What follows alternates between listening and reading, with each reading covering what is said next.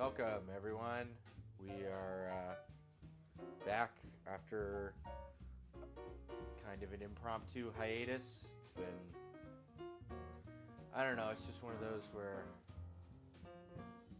I feel like the camera is way angled weird, the upward camera, but it's whatever. If you want to just leave it as is, I guess that's fine. It's just kind of angled really oddly. Here, where's the step stool? See how there's like a bunch of it coming off the side?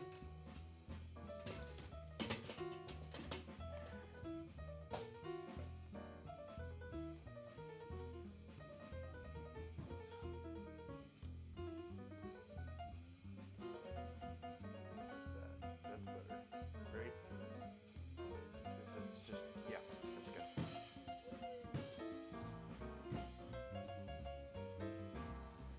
Okay, cool. That way it's not like angled weird. Okay. Yeah, we're back. Sorry, I've just been stressed out with work and a bunch of stuff, and I've still been cooking food, but sometimes, when this kind of isn't going anywhere and I do a whole stream and like one person shows up for 30 minutes, it feels kind of dejecting, and at that point I might as well just kind of make the food on my own.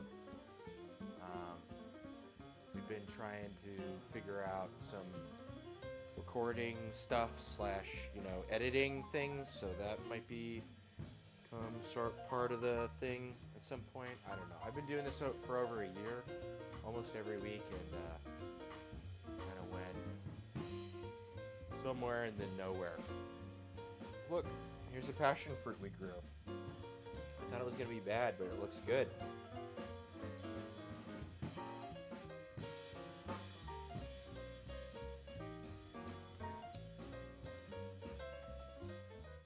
Very sour.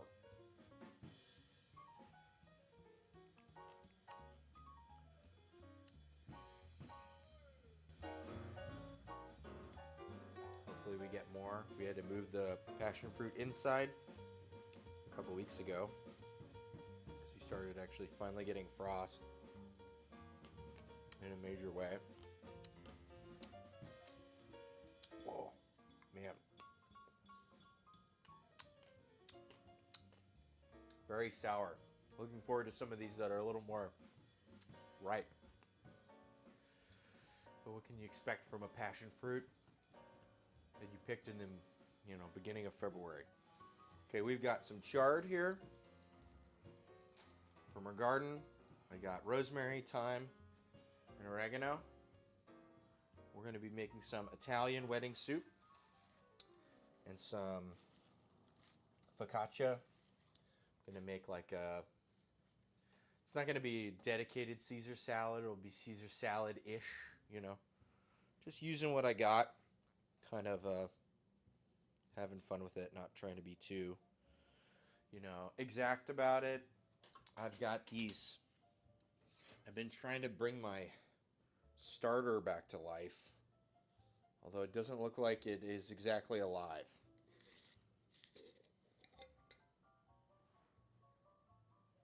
I don't know. We'll see. So we might do a half-half. I've got it in 2 bits.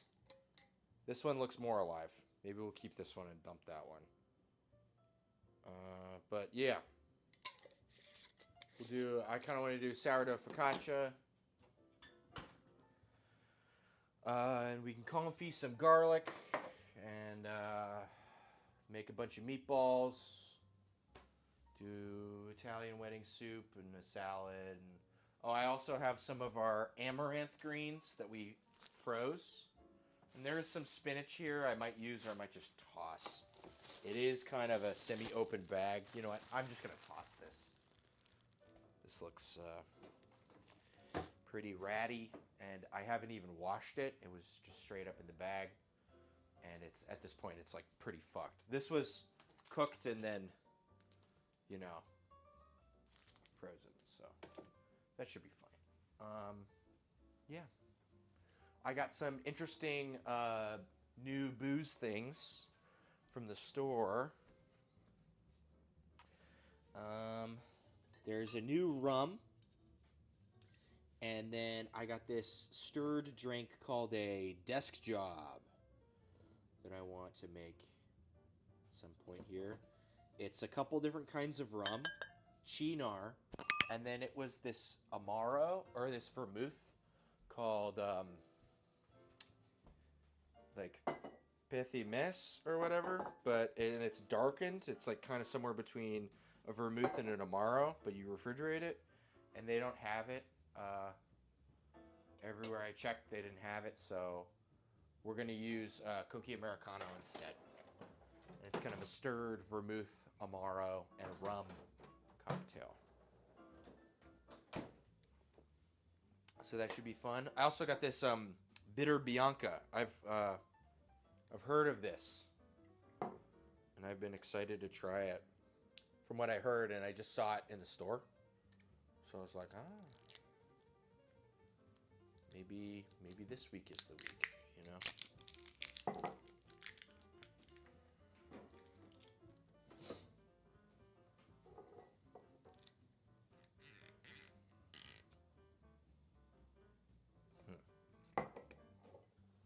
I've heard good things about this.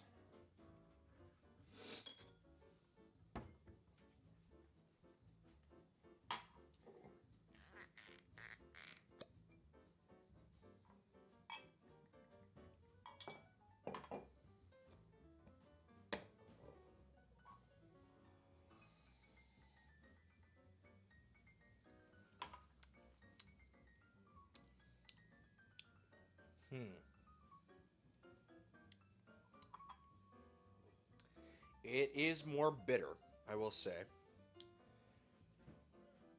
Expertly distilled in small batches using the world's finest botanicals, including notes of fruit, florals, and spice. I would say it's bitter and floral. That would be the most... Yeah, gin, bitter Bianca, dry vermouth, orange twist, Negroni Rosa. So...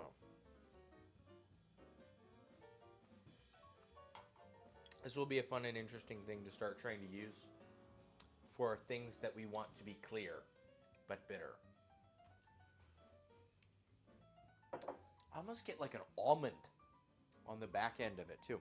Interesting. And we re-upped on our Chinar. This is made from artichokes. Recetta original recipe. Not sure where in Italy this is from, but it's from Italy. This is like the lowest ABV Amaro there is. It's set 16.5. I don't know what they do to it to where you don't have to refrigerate it, but you don't have to. That's under the... that's 16 and a half. And it's fine at room temp. This is the Cookie Americano aperitif is 16 and a half as well. But for whatever reason, this one demands being refrigerated, and the other does not. So, who knows? Science of Amaros and Vermouths. It is an interesting dance. All right. I'm going to grab the Herman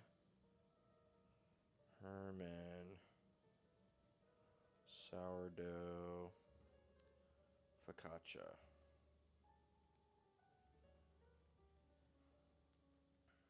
This fucking dude.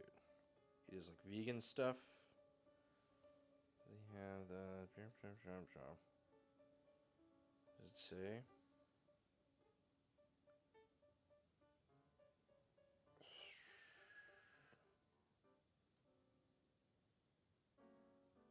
Okay, 375 lukewarm water,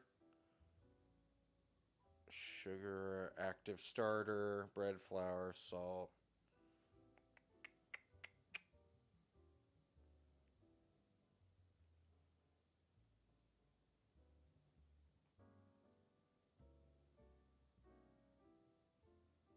Yeah, okay. Sure.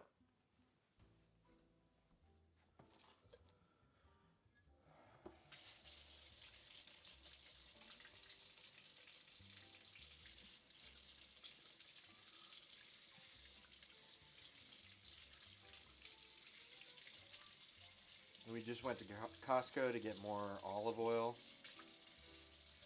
because we're making focaccia and a bunch of Italian food. Gotta have some decent. All right, I'm gonna hedge my bets, and I'm gonna add some active dry yeast as well as my sourdough starter, just because I want the bread to come out, and the starter's been really fussy. So, and we will use our Ankerstrom stand mixer. Oh shit, why is there a bunch of shit on it? Oh, good. Almost seems like this wasn't cleaned. Whatever. We were making bread last time, and we're making bread this time, so. Making sure that there's no. There's just like some schmutz on it. It's not like it's dirty or nothing. Yeah. It looks like it was cleaned, but not all the way. What do you do? Okay.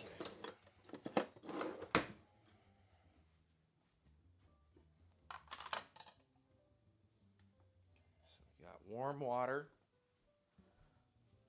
I've got bread flour. This is once 500 grams bread flour. We might run out, but we'll see. I've got some AP flour. I don't have gluten to add, but you know, we do what we can.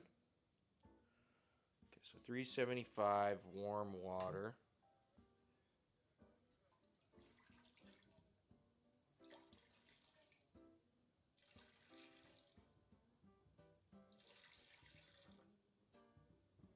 Oh, fuck it. It's plus 25 extra because you're just supposed to. Who cares? That's fine. Okay. We're going to add 100 grams of the blue one. I think the blue one was a little more active.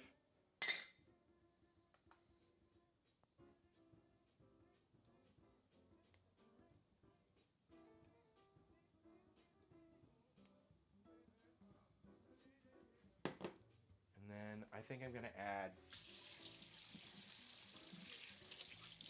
Let's go with 5 grams of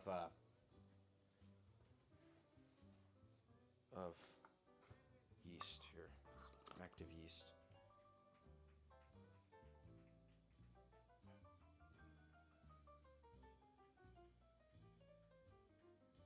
Well, that's looking kind of like a lot. I'm gonna do 4 grams. Just guessing. Might be good, might be not good. Insurance policy. What can you do? Okay. Yeah, because this is smelling sour, but it's not looking super active. And this has been proofing since 11 or so. Okay. And then it wanted 500 grams. Bread flour, 10 grams salt.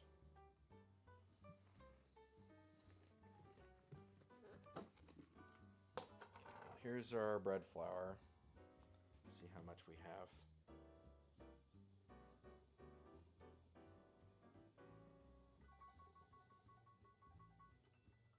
Oh, here we go. That's 500. 512. Well, we went over at the water too. So who cares? Everything goes a little over. It's fine. It's just a little bigger. Or if you fuck it up and there's a little bit of scrapings left, then there's scrapings as well. Okay. And now we want 5 tablespoon extra virgin olive oil. Wait, go. Active starter, add the flour. The water. Stir in the sugar, active starter. Add the flour, mix until no flour remains. Cover with the. Okay. How much sugar did it want? It wanted. I'm not seeing the sugar. Oh yeah, tablespoon of sugar. Sorry. We are freebooting because we are thieves and marauders from our trusty Emmett Cohen trio. That way we can listen to music without getting flagged. AI can steal everybody's music there has ever been, and we aren't allowed to listen to anything while we cook. That's great. Really awesome. I've seen Emmett Cohen. It's good. I think he's a cool dude. Very swell. Go check out his live streams. He's got 1 billion of them, and they're all pretty good music. Okay, sugar. We wanted a little bit of sugar. You know what? I have some sugar that I've been using to feed my starter. I'm sure there's at least a tablespoon in here. And that'll just help it kickstart it, get it going. And I think we want to add the salt after, so that, yeah, do all the stuff, add the flour and the starter, mix it all together, and then wait 30 minutes, add the remaining salt and work it in, and then cover again. It should be pretty high hydration dough, so adding more kind of drier ingredients later is not too big of a deal. Okay, so these are our ingredients, sans salt. We will need salt, but later. I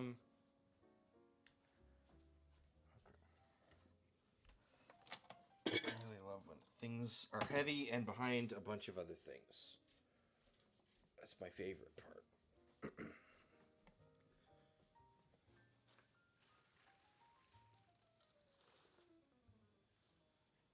Garden vegetables, saved from the slugs and all that.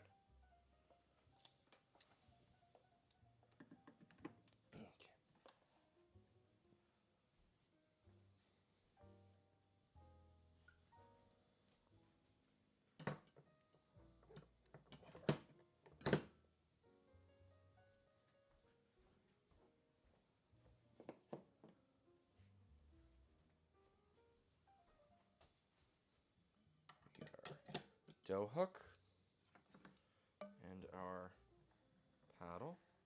A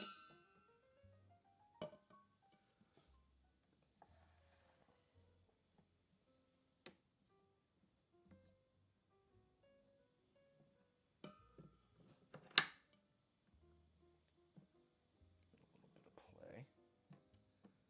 And we should be able to just yoink this guy on. Should. Been a while since I used this guy. It's pretty high hydration dough, so I'm expecting most of it to just incorporate pretty well. But we can always spatula shit.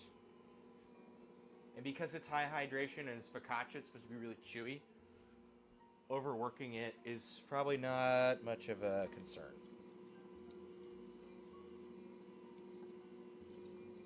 And I also think a lot of this, where it does this sort of thing, is because it's expecting you to make like 3 loaves of focaccia with this. And we're only making 1, so kind of underwhelming it.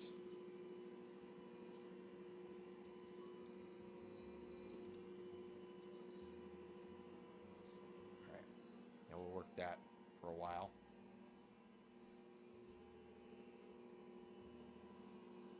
Cover it up with our, whatchamacallem, kitchen condoms.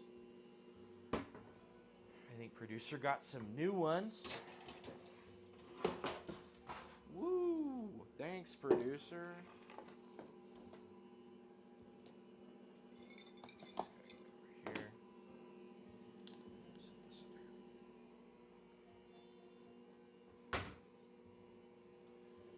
And these are going to go back in the proofing thing. And that guy's probably going to come in here as well at some point.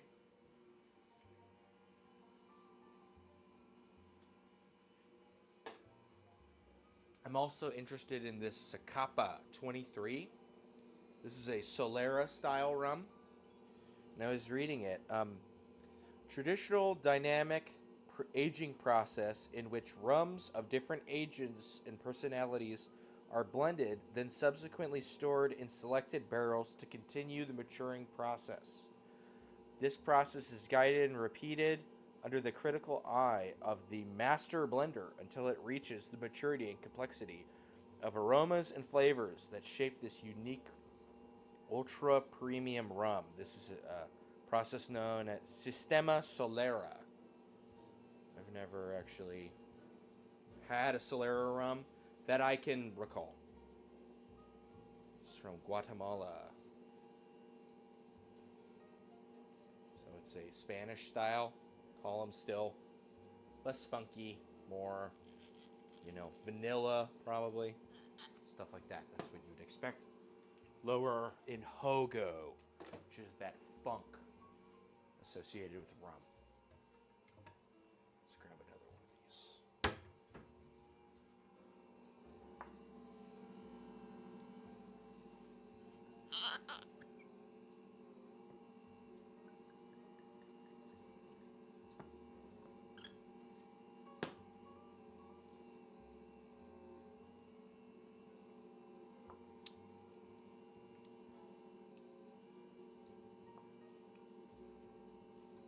Yeah, I'm almost getting like a burned sugar, like a caramel, really dark caramel, on the verge of burning. Like it's not burned, but it's like, it's got that bitter kind of quality.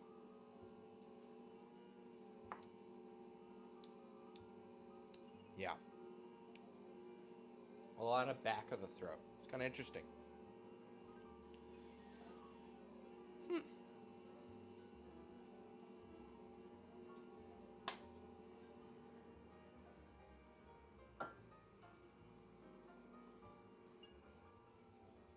All right.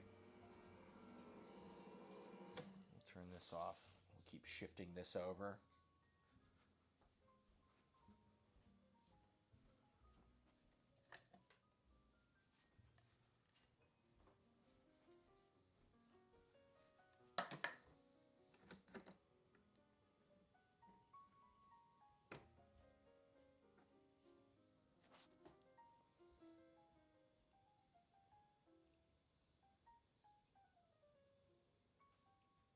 And I think the 30 minutes is to give the starter and all that a head start on the salt.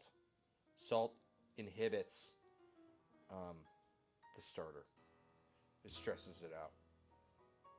So if you mix it in right away, if you got a bunch of active yeast, that's easier to do. You can just kind of brute force it.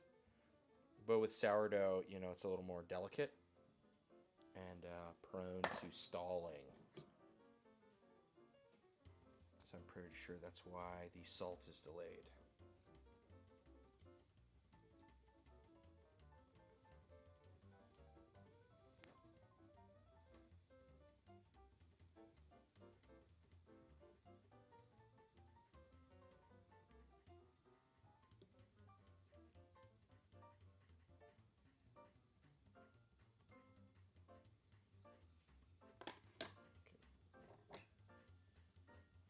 I think there's going to be more rounds of. This is going to also function as our auto lease, so that's where the flour hydrates, and that helps it be more workable. I believe that's the function of this step. The functions of this step, if I were to guess.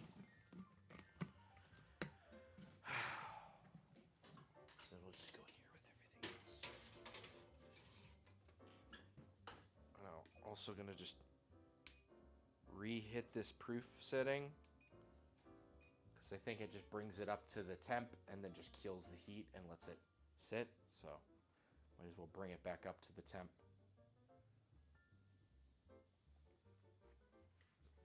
Fun. That's nice. Really smooth.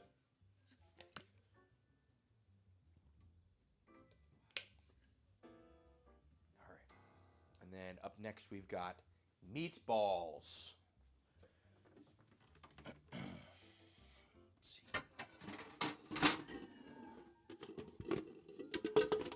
going to be a getting dirty kind of task here.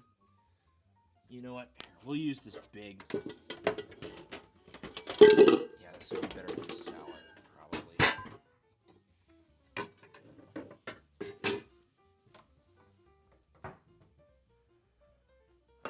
Meatball bowl.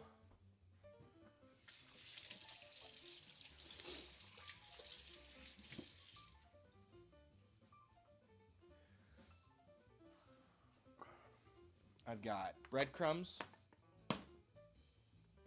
We have 2 pounds of beef, 2 pounds of pork. This is Italian, hot Italian sausage, because I'm going to be adding a lot of those seasonings anyway, and I like the product. My knee is really fucked up. Sorry, it's just kind of upsetting. I know we're going to probably need some milk and a couple eggs. And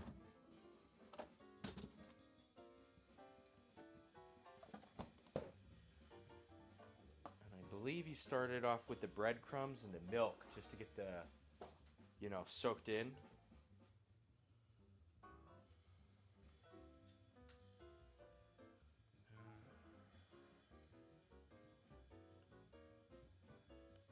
Whatever.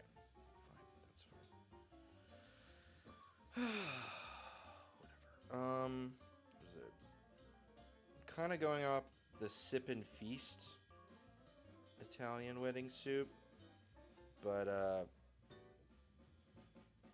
he makes the meatballs super fucking small, and we're just not gonna do that. I refuse to make 300 teeny tiny itty bitty fucking meatballs.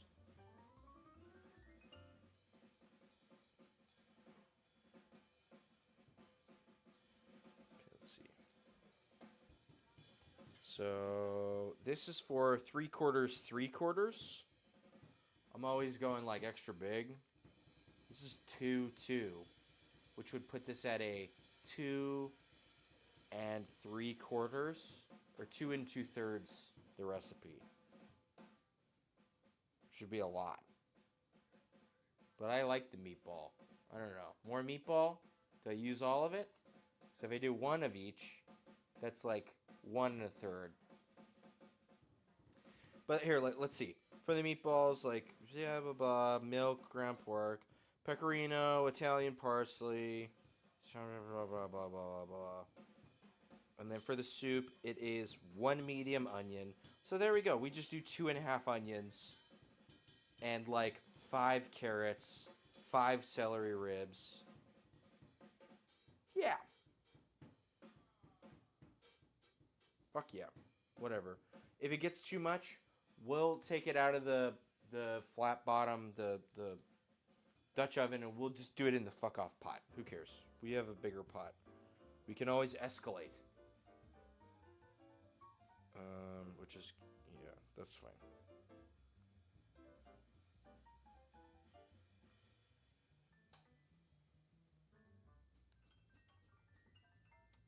Okay. So we got 3/4 breadcrumbs, so we're gonna do 3/4 cup. We're doing 2 1/3 times, so we want 2.5 cups of breadcrumbs. There we go. Multiply everything by 2 1/3. Easy mode. There's the field sobriety test. I'll get to the end of this, and everything will be good. And they'll never be able to arrest me.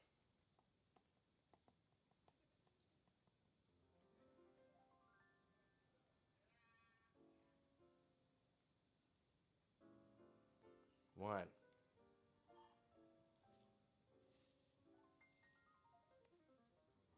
Two. Jesus. We are making a lot of... Whatever. Fuck it. I'm getting swole. I'm trying to be a soldier.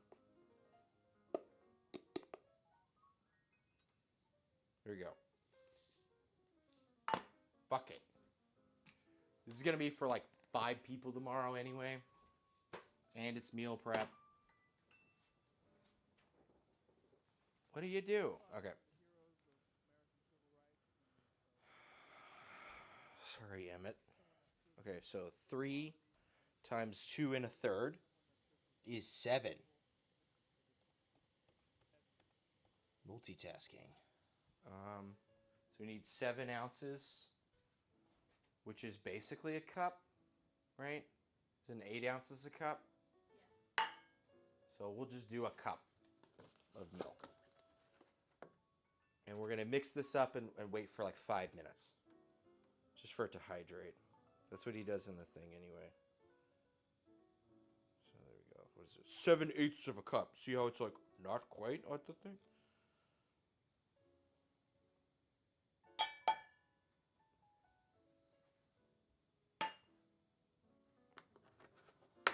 In the meantime, we can cut up a bunch of our parsley.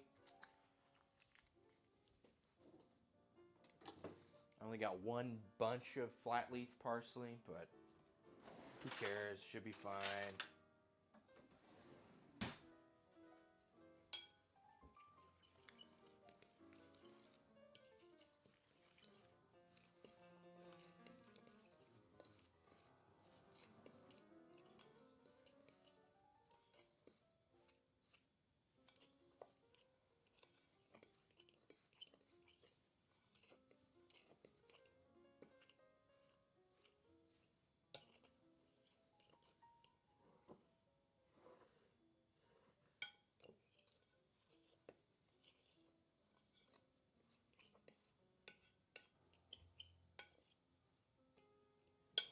All right, we'll leave that for 5 minutes. I'm just gonna take this watch off because I know I'm gonna be making fucking meatballs and shit on your hands. Is like while you're working with that kind of amorphous meat stuff is no good.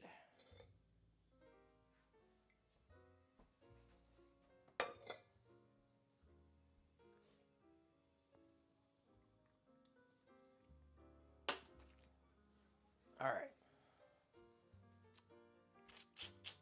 that's our milk. This can go back in the refrigerator. Okay, and our parsley is here. I'm just gonna take most of it for this, and we'll leave a little bit left over for garnish.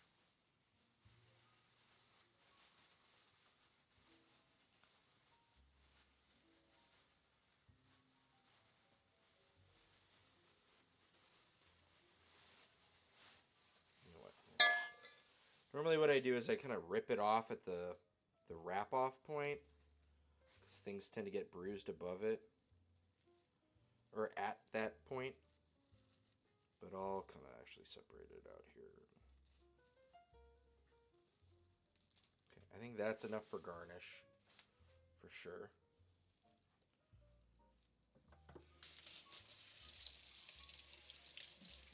And it asks for a 1/4 cup, and we're doing 2 and a thing. So we need basically like 3/4 of a cup, half a cup of this parsley. So I'm gonna dice up. You know what? Looks like half a cup. This is half a cup. We'll call this half a cup, or 3/8 or 5/8 of a cup. 2 and a third, or what, of a quarter. 2 and a third. That's 8/3, or 7/3 times a quarter is 7/28. No? Or 7/3 times 7/3 times a quarter. 7/12, which is 1/2 plus a sixth. So 1/2 and 1/6 cups, which is not quite 3/4 of a cup. There you go. It's math time. I can do this. I've got it. Oh, nope, that's bread knife.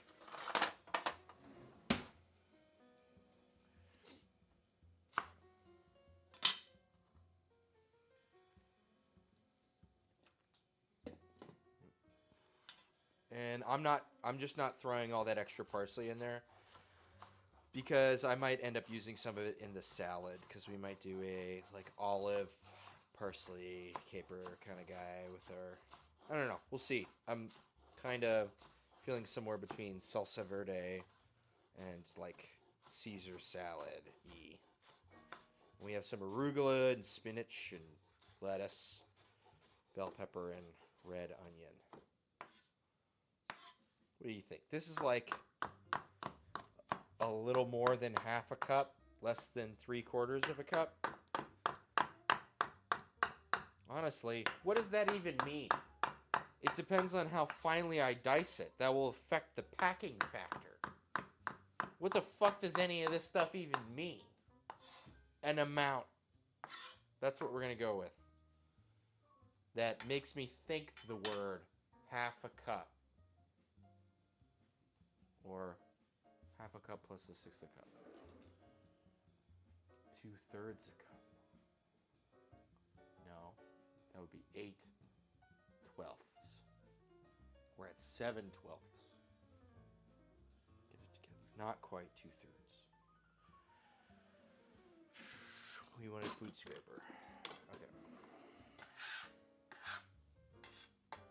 Okay, it's been about 5 minutes. We've done our quick maths. It only took us 5 minutes.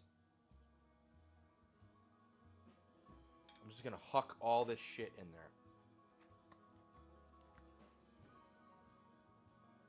And we're just gonna start working it with our hands. Get it well incorporated.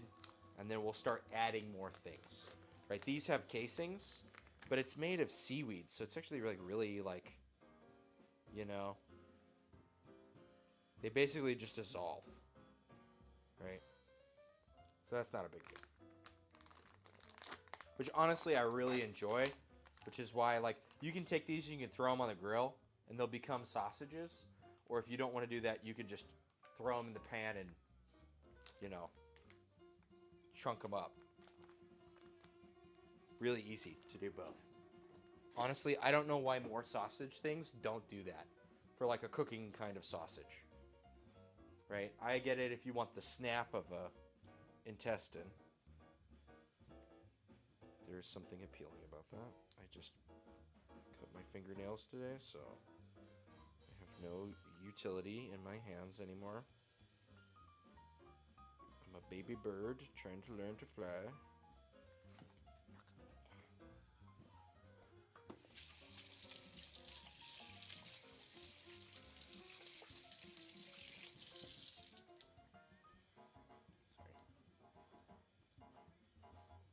This is like that's gonna help at all. It's coming apart. I know it is. Just millimeters at a time. Okay. Shunk. Schwink. Schwank. I think we're gonna fill this up with fucking meat. This is gonna be a full bowl. I think we're still gonna make 300 meatballs. Goddamn. Whatever.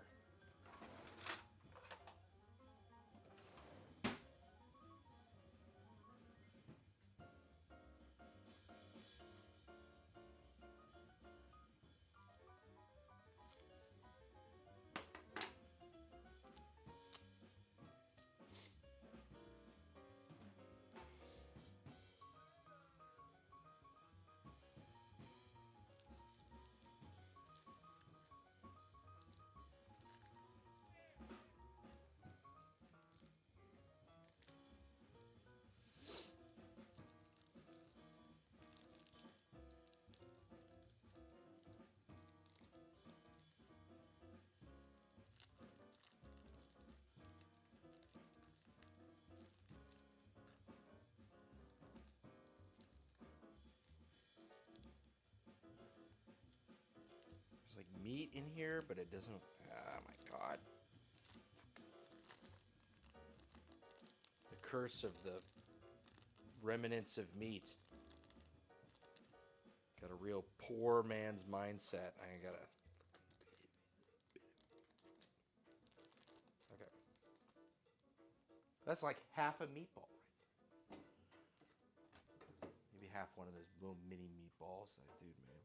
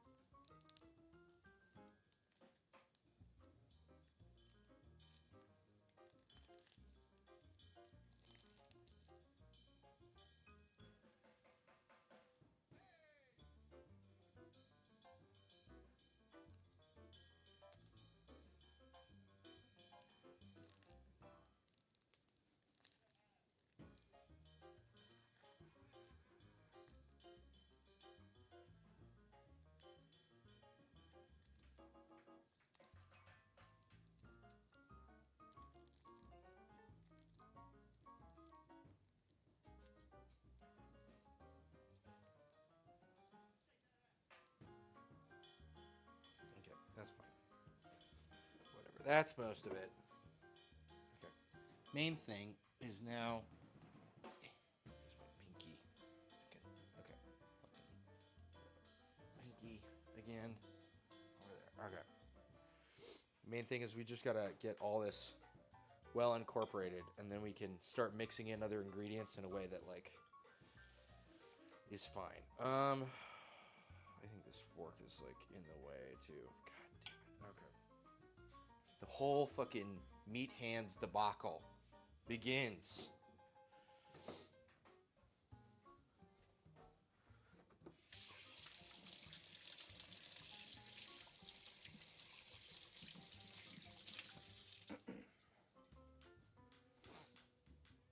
Okay. I'm going to use. Fuck it. We're gonna use this guy. This thing. For our meat affected items. And we're just gonna.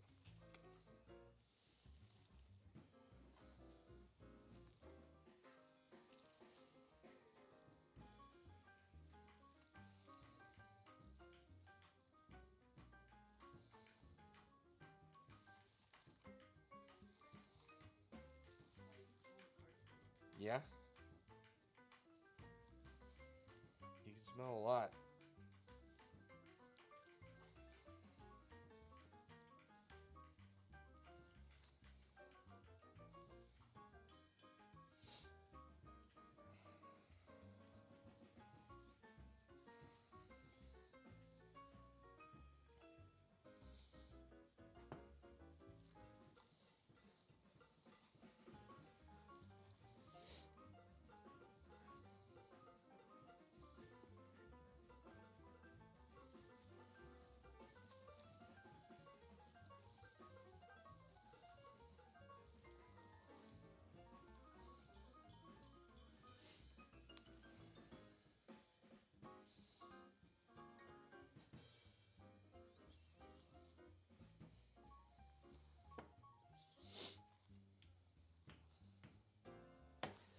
Try and make sure we get all these breadcrumbs off the bottom and start getting them more incorporated.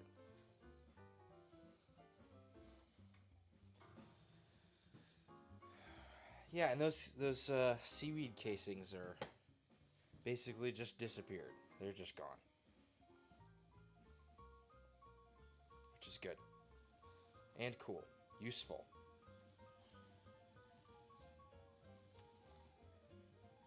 What a great technology.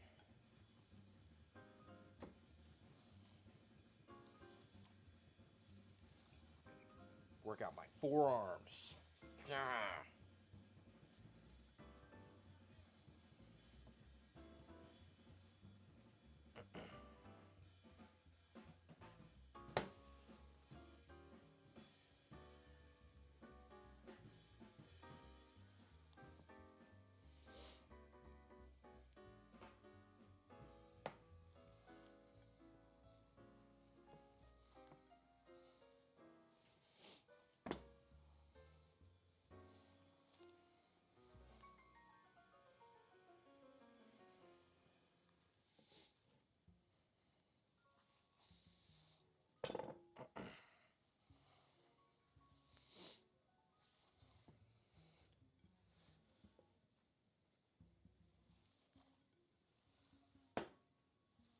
Okay, this is starting to get a little more homogeneous. Just in the sense that, like, I see breadcrumb and pork and beef everywhere I look. Which is good. Now we just need to get it, like, more even proportion everywhere I look.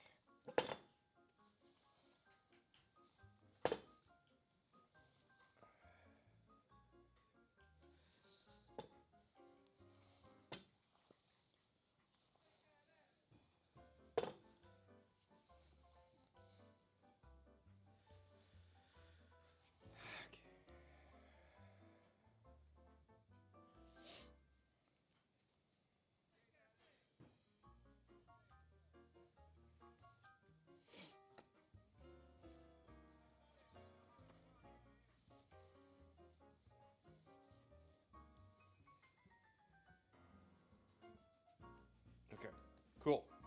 Hell yeah. That's looking like good meatball to start.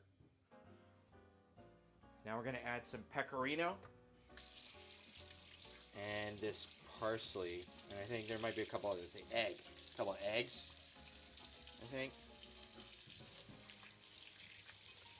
If not, I'm going to add the egg myself. What are you doing not putting an egg in a meatball? You got to put an egg in a meatball. Okay, let's see. Okay, milk, breadcrumbs, blah, blah, blah. Okay. Garlic, pecorino, parsley, egg, times 2 1/3, meaning, and it's 2 eggs.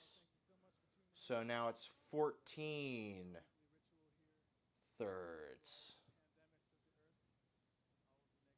which is 4 2/3 of an egg. That's fine. 5 eggs.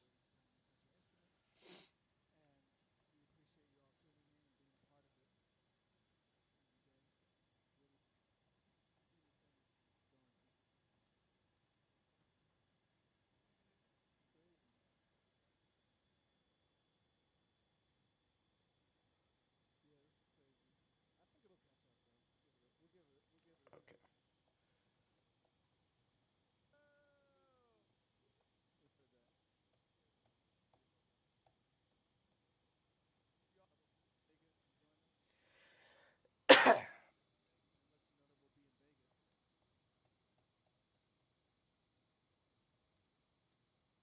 Their stream got all fucked up for their music.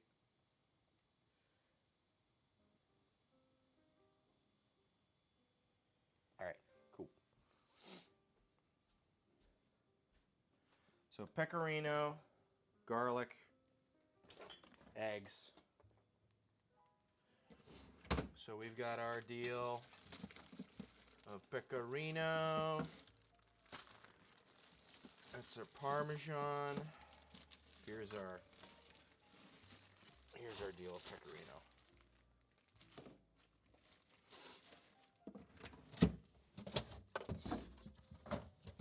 And it wants 3 cloves of garlic, meaning times 7/3 is 7 cloves of garlic.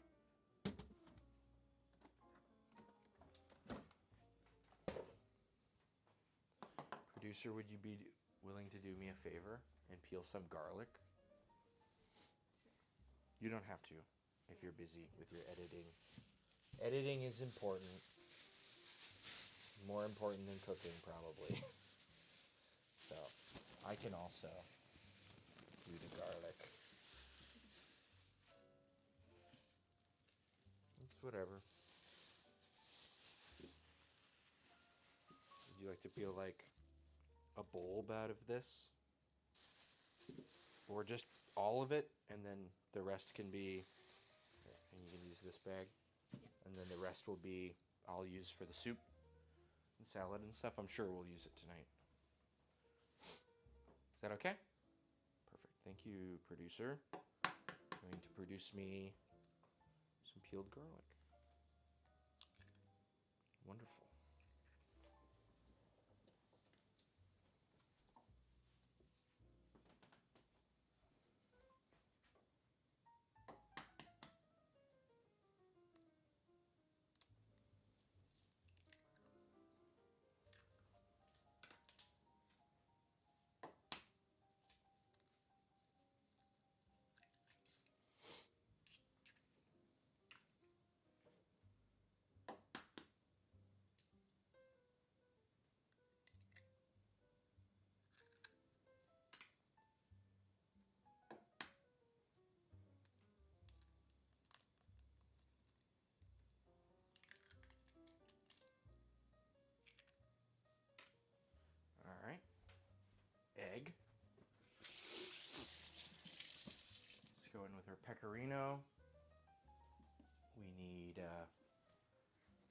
It's at half a cup, so we need 2 1/3 cups.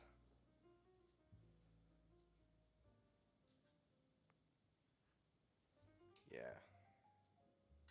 Half a cup. And we can add all our parsley here.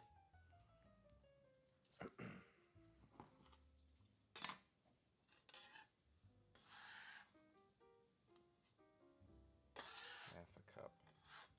Meaning 1 1/6 cup. 1 1/3 cup.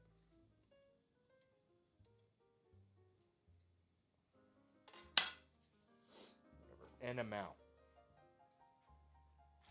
That's more than that. Twice as much as that. Usually. Okay. Microplane.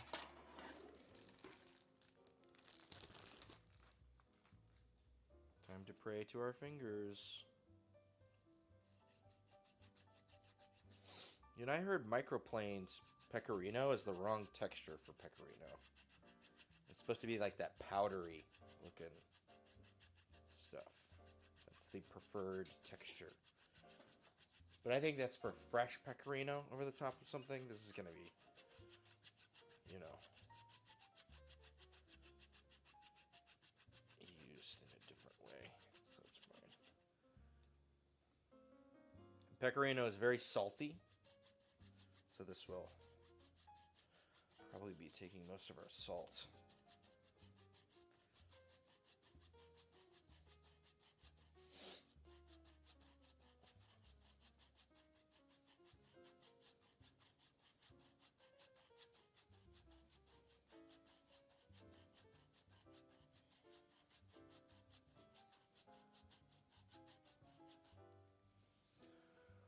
Whew.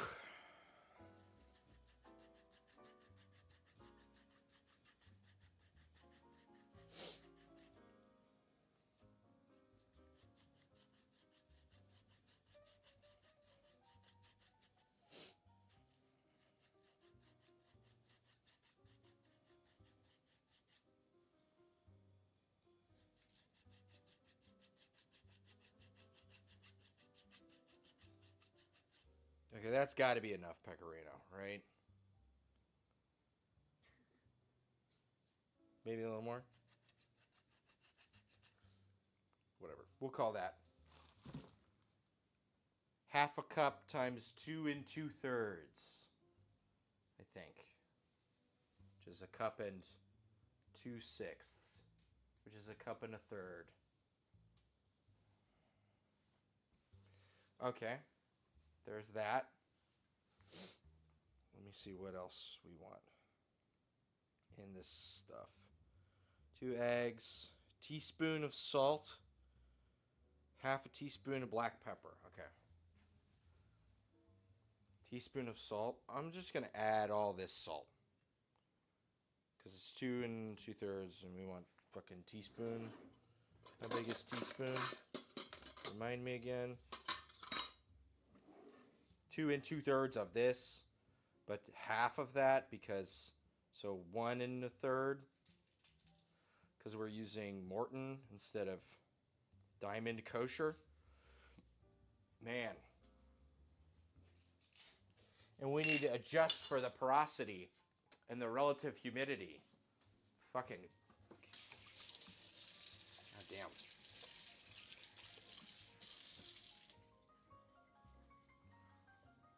You gotta be a fucking astronaut to figure out how to make a meatball. Is it really all that hard?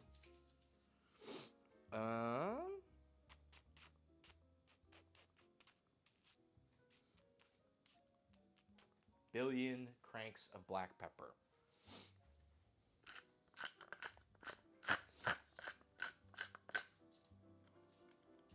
Do we need more in this fucking thing?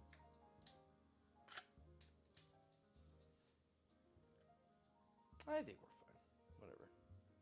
We just go till the well runs dry, and then we'll add more.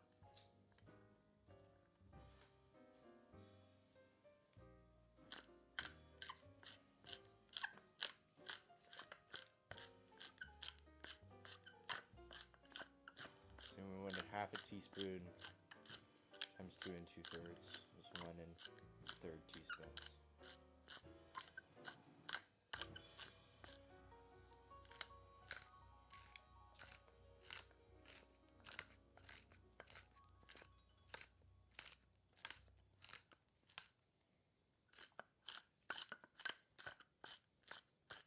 Just one of those days where you're cranking your knob up.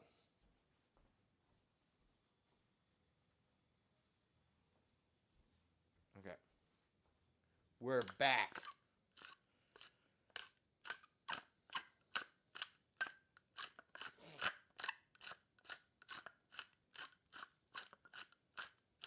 Yo, I'm doing all right. Sorry, I've just been busy. And sometimes it feels intimidating to do the stream, and then I do the stream and then nobody watches. So I've been cooking still, but it's just been, I don't know, I've been busy.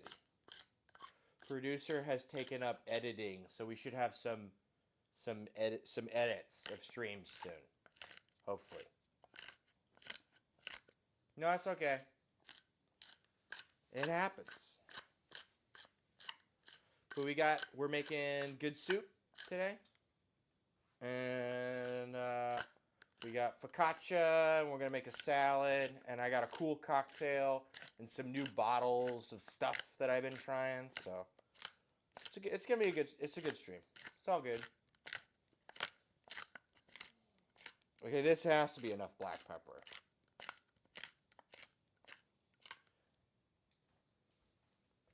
Yeah, it's just one of those things where I've been doing this for over a year, and it kind of progressed to a point, and it's been sort of stagnant for the past, since before the holidays.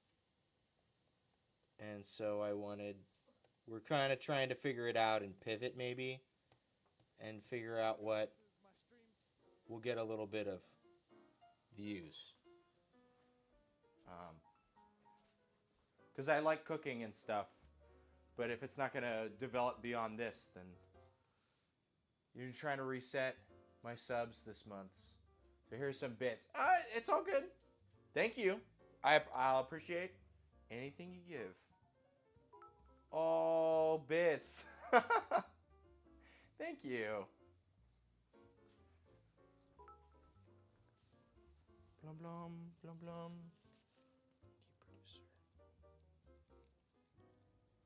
This garlic will be for meatball. That's enough meatball.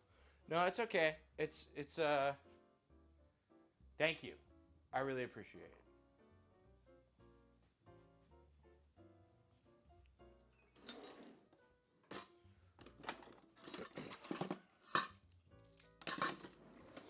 And I've been trying to lose weight, so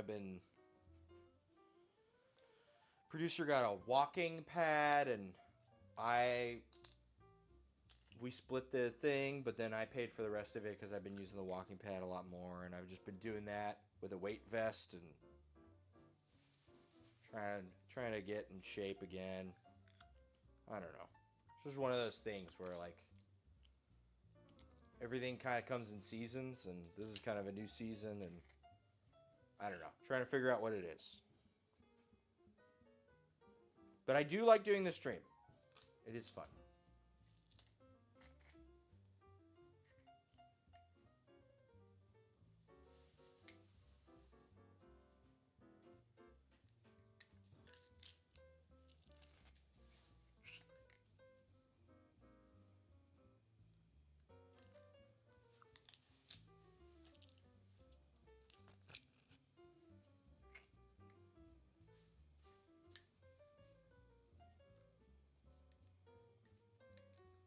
Okay.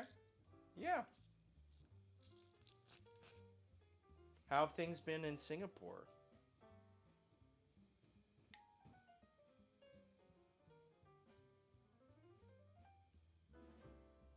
Well, I appreciate you too. It's always good when you stop by.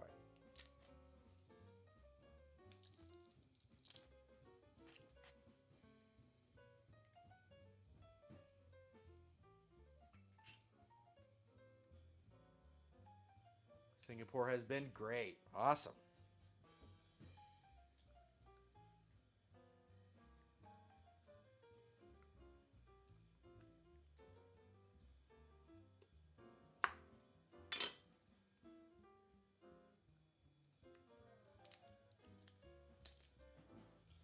And the ambulance jobs doing all right?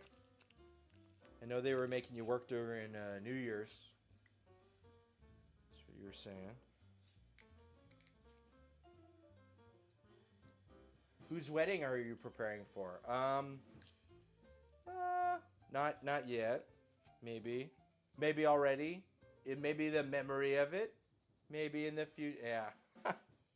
No. We'll figure it out. We'll figure out whose wedding it is.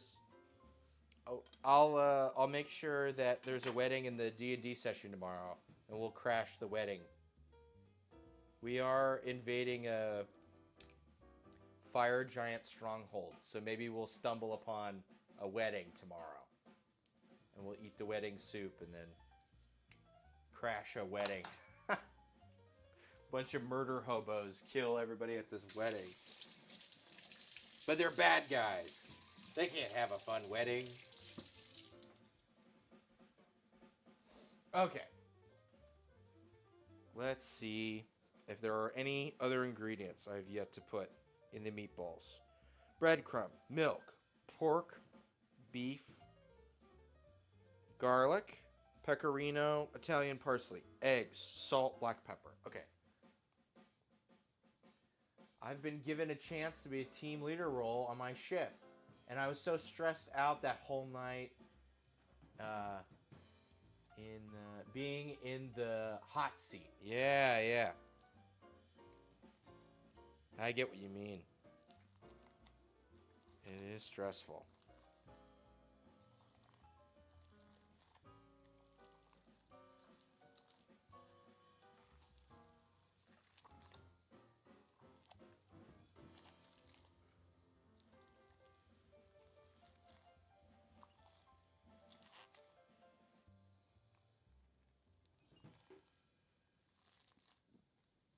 Yeah, especially as like a first responder, right? Can be a big deal. Sorry, the stream I'm stealing the music from. Yeah, make it meatball time. They've been having technical difficulties on this stream, so they keep commenting on it. Meatball time.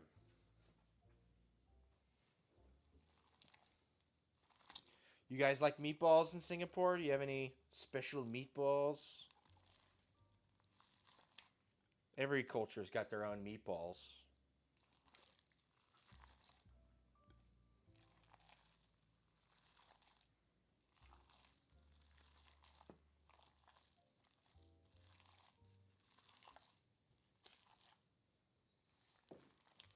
Yeah. No, it's good that it went well.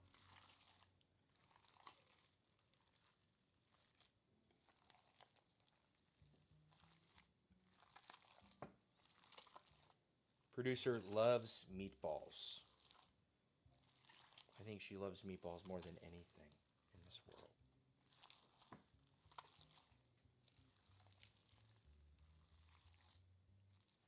I remember when I was a kid and we go on vacation, I'd always get cheeseburgers. And I'd get so many, my parents would say that I'm going to turn into a cheeseburger. And sometimes I feel that way about Producer, but with meatballs. But I do like the Swedish meatballs from IKEA. Okay. We haven't had the Swedish meatballs from IKEA. You have had them. Is there you guys have big IKEA in Singapore? The Swedish meatballs at the Singapore IKEA. That seems like an interesting place to be in. Singaporean IKEA. Fun.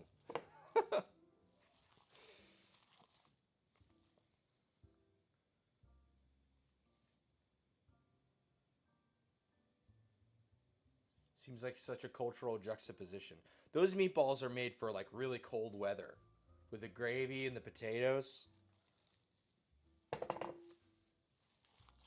cold weather meatballs.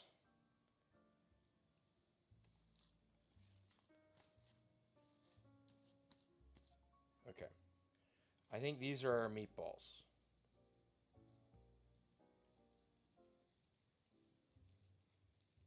Look at that. It's a meatball. Maybe we'll do it like... I'm thinking about this big for a meatball. Does that seem good? There's a shitload. We're going to have like 100 of these. In the video, the guy makes them like... He makes them like this big. Ugh, I like teeny tiny meatball. Sometimes my church mates and I travel down to the IKEA store just to get their food. Hell yeah.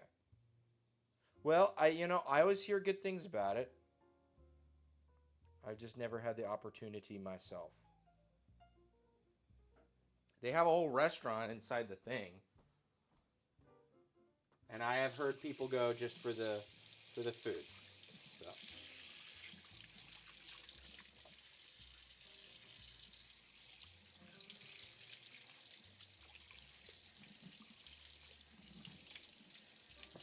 Okay.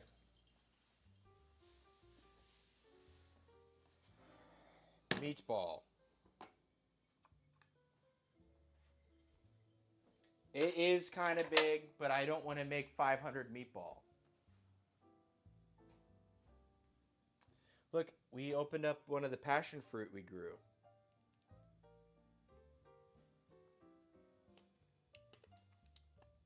Check it out.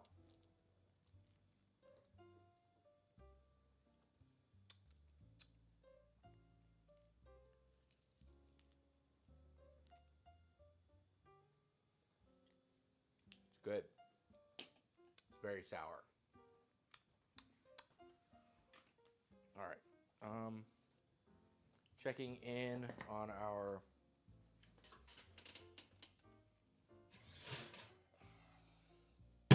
focaccia.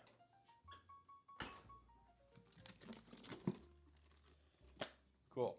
And what are we doing with the focaccia from here? Okay. Go back.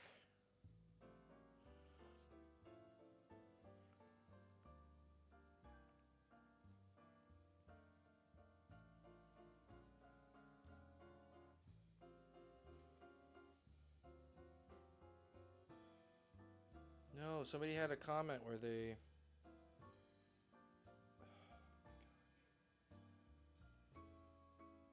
Someone had a comment where they put all the ingredients in the stuff. Motherfucker, where'd the comment go?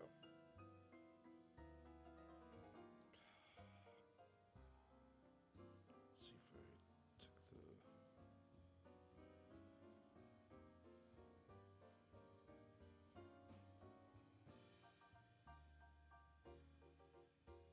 the...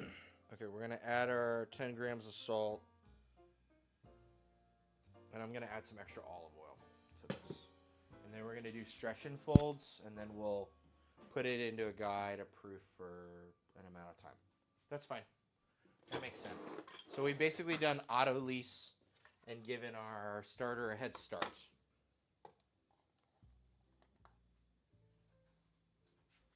Now we need 10 grams salt.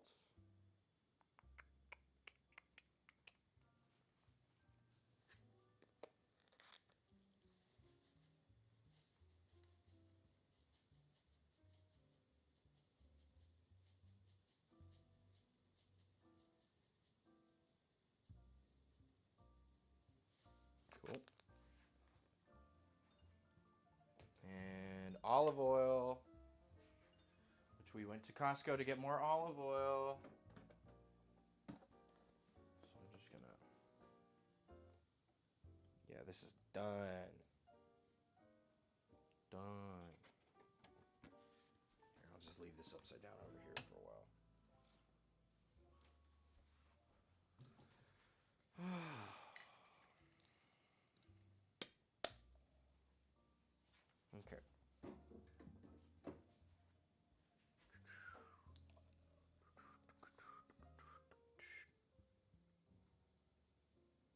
Okay, we'll do like that much olive oil. How about that? And I'm just gonna plunk it back in here and do another thing, and then we're just gonna separate it out by 30 minutes. And after this turn in here, we'll just do stretch and folds. I think that's good.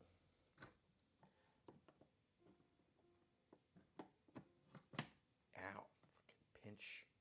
Eh.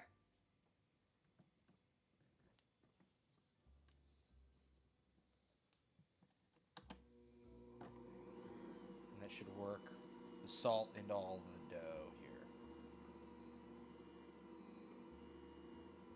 Yeah. Yes.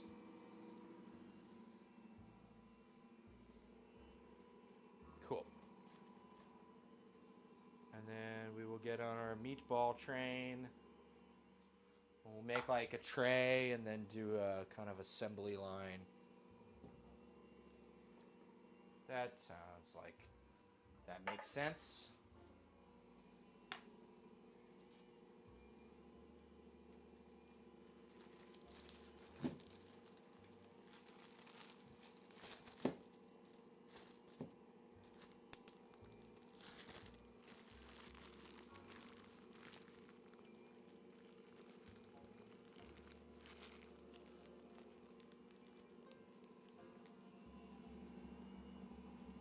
Oh, that's fine. Yeah.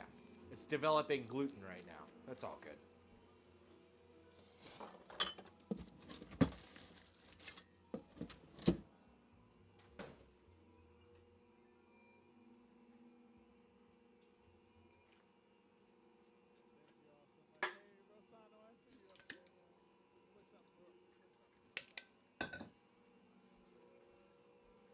Okay.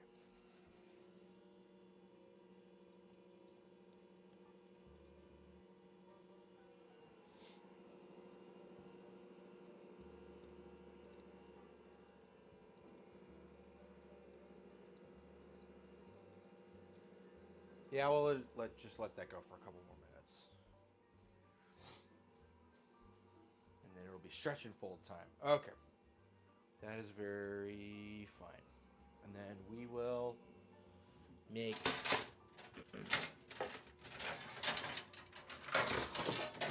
we'll make like trays like this big.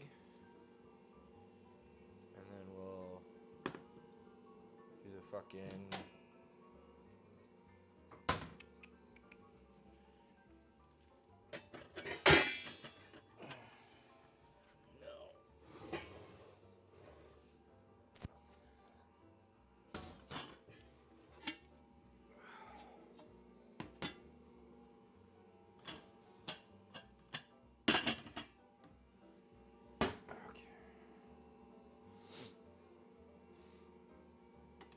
what we'll do is we'll kind of assembly line it down, and we'll put it in like a bowl. And then we'll mirepoix and add all our... Oh, you know what? I'm looking at the meatball, and I'm looking at the size of the pot, and the mound of meatball is as big as the pot is. I'm thinking it's fuck off pot time. Which is fine. Honestly. Like look at this. This is the pot. And this is the meatball. It's like as big as the pot. So you gotta, you know. You want to go big, you got to back it up. You need the extra artillery. So we're gonna. Fuck! I hate fucking with this too much because everything just falls the fuck off here. Ah! Ah! Okay. Here we go. This one. There we go. There we go. Ha ha. Ha ha ha ha. Okay, cool. And that's definitely enough of this. Just torturing this focaccia. Focaccia torture. Death by snoo snoo.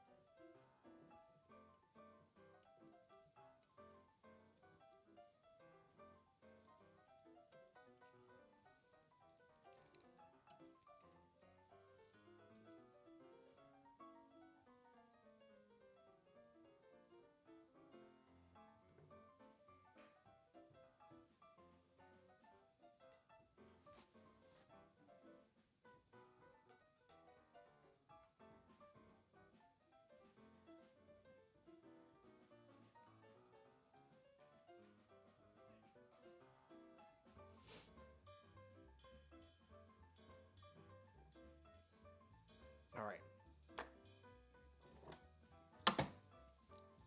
Back into the oven with ye.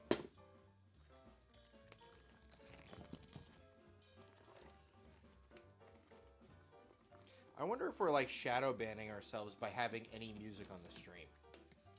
I wonder if that's why like nobody tunes in anymore. It's just like always like not a lot of people. It feels like we had like a decent amount, and then I started implementing this music, and people liked it, but then like it just kind of the amount of people went down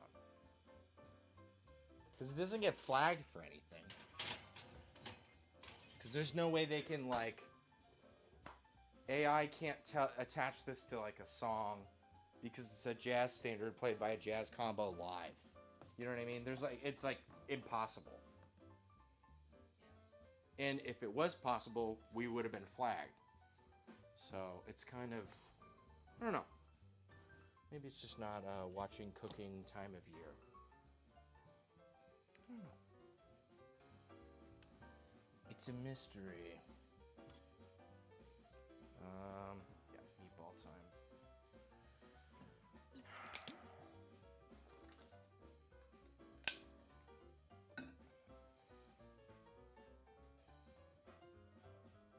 Yeah. Let's just make a tray.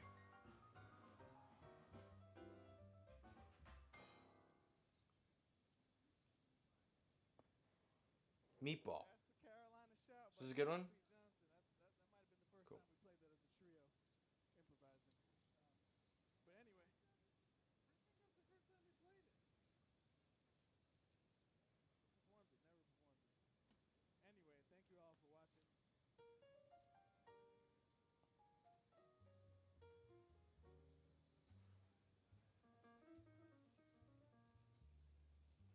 Performed it, never performed it.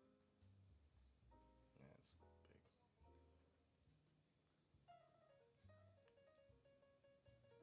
Trying to get the hang of the size.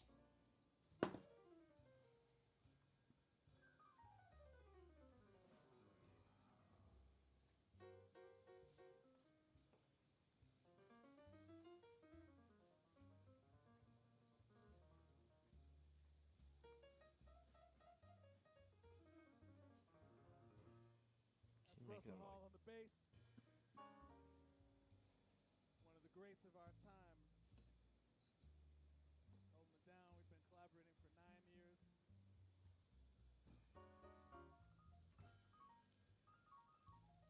Believe it or not, this Oh, track hey, is his first people. out-of-town trip coming up this week. We're leaving on Wednesday, which coincidentally happens to be the birthday of our drummer, Mr. Kyle Nathan Poole. Here, I think we're gonna go to the next stream because it's the kind of closeout song.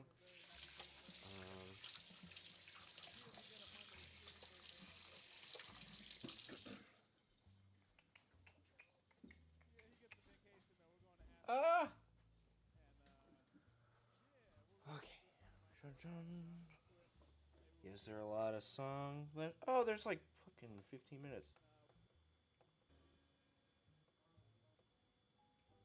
Okay.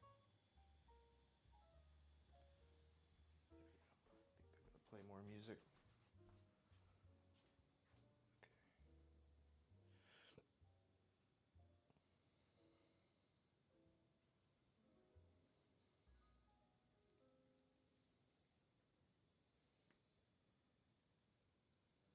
I like these meatballs. I think this is good.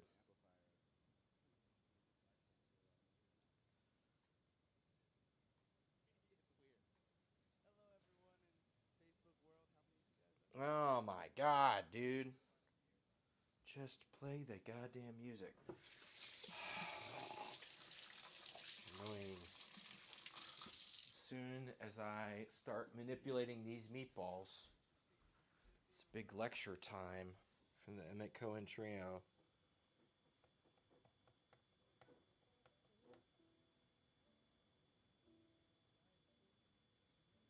Okay, they're singing, that's why. That's fine.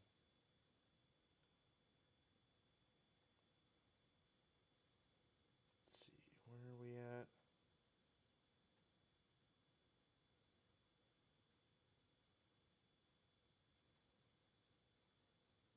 I'm way past this.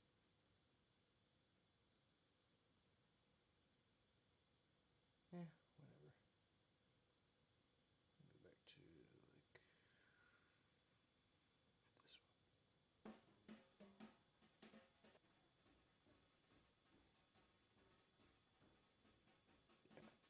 Hell yeah. Alright, cool. It's meatball time.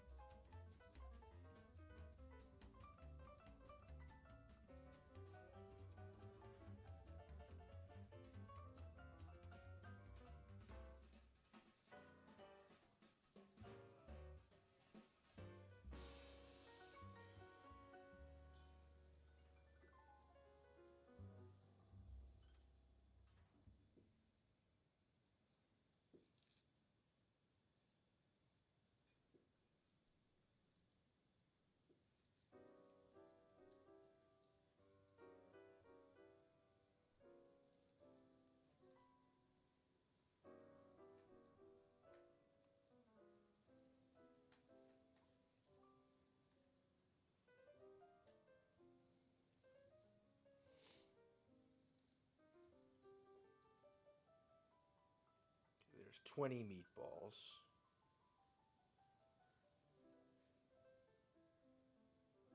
Let's see how many we can fit on this sheet.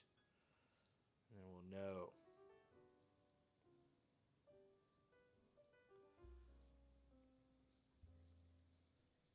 I think we can probably get 40 on the sheet. At least. Maybe 45.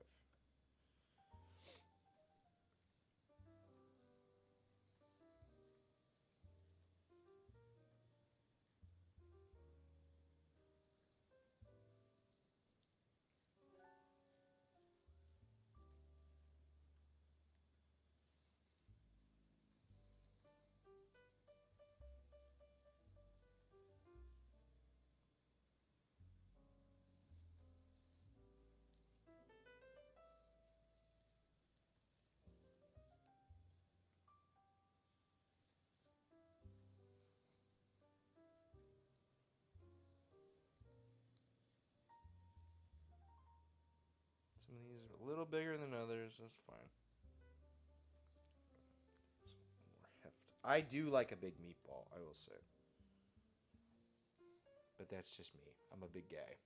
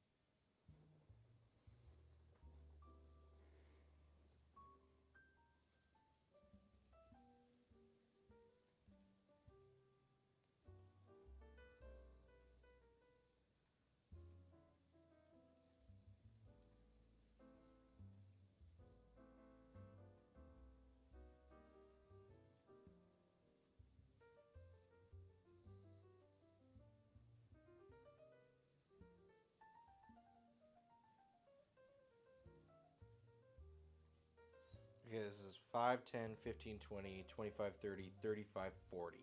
40 meatballs. And it looks like we've got a couple more trays left. So we're looking at over 100 meatballs. So I can still make over 100 meatballs.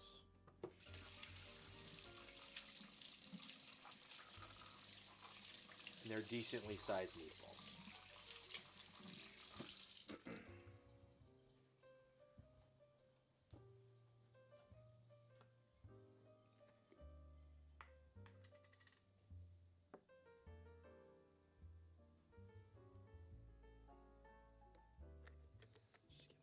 Nice amount of oil in the bottom of the pan. Try and get it up to heat here.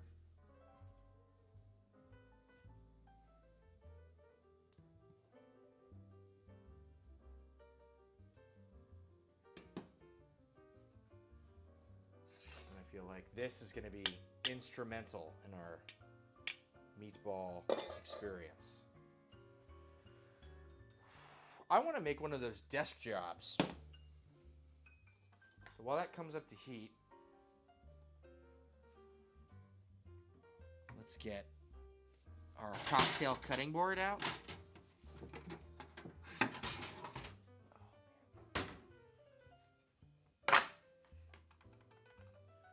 We want our Zacapa 23 Smith & Cross Chinar, and I believe Cookie Americano Bianca.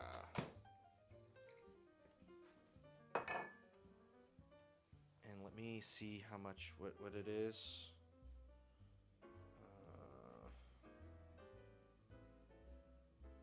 Desk job cocktail.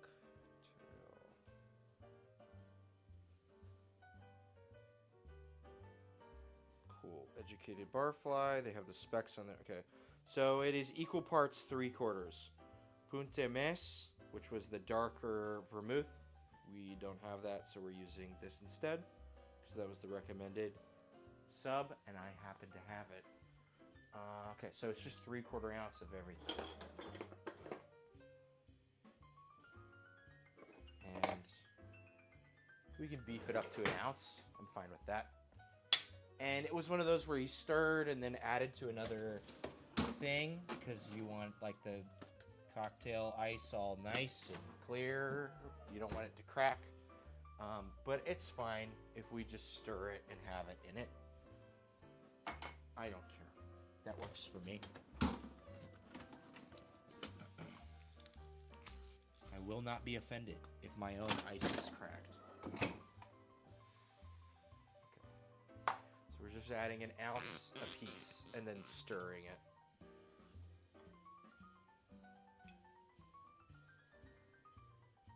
And I need to remember that the non-dimpled glasses are much better for stirring.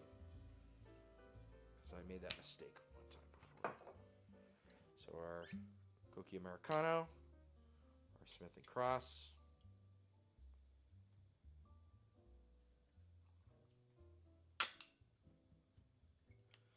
Our Zacapa 23.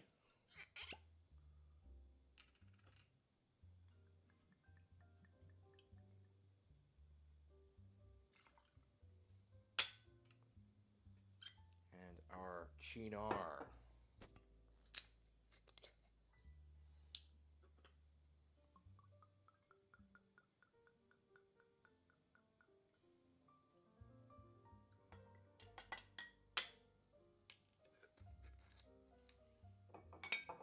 And then I'm going to give her a good stir.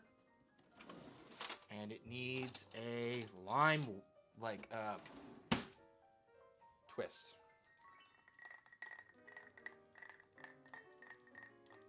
Don't have a bar spoon, but I have a chopstick. Works just as fine. Probably even better.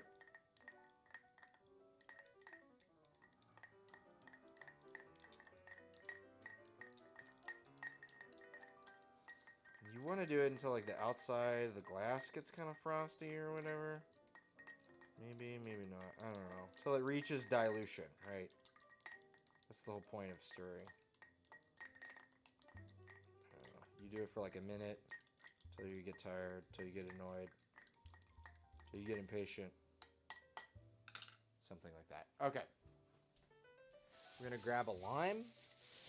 And it's important to remember that this lime has come from the grocery store. If I want to twist off of this lime, probably should be rinsing it off and, trying to make sure it doesn't have a bunch of shit on it like I normally would with the rest of my vegetables and fruits. Right?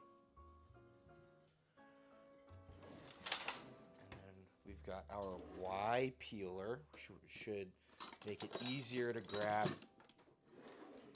twists. Hopefully. Ah!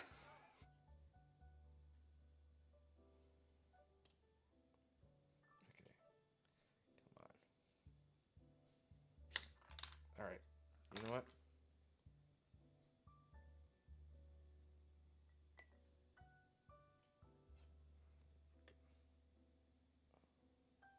Put that on top.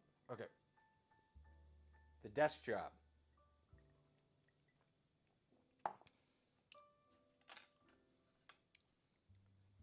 That's pretty good. Hell yeah.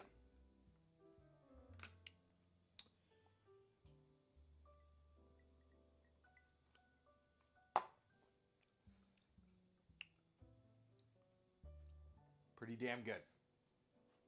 I like that a lot. It's got a...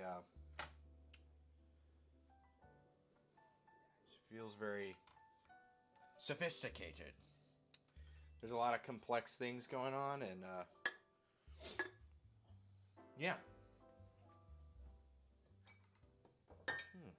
Fun rum, stirred cocktail. Not a lot of rum stirred cocktails. So, hell yeah. That is a good addition to the repertoire.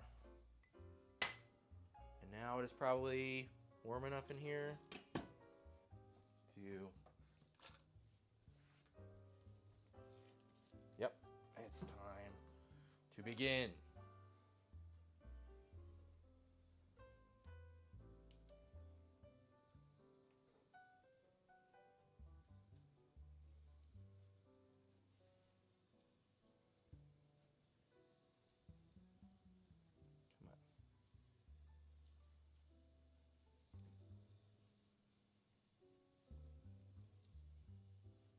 Just starting to sizzle. Maybe I'm a tad early.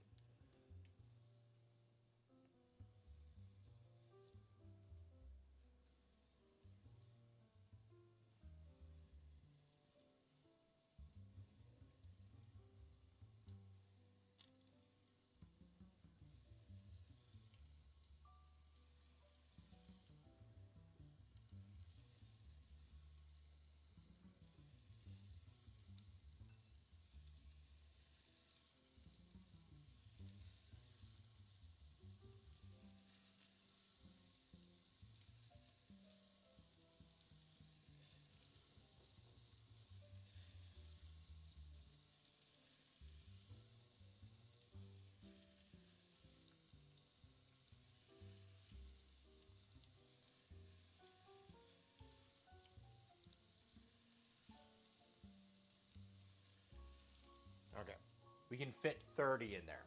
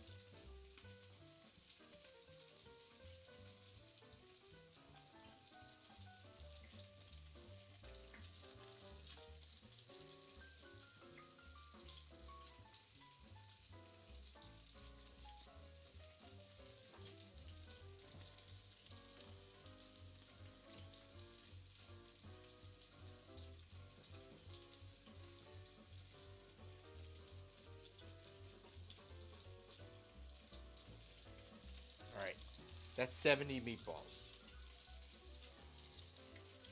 I think we might come in just under 100.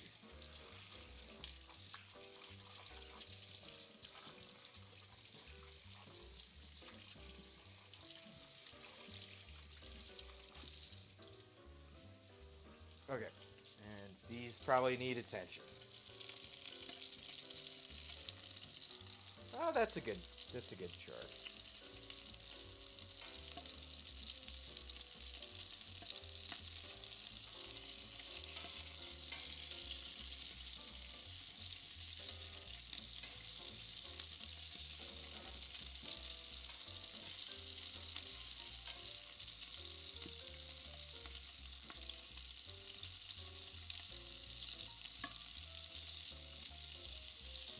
Yeah, that's what I want to see. I want like a nice kind of charred meatball.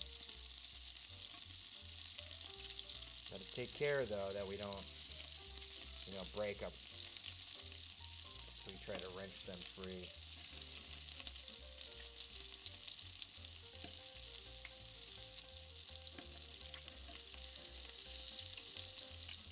A little more oil. It's kind of bowed on the bottom, so the center doesn't get as much oil coverage. I'm gonna add just a little more oil. So that everybody gets some.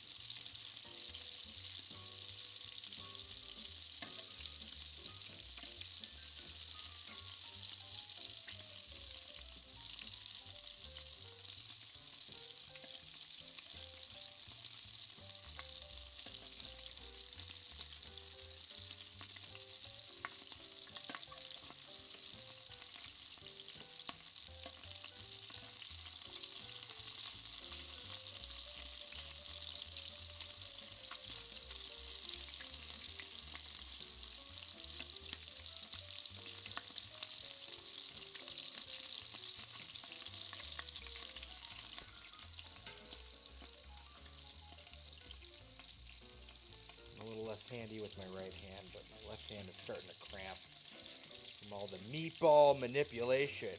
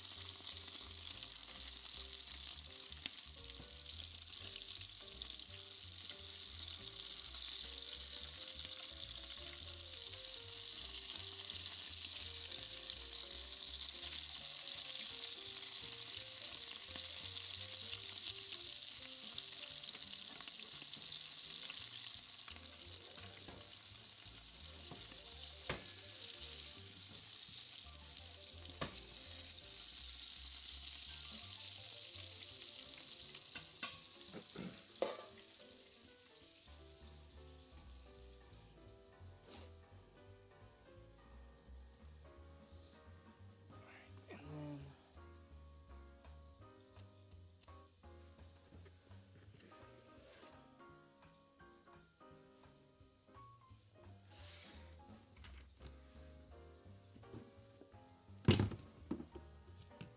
right.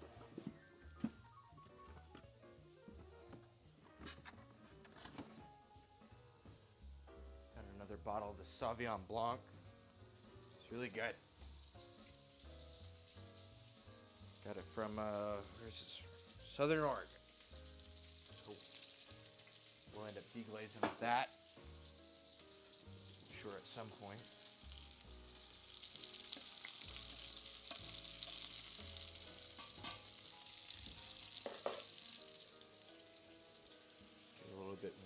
desk job.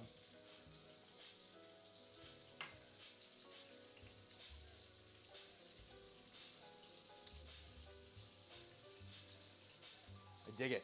Good.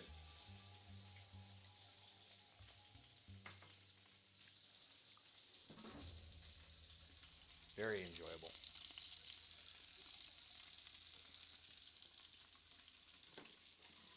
Flip this around so we take the older ones first.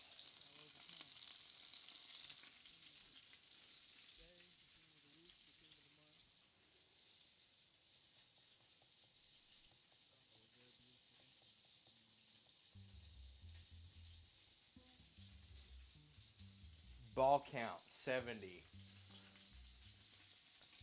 When did you add that? Oh yeah. Okay. Ball count. 70 balls.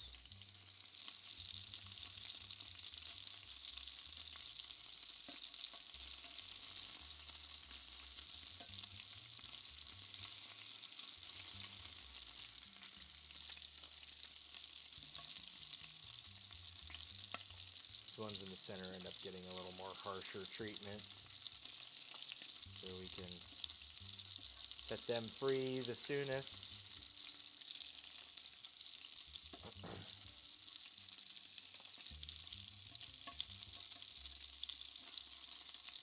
And then we got to take them on a ball by ball basis.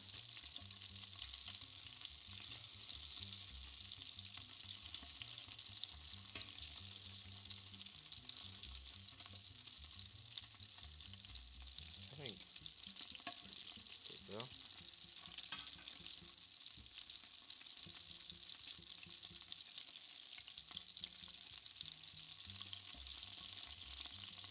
These ones go a little bit.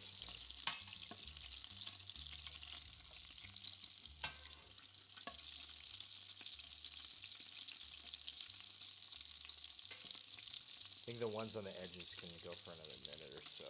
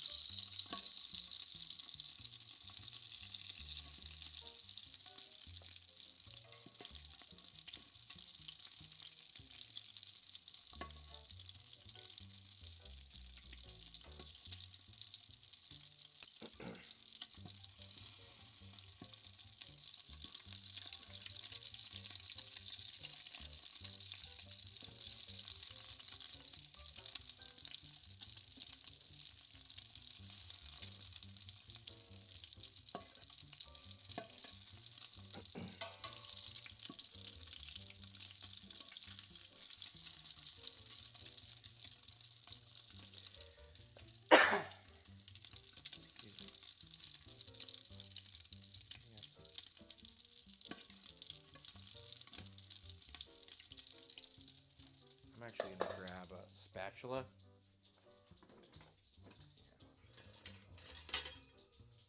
So we can make sure that this stuff doesn't burn.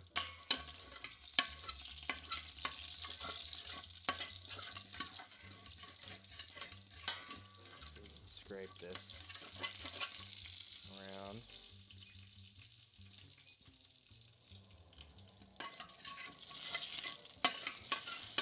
Mainly just trying to scrape the stuff in the center off to the sides. that raw heat without the oil will, tend to get things a little more burny than we would like. Fuck it. There is like a bunch of extra fond here. We should try our best to get it out if we can.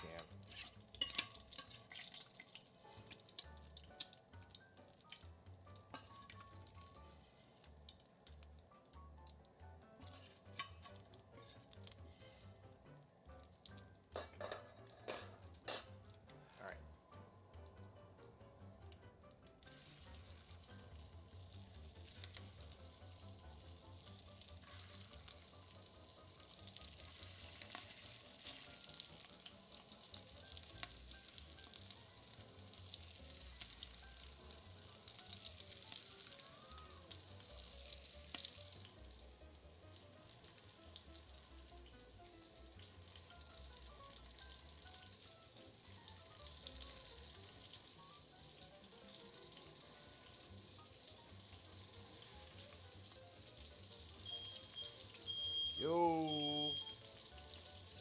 Can I get that? Alright.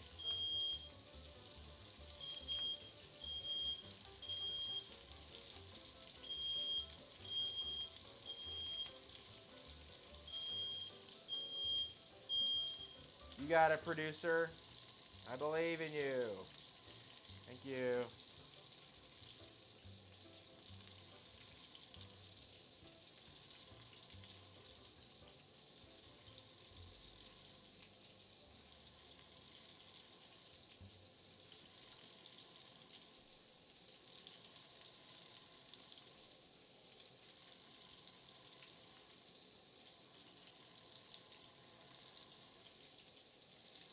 I don't know how I fit 3 more in. That's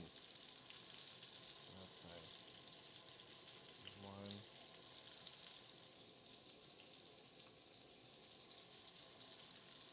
2.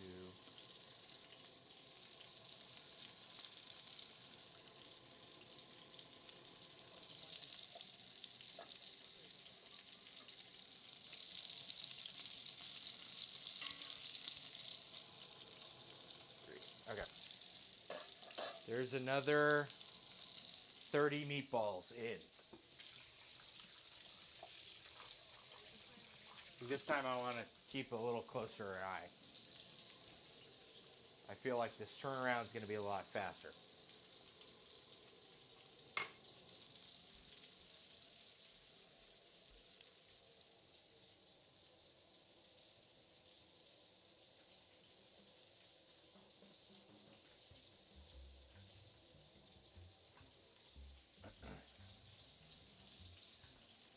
All right.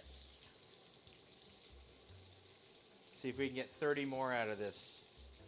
And that'd be 100 balls. 101 balls. Nations.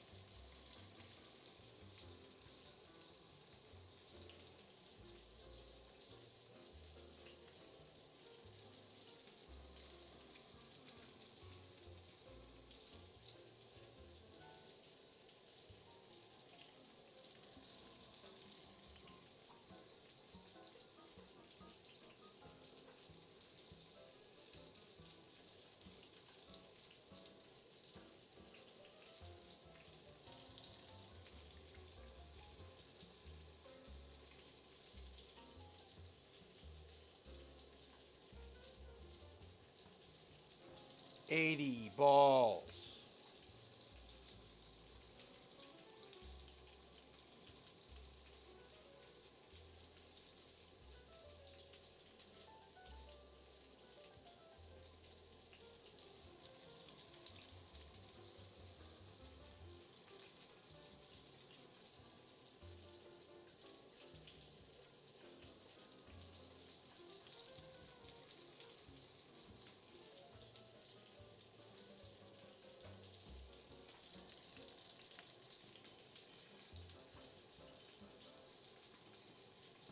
Yeah, I don't think we're making that. Close though. We'll be close. Fucking 97 balls. We can make them a little smaller. I should have made them all a little smaller, probably.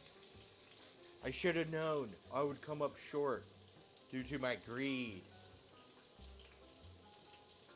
But maybe we got so far because of the greed. Because I bought so much meat. Live by the greed, die by the greed.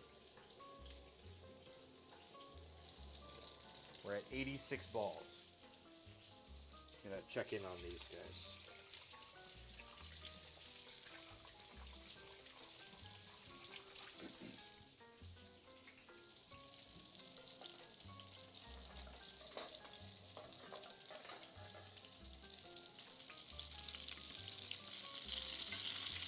Yeah, these are looking pretty good.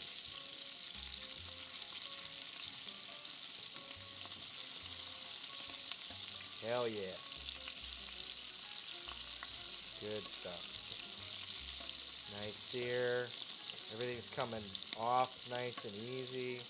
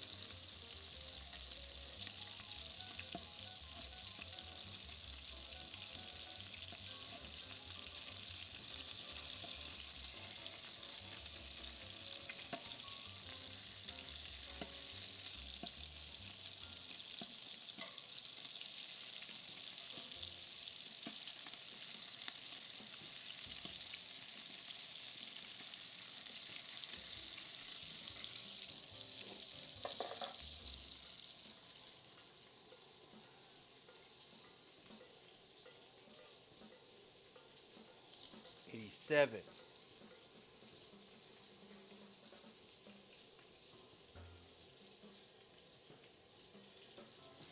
H.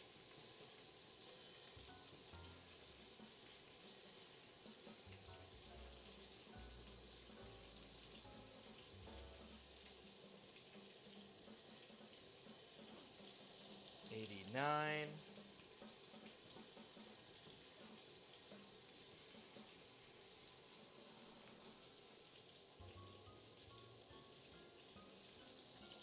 '90. It's looking like maybe 5 balls in here. Fuck. So close. Not quite 100 balls.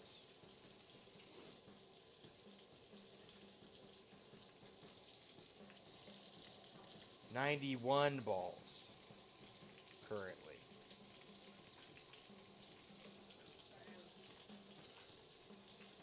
92 balls.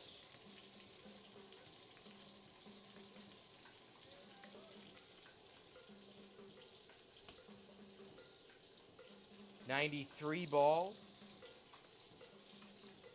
And I think our final count for balls is 94 balls.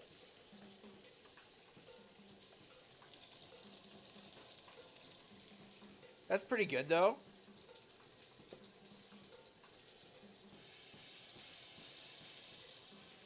$94 meatballs. 6 short of 100. 7 short of 101 meatballs.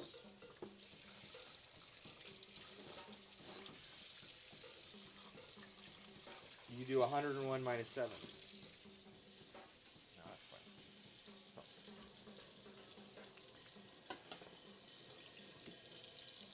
Okay. Almost certainly good to jettison from the meatball crucible.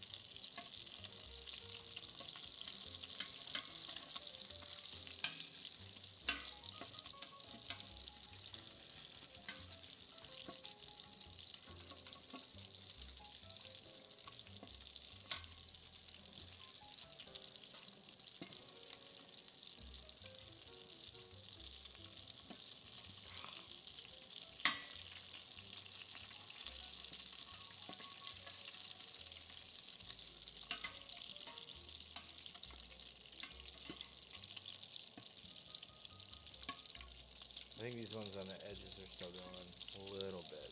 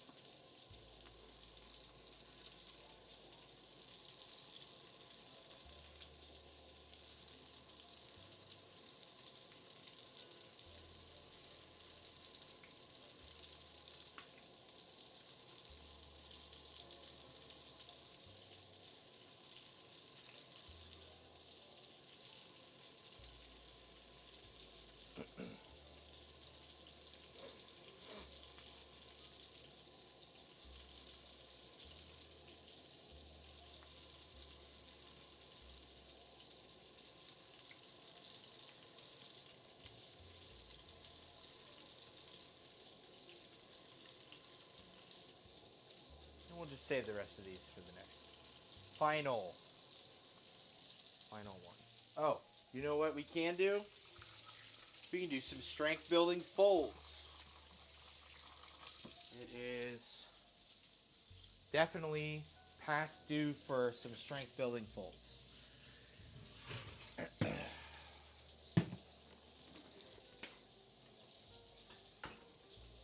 Wet hands.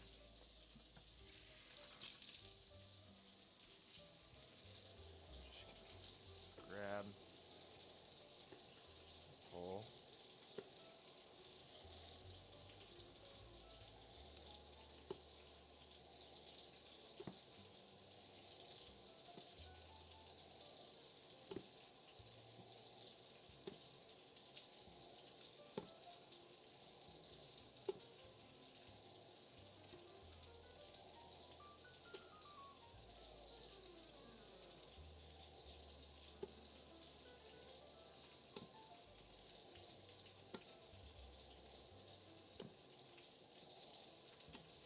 You remember to do these.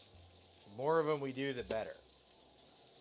So we can develop the gluten, and we can take this ultra high, hydration to a more stable space because we've worked the gluten, right?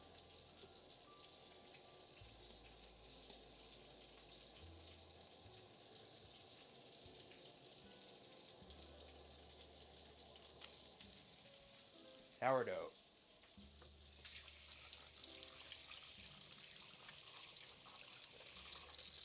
Not quite as sourdough as I'd like, but it is sour.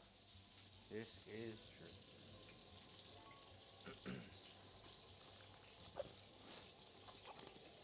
All right.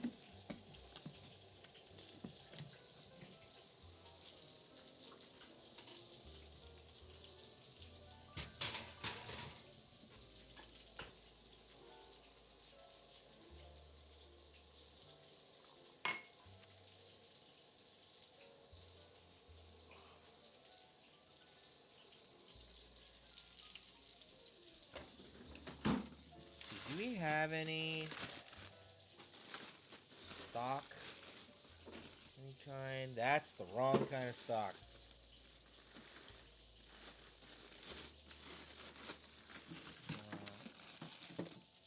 Nope. That is something else. That's tomatoes. That's mole.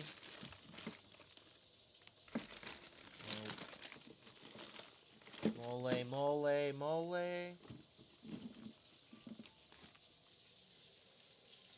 Oh, I know what that is. That's not chicken.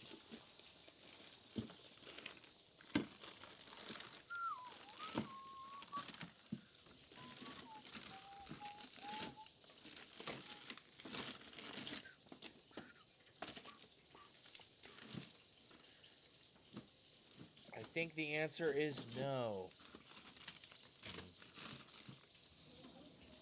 A little sad? That's fine.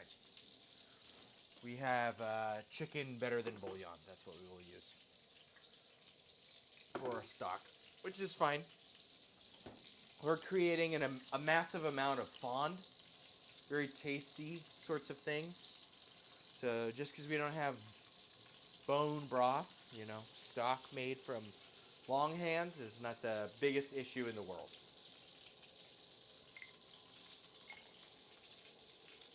I think I'm going to go for another one of these.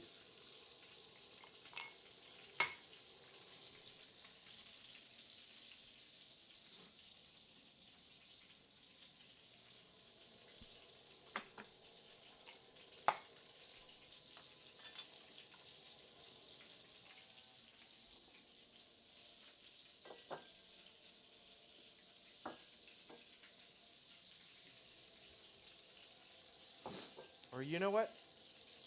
I want to use this bitter Bianca. Let's see what we can do with this. I want this, and I want to keep things clear. Let's try to make a shaken cocktail. I've got bitter Bianca, probably gin, I have a teensy bit of Saint Germain elderflower liqueur, but it has locked inside of this fucking thing. Okay, I got it. Sugary.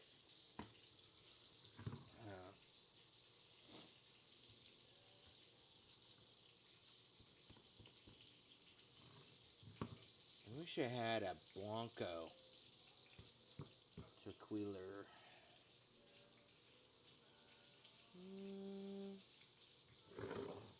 Yeah, we are in a rum sensibility today. That was aged in a barrel, but it is pretty light. Let's try this. This looks like an interesting mixture. First, Kyle Power on the drums and the vocals. ooh, Yours truly, Emma Cohen.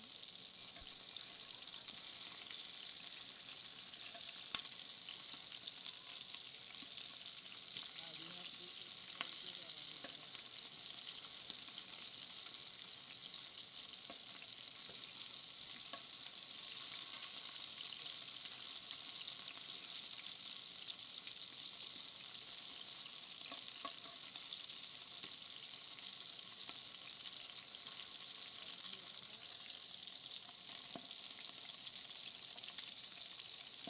wish we had some pisco, but we do not.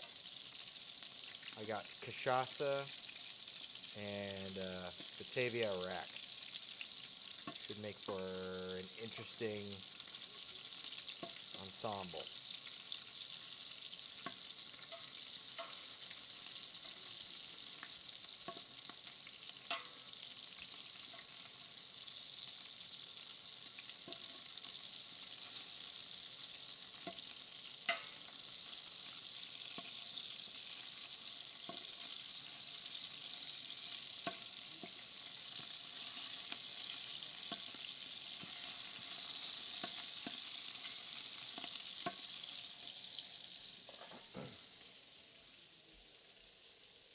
Musica.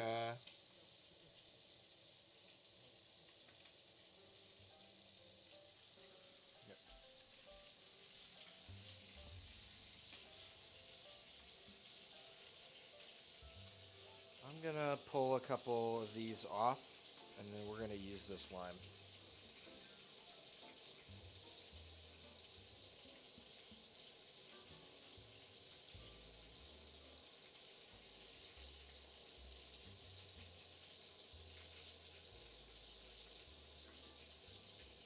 God damn, I'm so bad at this.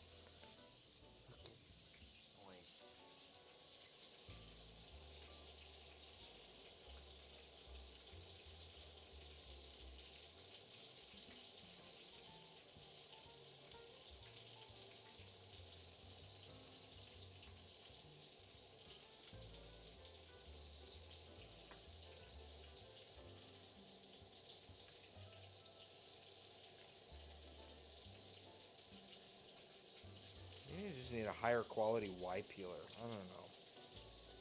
Is that what it is? Maybe, maybe not. Okay, well, whatever. There's 3 of those. 3.5. Who gives a shit? Okay, let's try and make this thing. I think this will be an interesting one. We have Bitter Bianca, Cachaça, Batavia Rack, and Saint Germain elderflower liqueur with lime. I think that sounds really good.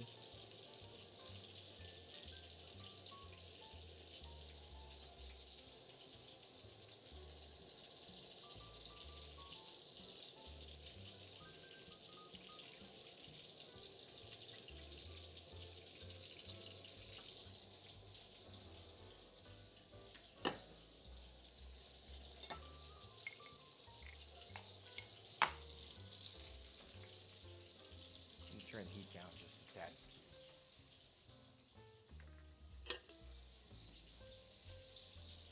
Nobody's using the shaker tonight except for me, so I'm going to reuse this ice.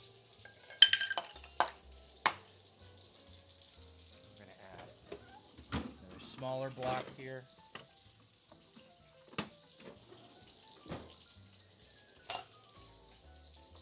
See how much Batavia rack we have?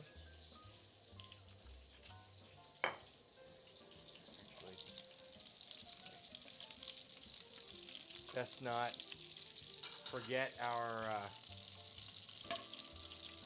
meatballs. The prime directive, meatball.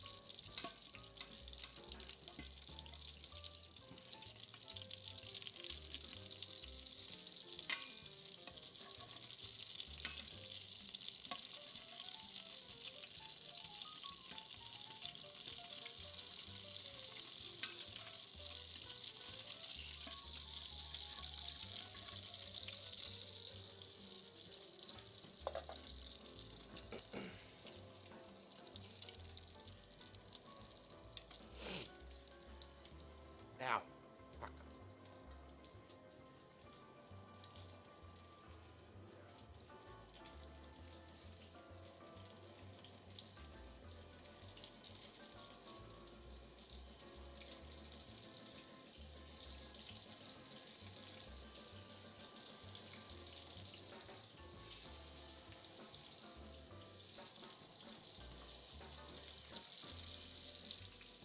Fuck, dude, that hurt.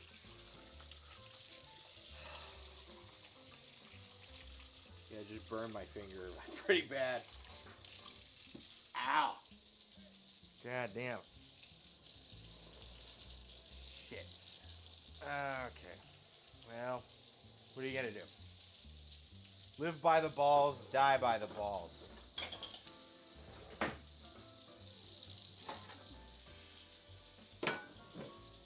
Okay.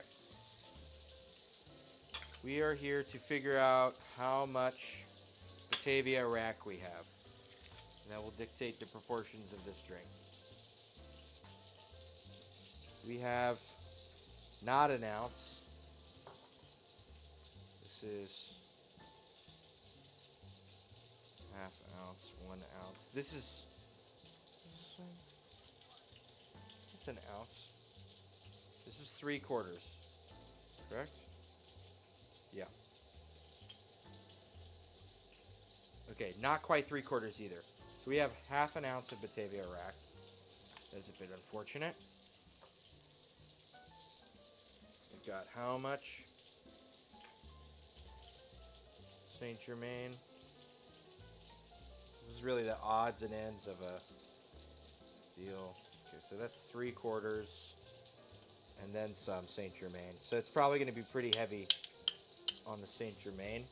I have found that things tend to taste overly elderflower Saint Germain-y unless you add something bitter to it, which is why I'm excited to use this bitter Bianca.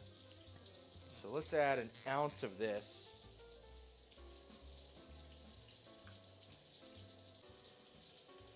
It's 3/4 ounce.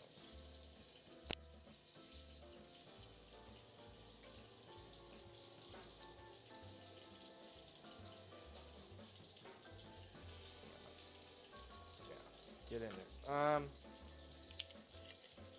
Okay. Shit. Lots of different kinds of new bottles. Okay. So, emptied her Saint Germain, emptied her Batavia rack.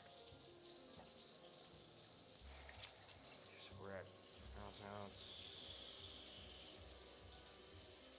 I'm gonna go for an ounce and a half of this cachaça, barrel aged in cherry casks.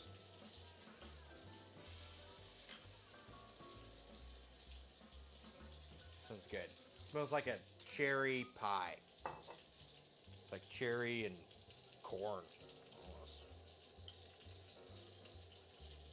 good almost ounce and a half of this lime juice. Okay. I'm going to shake, and we're going to see if it needs sugar after we shake and taste. And I made more saline solution a couple weeks ago. So we have saline solution. So we don't have to put salt in it directly. We can just put a little dropper of salt water. Mixes a lot better.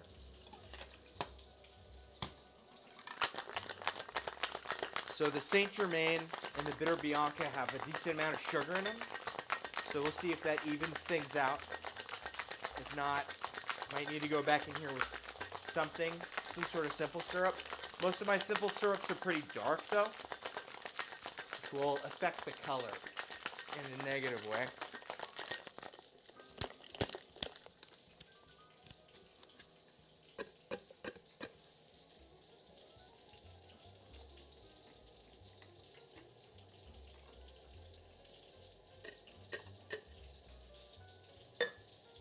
Alright, let's see if this tastes overly Saint Germain-y.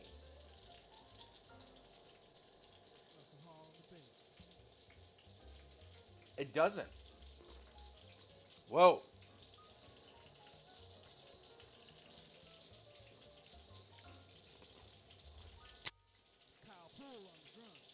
I'm not getting into the Batavia rack. There's only half an ounce in there. This is very nice though. Cherry lime. A little bit of... So the Saint Germain lends like the elderflower. It almost is like a lychee sort of flavor. And the Bitter Bianca gives it this, backbone of astringency. Gives us all the fun flavor, something to rub up against.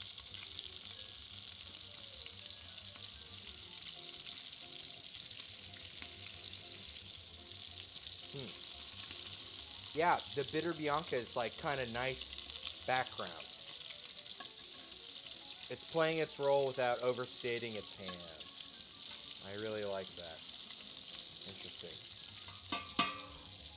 Because if it's a cocktail, you need something bitter in it. Otherwise, it'll just taste like juice. It'll be like saccharine. Yeah, it almost combines with the lime. And you know how there's like a bit of an astringent bitterness to lime on the back end of the palate? It's kind of combining with that, giving a bit more of like I wouldn't say the pith characteristic, but something kind of like that. Kind of floral citrus. Bitter. Notes of fruit, florals, and spice. Interesting. Cool. That was tasty. And it is tasty. A little bit of cocktail time. Experimental cocktails. That's probably the first time anybody's ever made that cocktail. Whoa, look at that. Huh.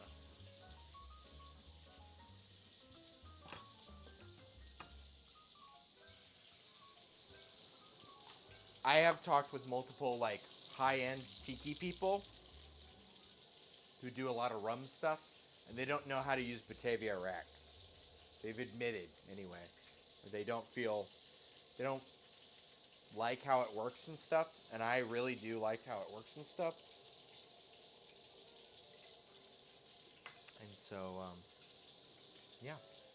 There is a chance we are making things that people don't make or have ever made. Which is cool. New cocktails for the world.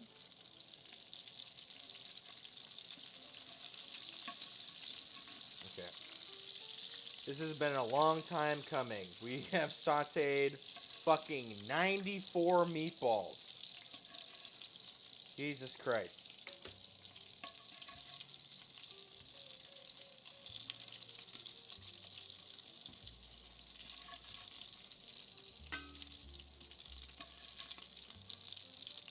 We're gonna do up a mirepoix here,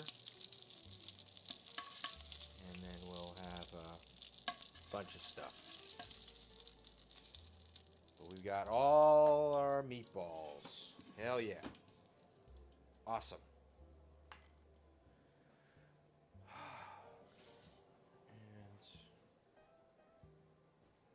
And 10 minutes till our next set of strength building folds.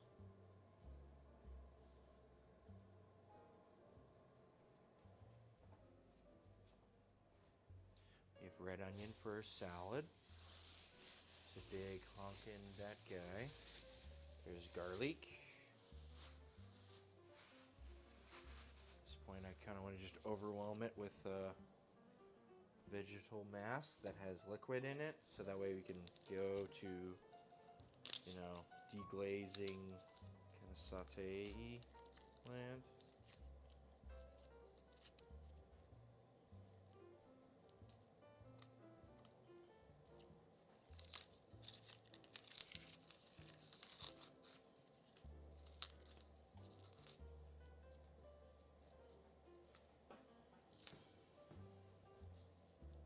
Sorry. Trying to stay on camera. So because we are multiplying this recipe out, we need more than one medium onion. We need 2 2/3 medium onion, which is like 3 onions. So here's a big one. I'll probably take a couple small ones.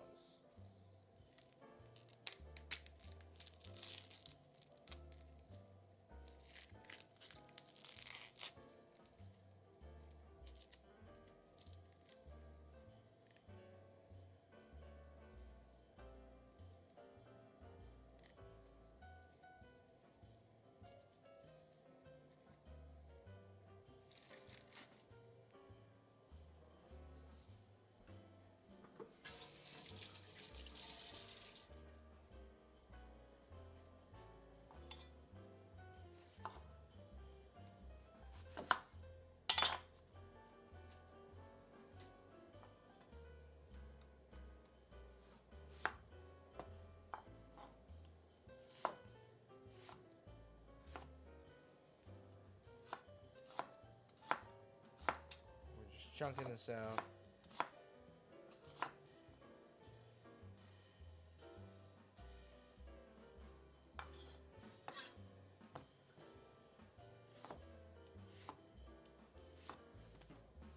Whoop.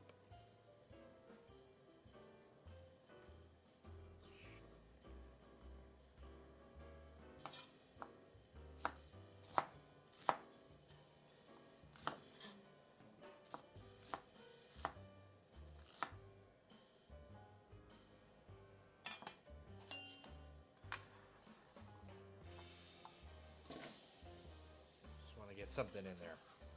Draw out the heat, you know. Keep things from burning. Move it into water and fat time.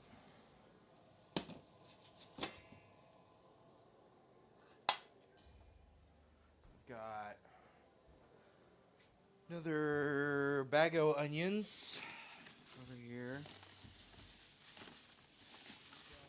Some bell peppers, carrots, the works.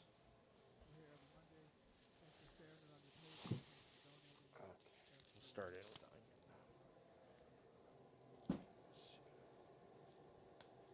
These are all pretty small onions. Let's grab like these. We'll add it in. Okay. Sounds like that's the end of that stream.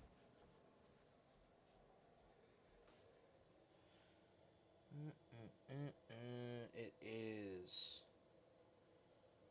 going back to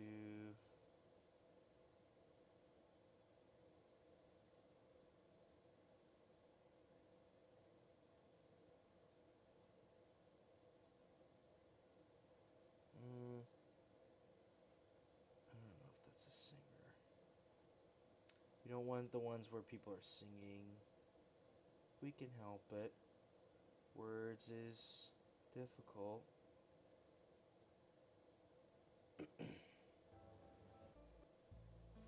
Cool. Hell yeah.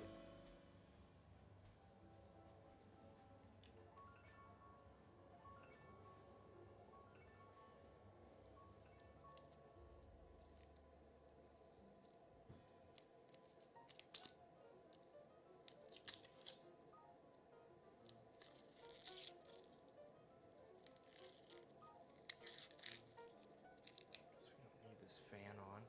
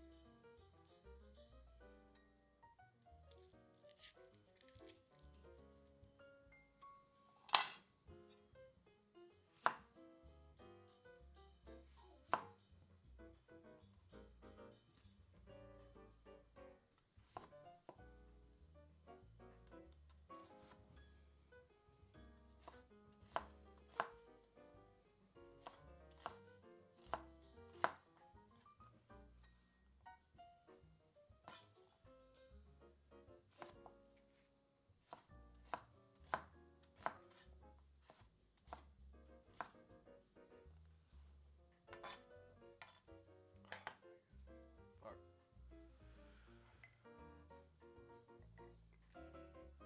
Oh, man. That is yummy. And didn't need any extra sweetener. Which is very nice.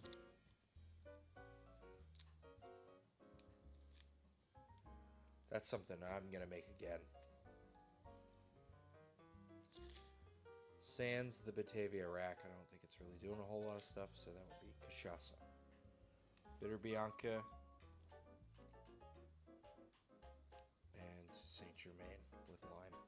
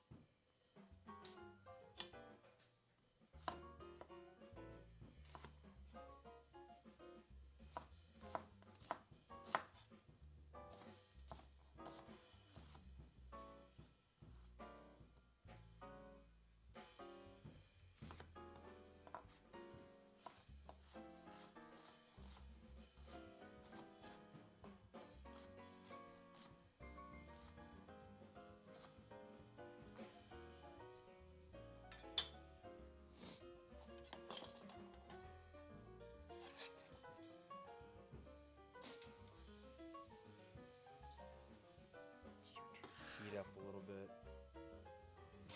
Uh-oh. Put that in there.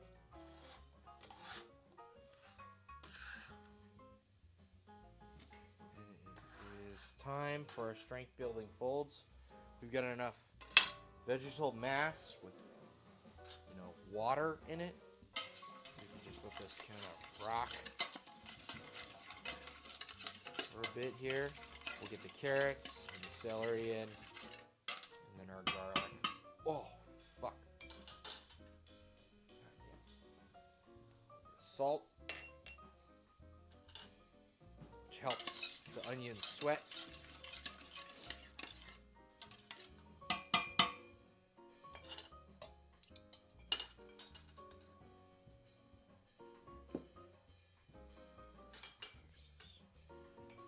Teaspoon was just for reference. I don't even think I used it, but I can't remember.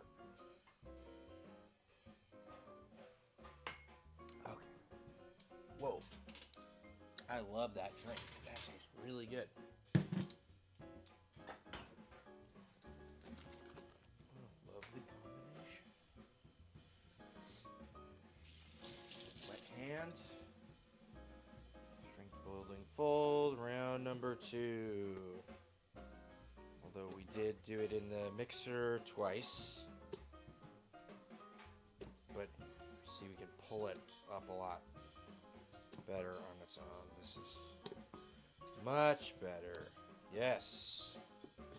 Thank you, dough. Work with me. Work with me.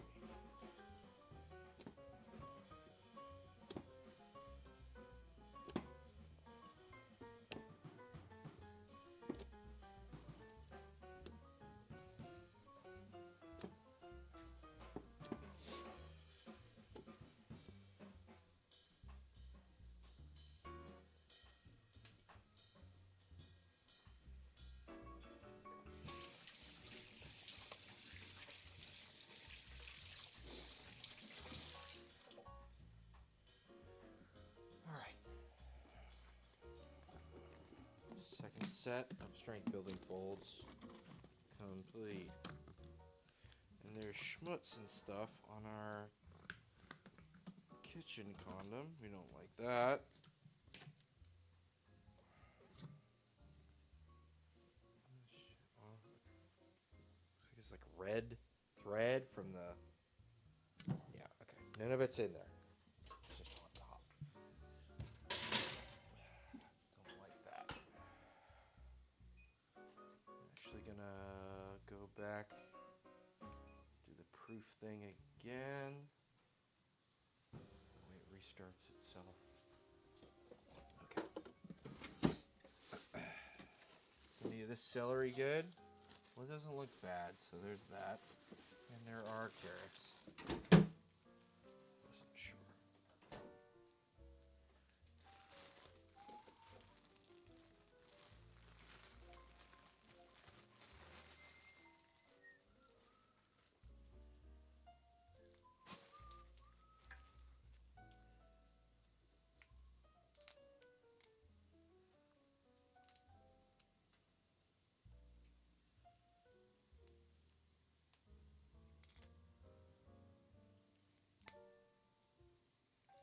I know this. I don't know the name, but I've heard it before for sure. Okay, we'll call this 1. I wanted 2, so we should give like 5 or so. We've got another deal of celery.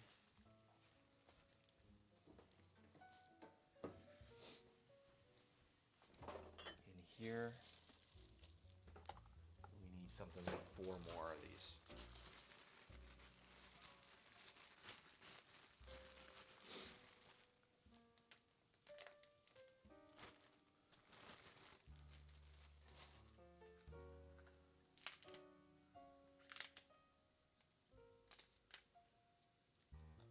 Not the biggest fan of celery, so we'll stick to 5.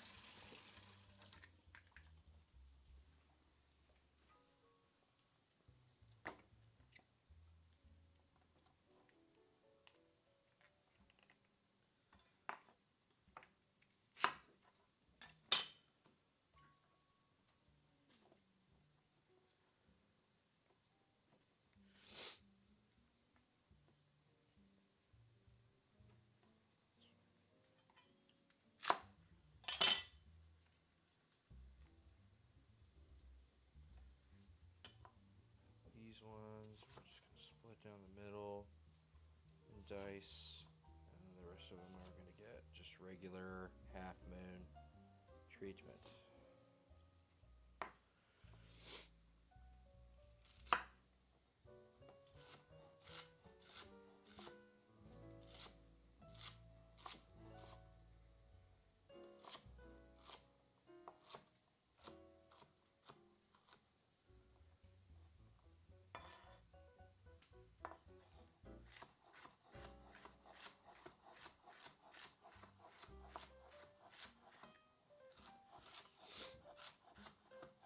Pretty sure the reason why celery is included in all this stuff is because people had a hard time accessing salt for the longest time, and I'm pretty sure salt is sequestered in celery. Like celery accumulates salt. Like celery salt is a thing. It's like salt from celery, right? And I have a sneaking suspicion that celery just exists as a cultural hangover, or like just extra tidbit that hasn't been gotten rid of. When it was just really hard to get salt, you would add whatever salt you had and then supplement the rest with celery. And it's like it is fiber and stuff. I don't know. It's just kind of what it feels like.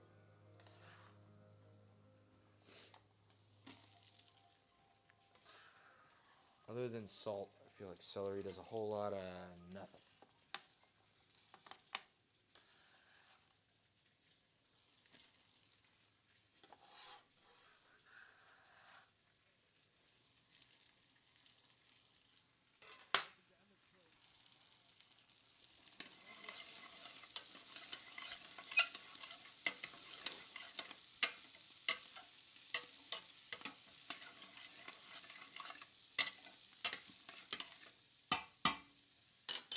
All right, celery.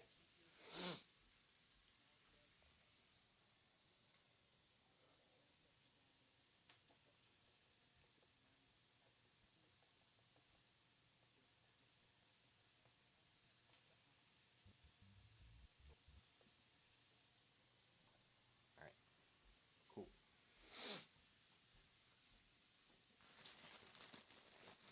That's, again, I think it called for 2, so we need like 5.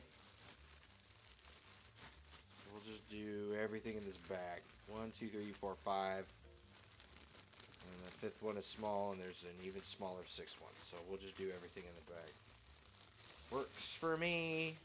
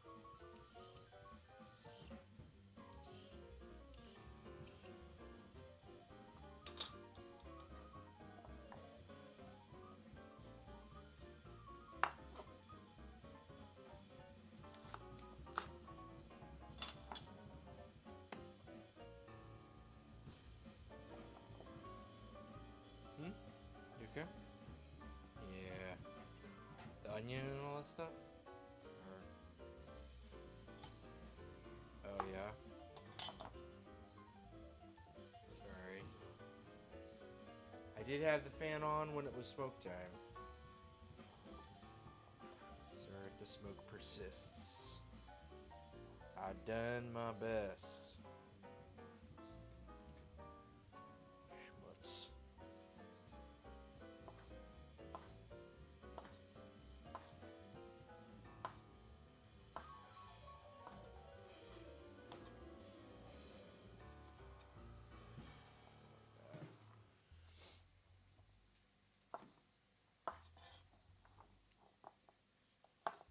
Practice like rolling orbital cut.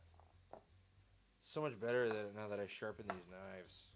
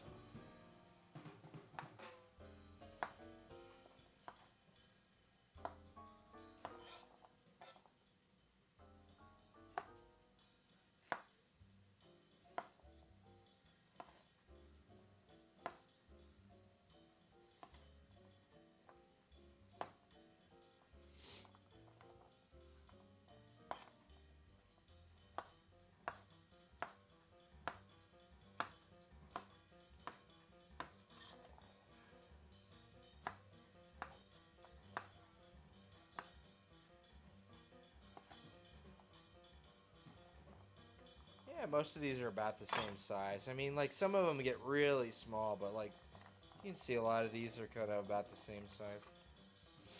That's the whole idea of that orbital cut. I'm not the best at it, I will admit. Trying to get similar size cuts out of an odd-shaped object, right?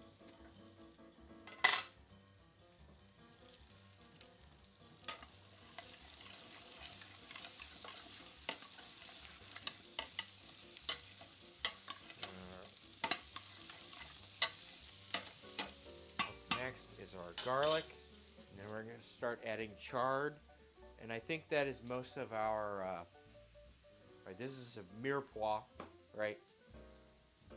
Garlic is an aromatic. I'd consider it necessary for a mirepoix, even though it's not technically part of one.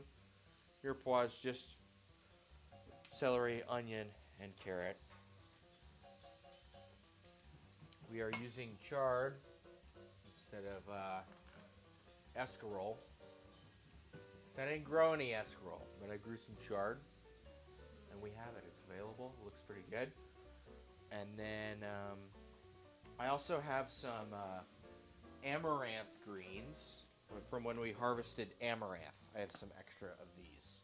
So we're going to use those as well. It should be fine to supplement. And then we'll get into soup mode and add everything back in and kind of cook it down for a while. In the meantime, we'll... oh, I'm due for some... No, I'm not due for strength building folds, sorry. Yeah. We're doing stuff. Rocking and rolling. Alright. Where's that garlic? It is right here. Thank you, producer. Always producing the best things. Everything the world needs. Garlic. Stream edits. poignant quips.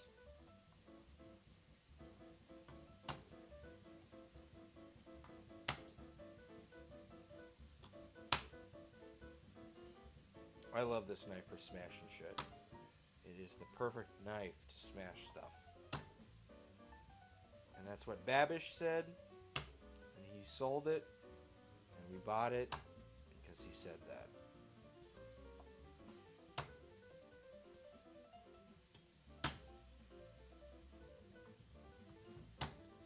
Good smash and scoop knife.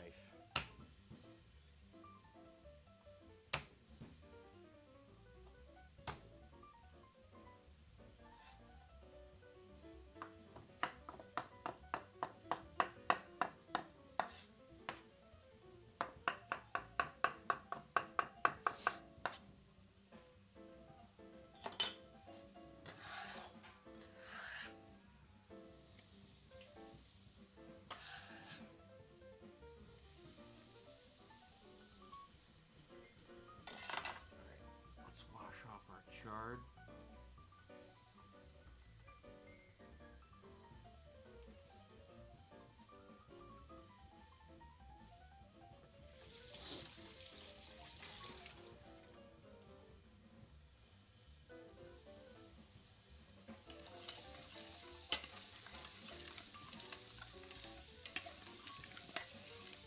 And that was like the perfect amount of oil to get this nice and wonderful.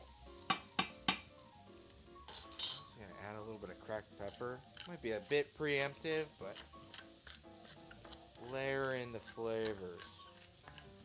We'll add some more later too.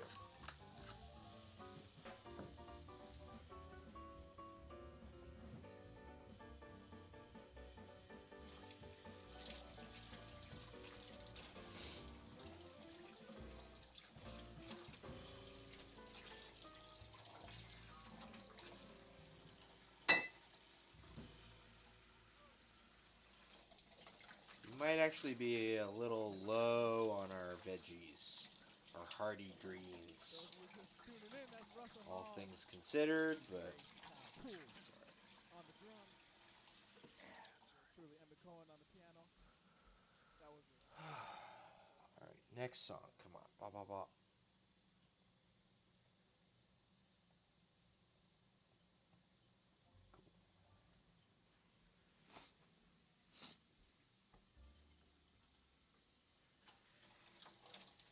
We got almost 10 leaves of chard. That's a decent bundle. And some amaranth greens to add as well. Lots of people add spinach. But I hear spinach is not the, most authentico replacement substitute. But I'm sure amaranth greens aren't either. Nor is chard. But escarole is pretty hardy and can stand to a decent amount of, sauteing as well as, soup boiling. And I thought chard would be a good substitute because that sounds like a similar sort of vibe. This lovely red chard. Hearty chard from the yard.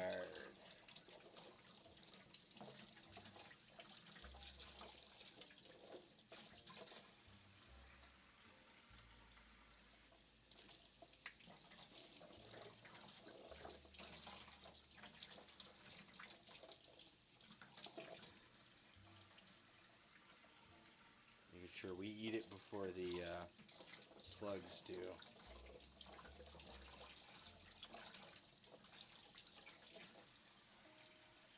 Okay.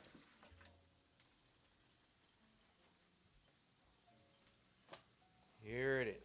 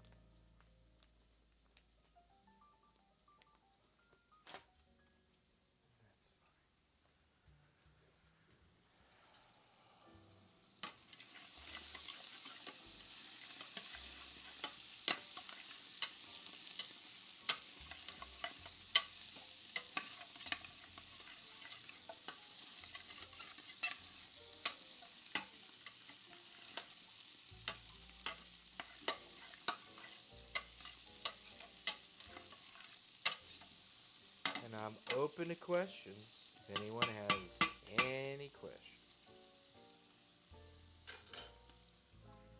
think we're going to add these.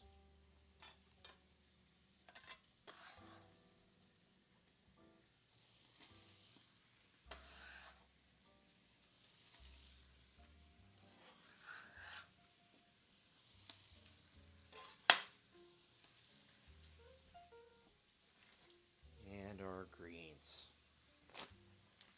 from our amaranth.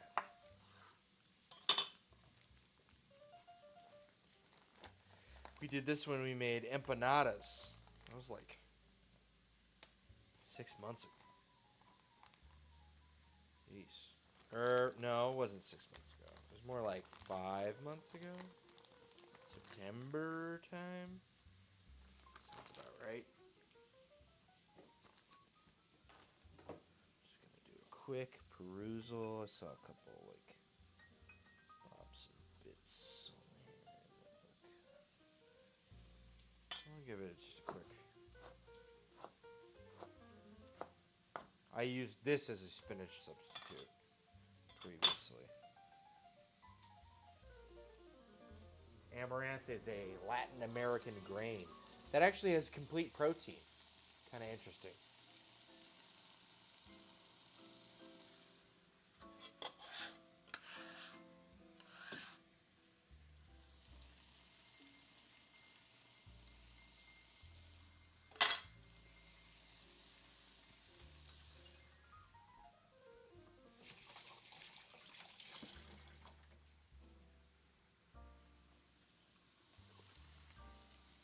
I'm just going to keep this in the saute zone. We've added quite a lot of, water-laden vegetables. We'll just let this rock for a while. And it looks like we've got a good mirepoix to veggie ratio, like hardy green ratio. That's kind of what it's supposed to look like, I believe. So, yeah. No, it's good. It's looking pretty good.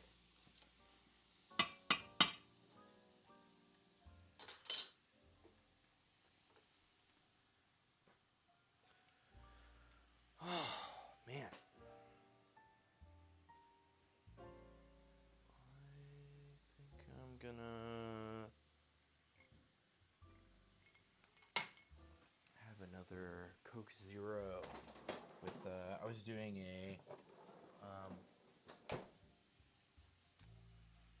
with Fernet Branca. Fernet con Coca.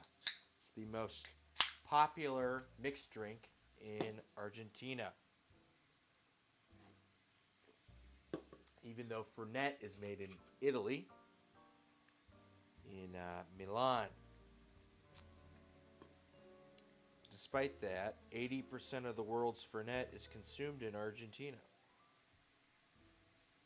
They caught on in Cordoba as a college party drink, I believe. Just add some of it.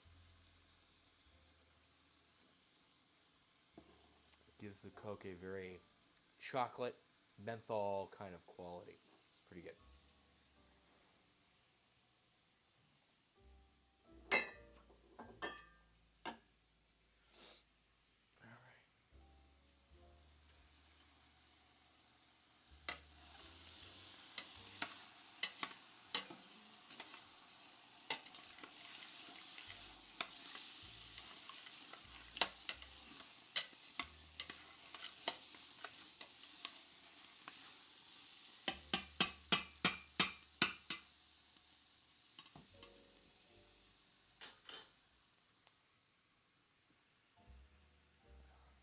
Forget, we've got this passion fruit. I've been growing passion fruit for the past couple years.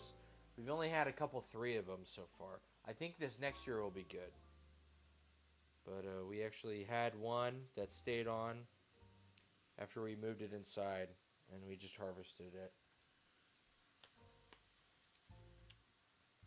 Not a lot of homegrown passion fruit in the Pacific Northwest, but we manage. It is intensely sour. I'm hoping we can get some more ripe ones. Ah, it's so good though.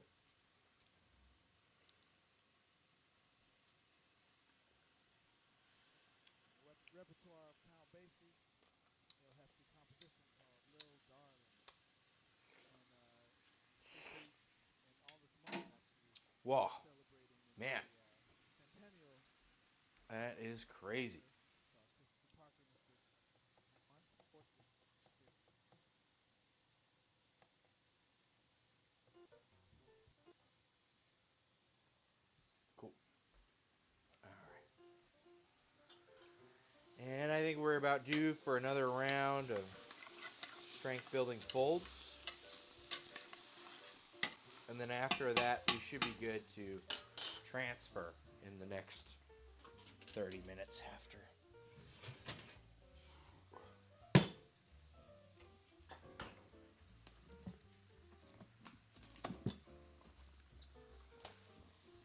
It looks alive, so there's that.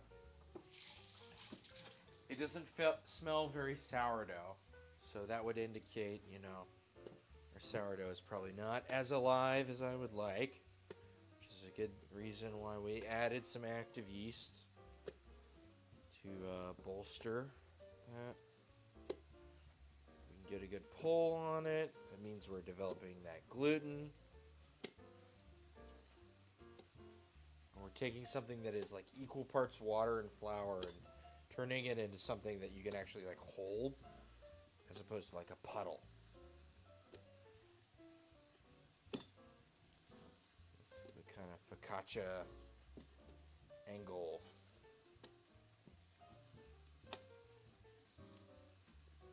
Whoop.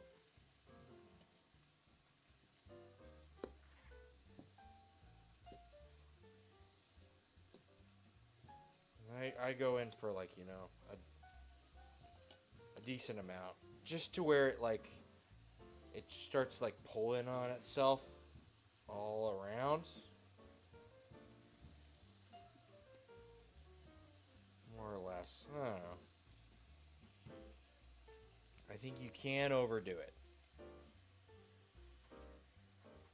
Think of ropes tangling in knots. It's like developing the gluten. But if you pull too hard, you can like rip the ropes. I'm not sure if that's the correct analogy or what it is that happens, but feels like something like that. So you need to like develop more tangles, let it rest, and then develop more tangles. So in 30 minutes we should be able to transfer this to a thing.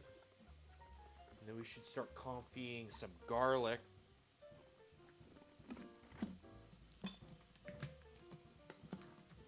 We can start doing that pretty soon, actually.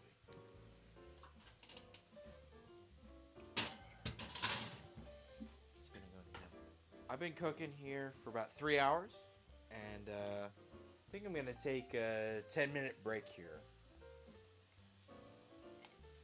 And when we get back, this is gonna become soup.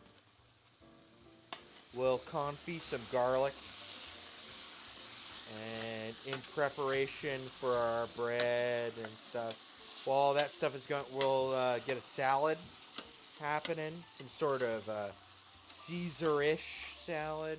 I'd like to take a lot of those things, but maybe incorporate more salsa verde elements with capers and olives. I don't know. We'll see. Anyways, I'll be back in about 10 minutes. Does that sound good? Yeah. Anyways.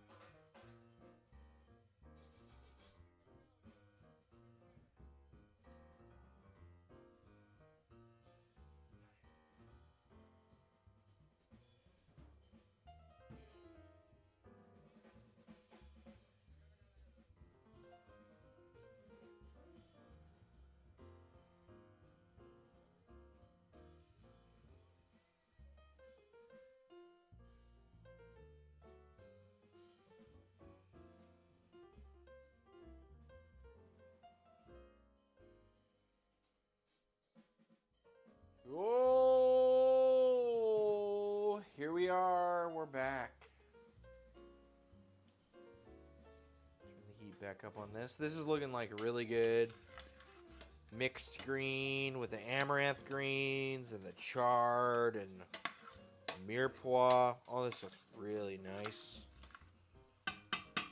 So we're in the stage with this where we can start adding some spices. Be a little more defining. There's spices. I'm gonna rinse this oregano and thyme from the garden and the rosemary. I might add a little bit of rosemary to this, but mostly oregano and some thyme. That's my main focus.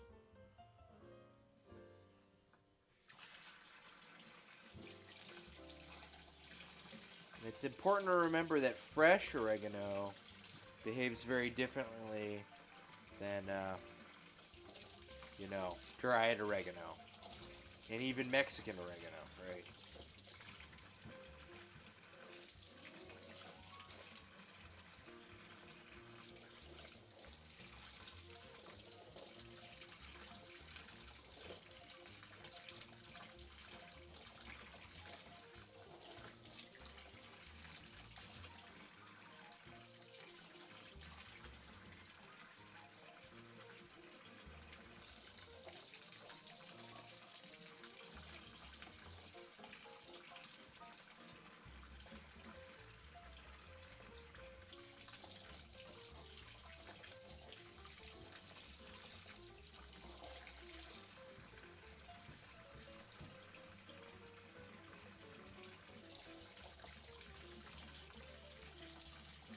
Sorry.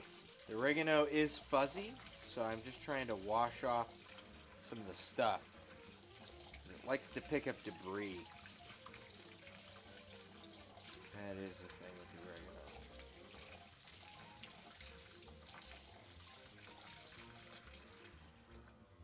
Some of this might wind up in the salad as well, so doesn't necessarily have to be for the soup. Here's our oregano. It's thyme.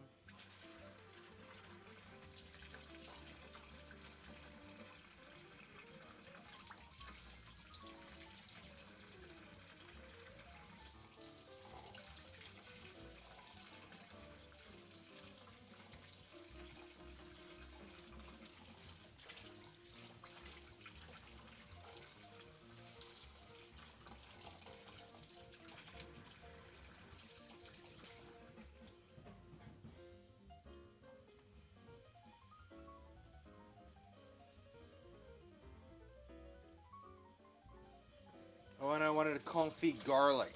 That's something that I should start up now. That's something I want to do. Confit garlic is, one of those things that takes a little while. And we can use the oil for our salad, provided that it cools off, right?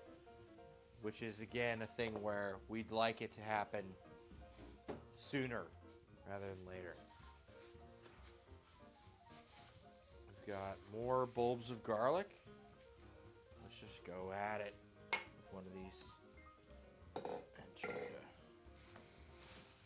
knock one or two of them out.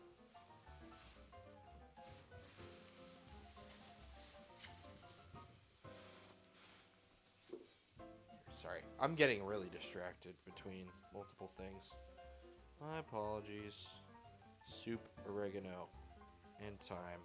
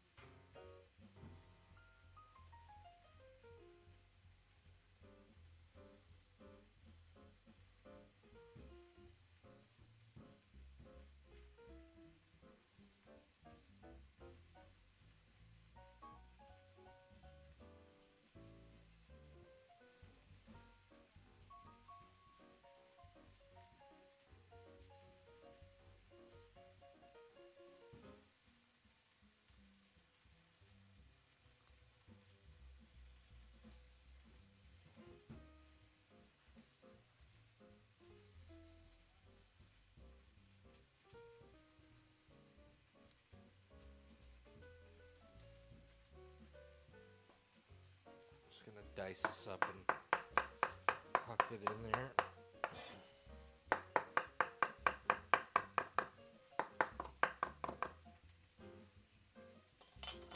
And we'll add a decent amount of rosemary as well.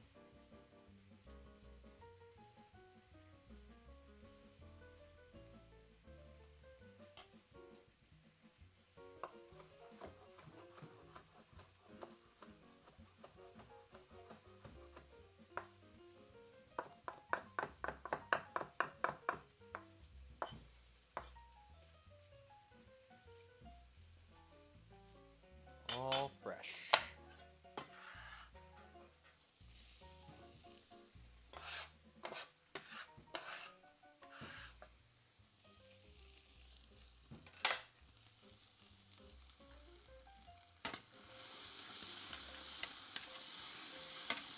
Yeah, starting to get to that point where like it's losing a lot of water. We can bloom spices and things that we want. Add, I think it's mainly just those fresh guys. If I didn't have fresh, I'd be using more like Mexican oregano because it comes more like whole. And what you do is you take it and you kind of grind it up in your hand. Here, I'm going to add a little bit, actually, to illustrate as an example. Probably cannot hurt. Let's see, where's our Mexican oregano?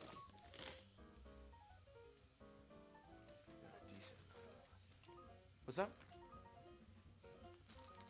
So I've got some here in the bag. I haven't quite portioned them out into my little deli containers. Right. You get it, and it's a lot bigger than you would find with your regular oregano. And you just grind it up in your hands into the thing, right?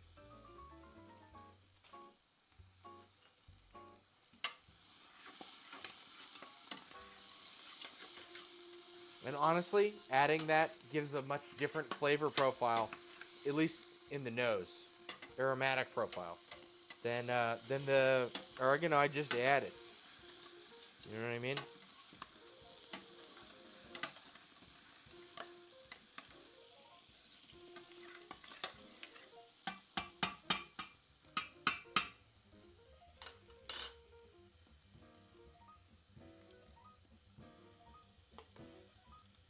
And just giving all those spices that I've added enough time to get that kind of oil soluble time, right? So once we add a lot of water to this, everything enters a water soluble dominated time, right? Right now, we have less water than we have oil, which is why the fond is building on the bottom. And what we can do right now is extract all the oil-soluble compounds from our spices and our vegetables and all that stuff. And then that way when we add water, you know, all that oil stuff is pulled into the oil, and then it distributes much more evenly. You get a broader flavor from your spices. That's why you bloom spices. And it's at this point right now, right? If I'm not careful, I can burn this on the bottom because we're pretty low on a lot of water. Okay. Just gonna add these meatballs back in.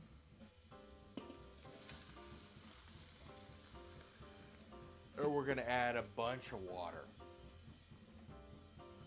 You know what? I was gonna add wine, actually. Deglaze with wine. This is some Sauvignon Blanc. And that's about half a bottle. I'm gonna huck this in the freezer. Should be good in about an hour. That's the pro tip for wine. Put it in the freezer for an hour. It's at the perfect temperature. Alright, we want to be careful because we don't want to mash all our fucking meatballs. Spent a long time trying to get our 94 meatballs. 94 meatballs.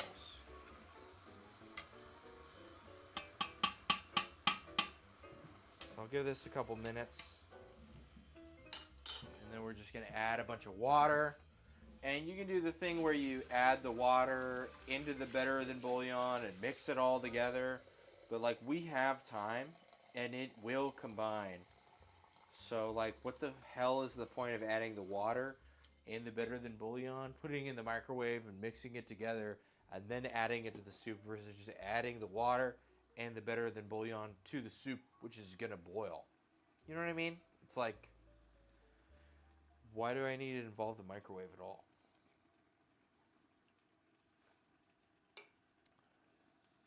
Alright, so that's going to go for a little bit. We want to start peeling some of our garlic to confit for our focaccia. And if we are smart about it, we can get the oil to cool down to use for our salad dressing. So, best to do that earlier. I cannot believe I forgot about that For the outest, we gotta being so useful. if you know what I mean. But here we are.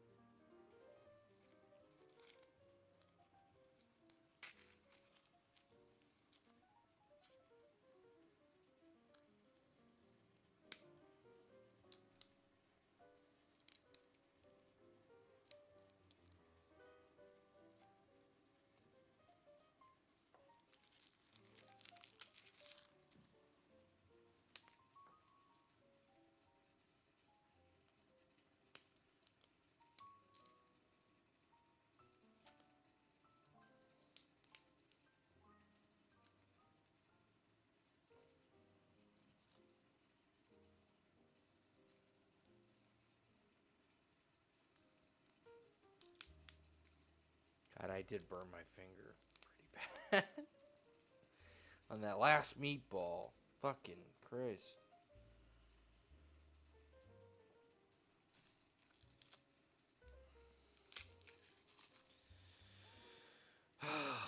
Man.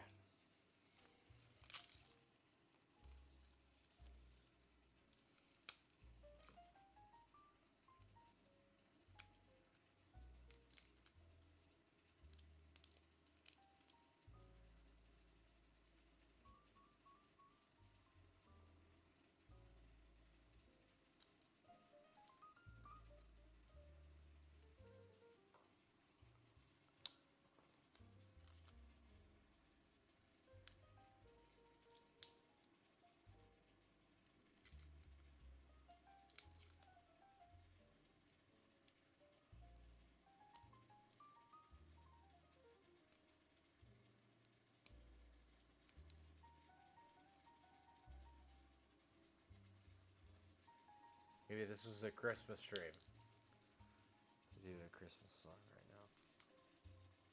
It's hard to tell. Stream from like 5 years ago.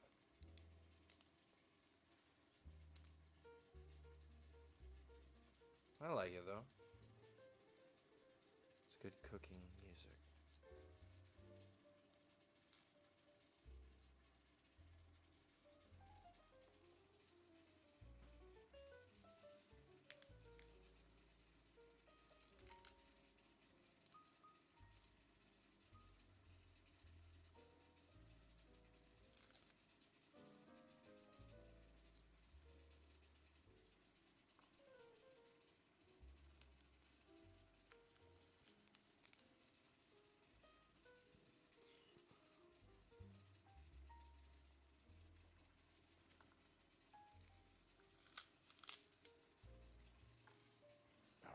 Want to make sure we're not burning this.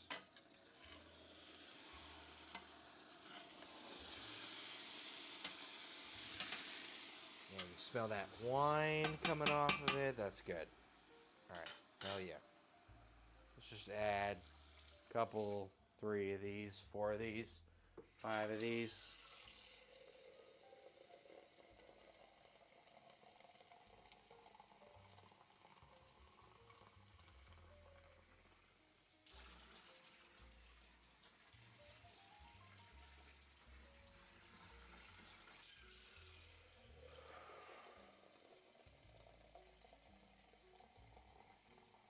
Each one of these is a liter. It's 3 liters.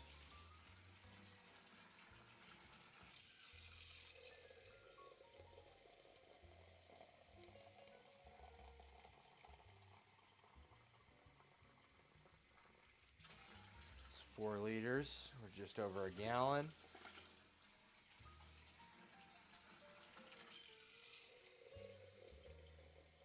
So 3.78 liters is a gallon. We'll do another liter.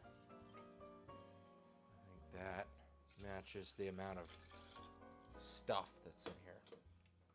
We'll raise the heat back up just to bring it to a boil.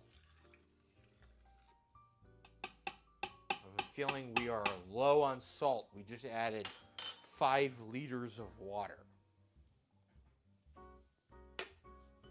Also, bay leaves. Those are almost certainly something we should add right now. As well as our, before I forget, from pure idiocy and distracted bumblingness, our better than bouillon also needs to be added. Don't want to forget that. We're going to be in trouble. Because that's all our salt. Right? Fuck it. Let's do that right now. That's more important than the bay leaf. Making a lot of experimental cocktails. Easy to forget to add all your better than bouillon. This stuff is better than bouillon. No, this is better than like anything you get in terms of like the in the box stock or the. We could use those if you want. I was saving those for more like Indian sorts of recipes or like Thai kinds of recipes. I'm just gonna use everything that's in here because we added a shitload of water and we have a lot of stuff. The guy in the video requested better than bouillon, and then he was like, make sure you get low sodium. And then he added salt like 3 times afterwards. Yeah, okay. You can use the big one if you want. I just don't think that's a laurel tree leaf. I don't think that's a leaf from the tree. I'm pretty sure I got another deal of bay leaves.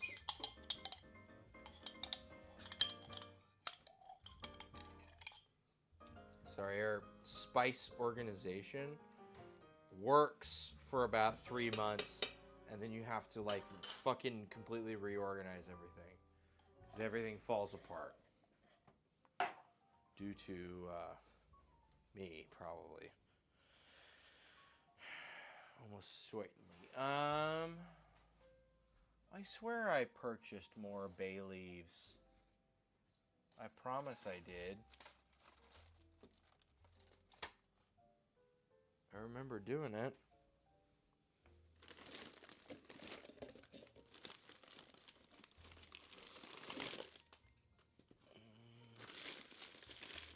Chili, gochugaru.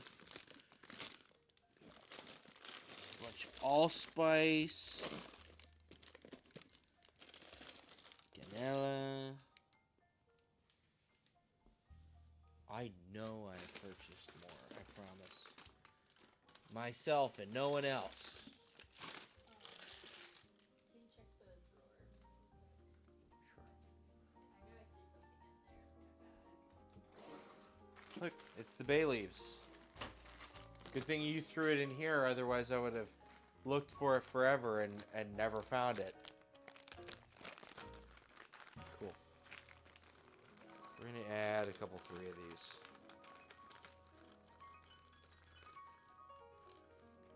Is this 4? Perfect.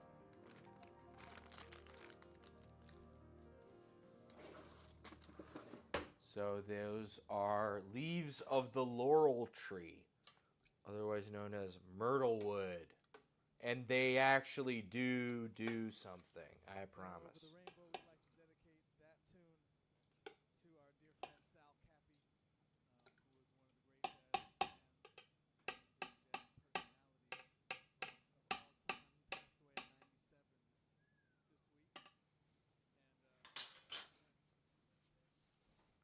Sorry for their friend 5 years ago who passed away. Unfortunately, that was also 5 years ago.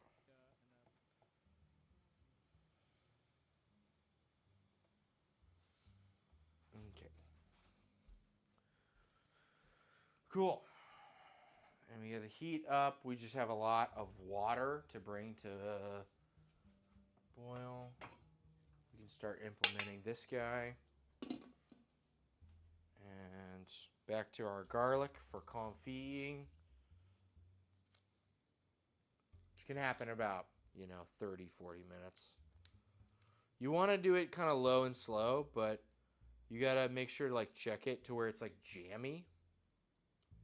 Because if you don't pay attention to it, you'll blow past that point and it'll be hard already.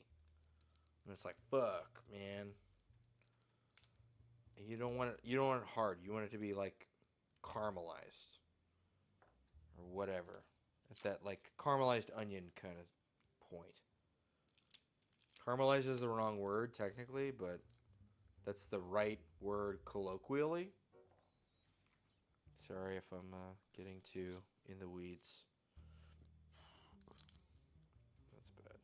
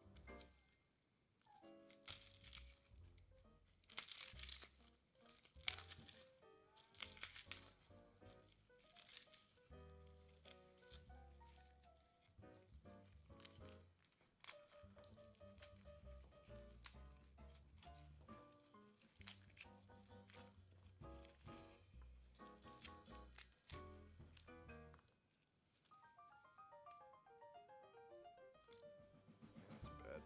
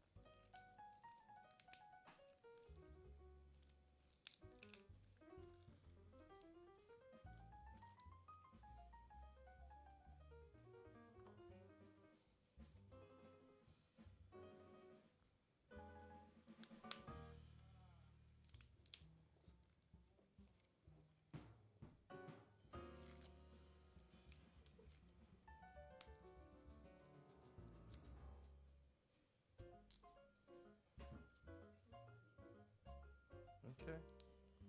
I hope so. So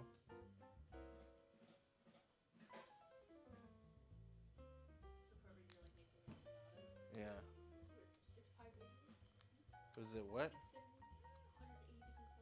degrees Celsius, 165 grams. Yeah. Get your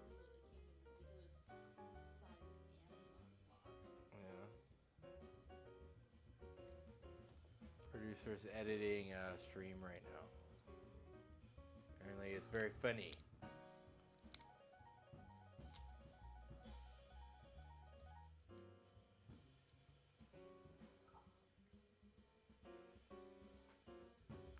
You can add the math thing. You can add that lady, like the math is like doing all the math stuff.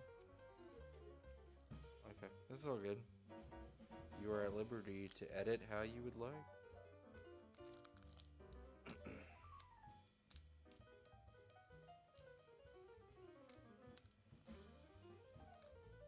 You are the editor. I ain't editing.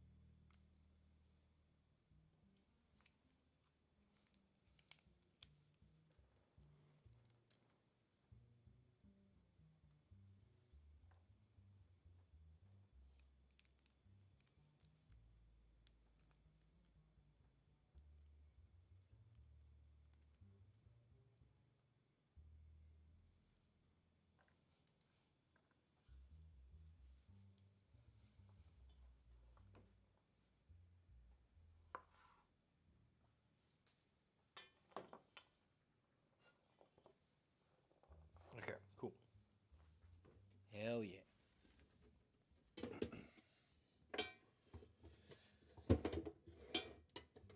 No, it's trapped. Fuck. Okay, this thing.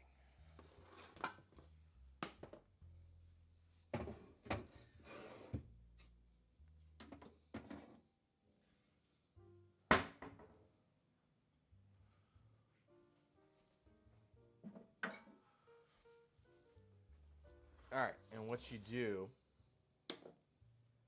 you put all the garlic in it, and you cover the garlic in olive oil. Just enough to cover it. And then you cook it on like a medium-low heat.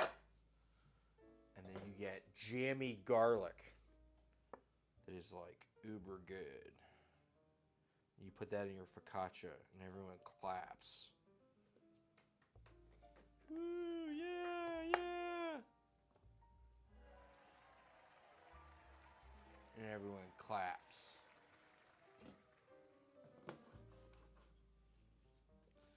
So we'll put it on like medium. All right. And hopefully that stuff will be soft by the time we need it for the bread, and hopefully the oil is cool by the time we need it for the salad dressing. And we will use this for the... Oh, there's more over there. Cool. Hell yeah. So there's plenty for the bread. Yeah. All right. We're getting there.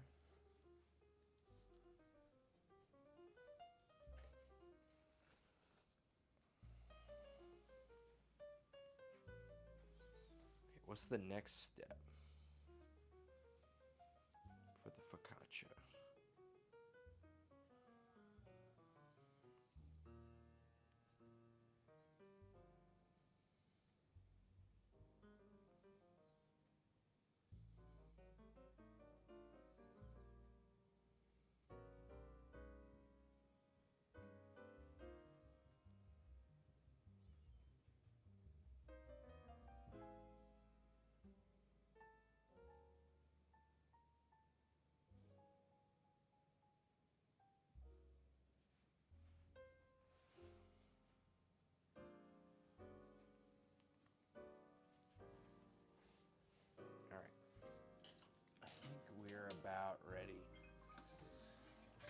this and put it in a... Yeah, you can see. It's alive. Look at it. It's bubbling.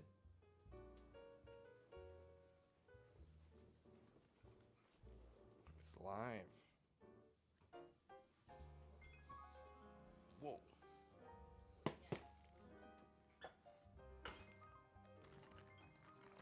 So we'll get it in the appropriate size thing. Jig.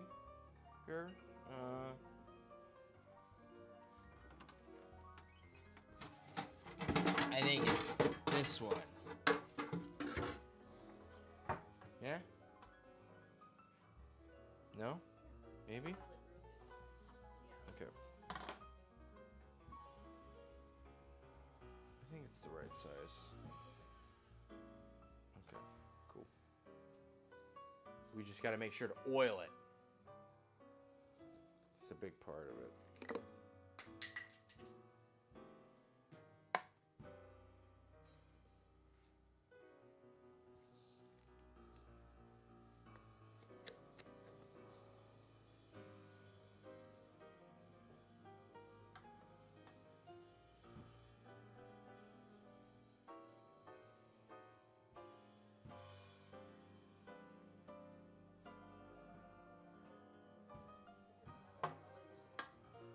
It's supposed to be metal. Oh, did I do it in the glass thing? Oh, that's fine. But I think it goes faster. Yeah. Yeah. No.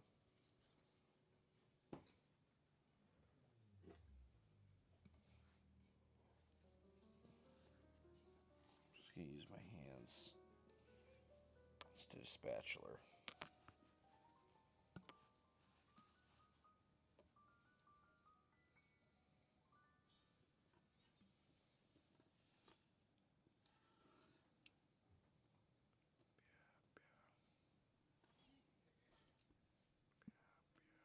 Benny Golson. I remember Clifford. That's Russell Hall, the bass. Kyle Poole on the drums.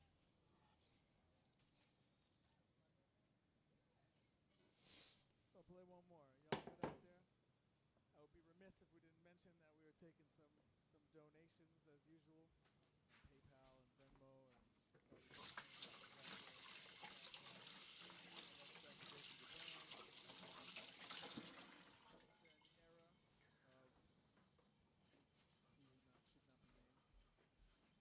Sorry, they're talking again.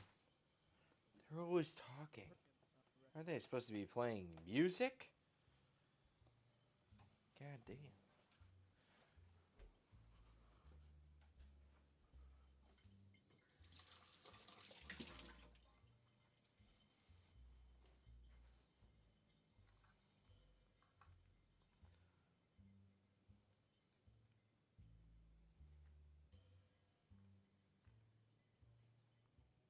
I might have used a little too much olive oil on this, but it's whatever. Who cares? Who cares? You know what?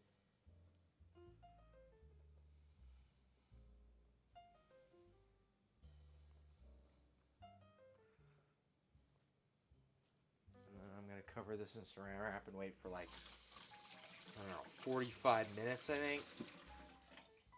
And then we'll come back and we'll dock it and add our confit garlic, rosemary, maybe some thyme and oregano, depending.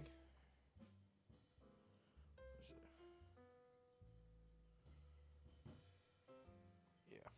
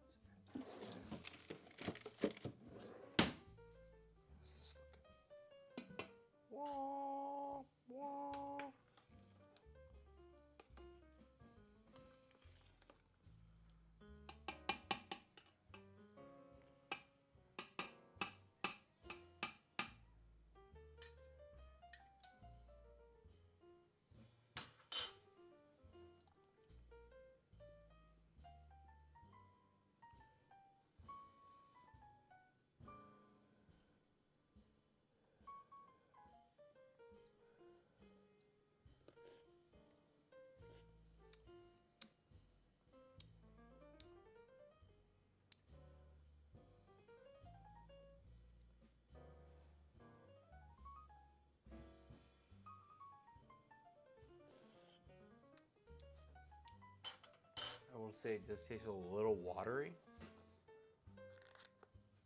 And add just a tad of salt.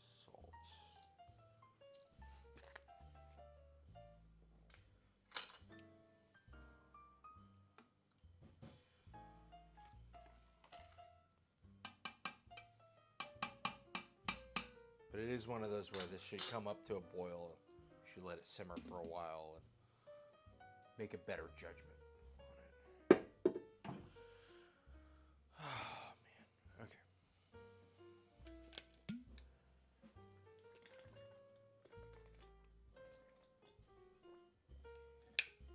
Oh, fuck. Okay. It's too hot. See? It's bubbling too quickly. We want to bring it down. Otherwise, we're going to actually fry it. We don't want to fry it. We want to, confit is not fry. They're not the same.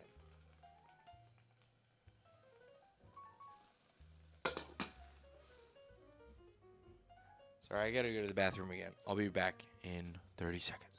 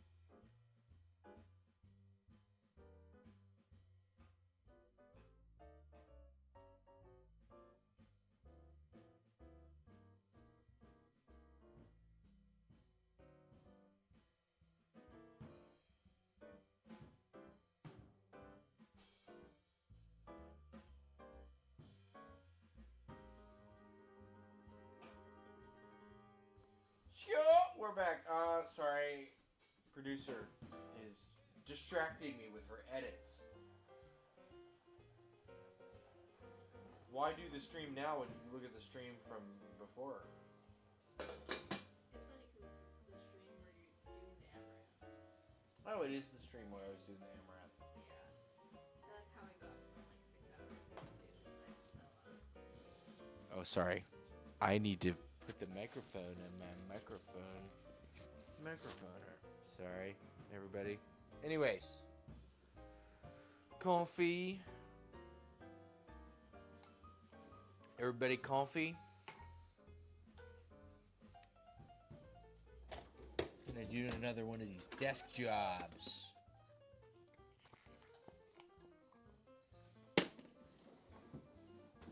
There's liquor in my desk at my desk job.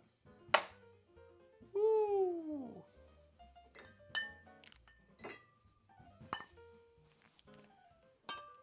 This one's pretty simple. It's just 3/4 of all of these. I don't even think I really need much of nothing. Much of nothing. Let's see. It's 3/4. Boo. Let's do 1 ounce of everything. Yeah. Just a little something extra.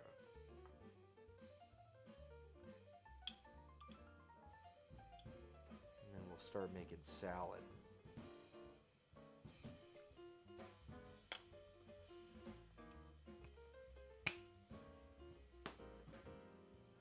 Vermouth, Chinar,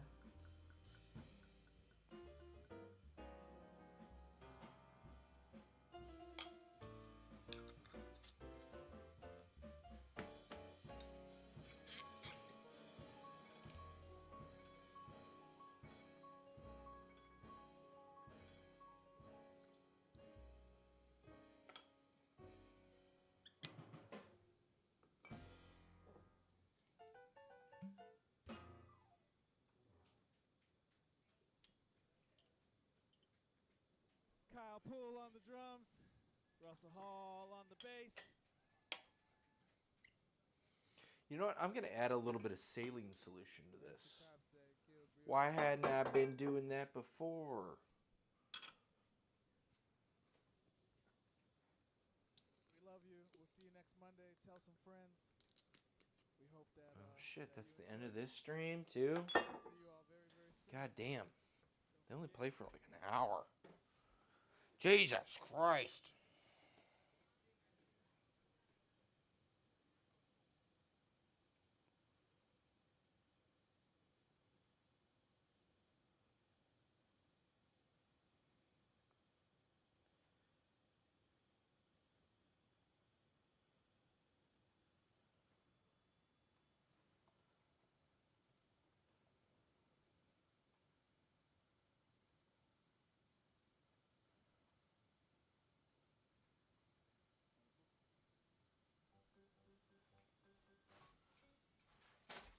Alright. Cool.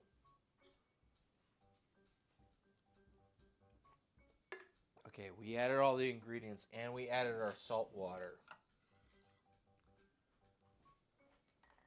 I made a bunch of lime twists earlier. Hope that's allowed.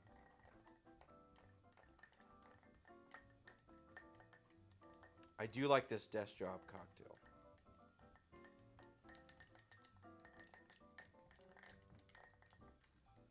It's very simple and celebrates all the ingredients. Always good. Here's a nice lime twist. We'll express it over the top, wrap it around and in.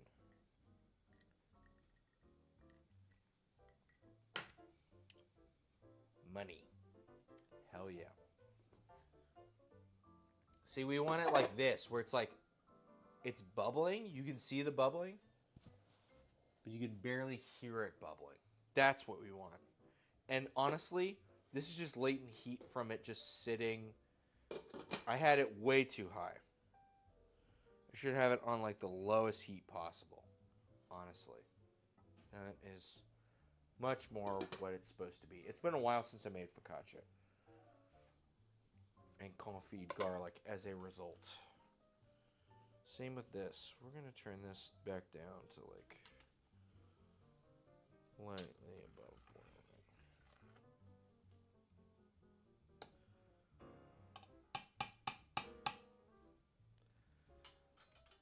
Apparently you're supposed to add like, I don't know, 6 ounces of pasta. I got this.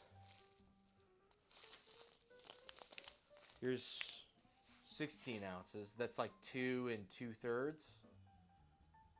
of 8 or 6. I think we use all of it. And then we regret.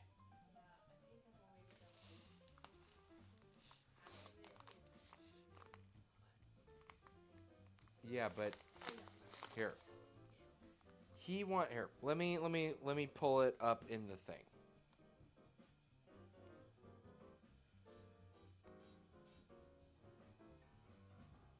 Mr. Italian Man said 8 ounces of acchini di pepe pasta. Acchini di pepe. This is 16, so that constitutes 2 times. So we will use all of this and be short, and it will still be too much. Mark my words, it'll be too much pasta. I promise. Whatever. Who cares? What are they gonna do? Arrest me again?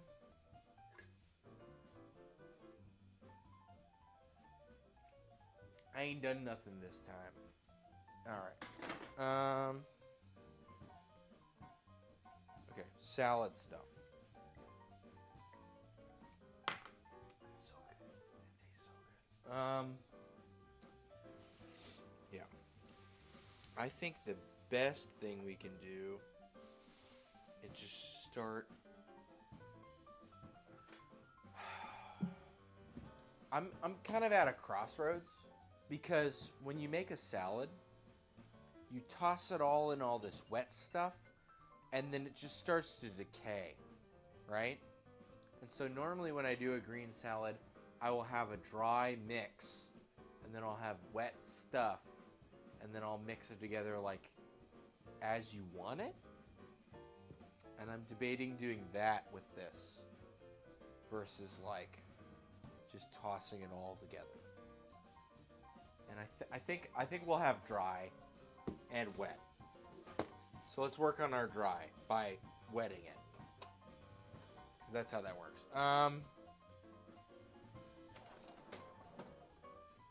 But I've got arugula. I got arugula. I've got this lettuce. I've got spinach. I got spinach.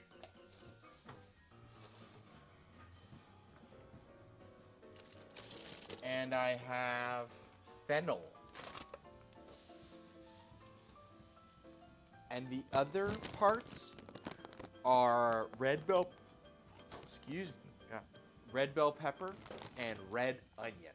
And I think that will make a pretty good dry thing. And then you'll just take amounts of it and put it in a thing and just like toss it with your, zhuzh it up with your shit. And then that's what it will be. I totally forgot. I wanted to make a soda. Or start up a soda. I got this ginger bug. We'll just do this shit right now. This is a ginger bug. It's a living probiotic made from raw ginger. I had to try several times because it doesn't work with most regular ginger because they UV the shit out of it on the way into the country, the United States. So I had to go to the Thai food store to find ginger that was not UV'd. Anyways, this is a living culture of ginger lactobacillus. And we're going to use that. And I've got soursop juice. Hell yeah.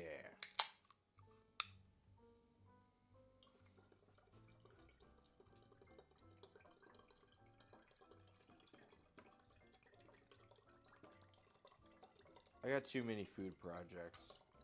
Sorry. Sorry, I just do all these food projects. That's just me.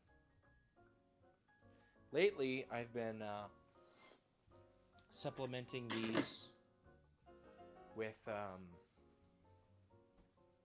whatchamacallit,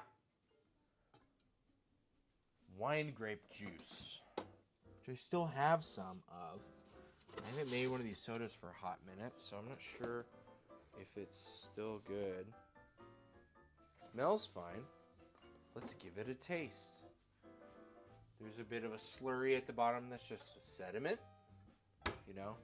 It's grape must, right? This is just mushed grapes.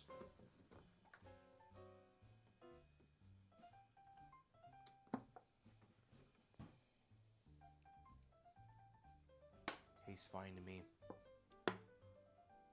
Add the mushed grapes. Damn the torpedoes. Full speed ahead.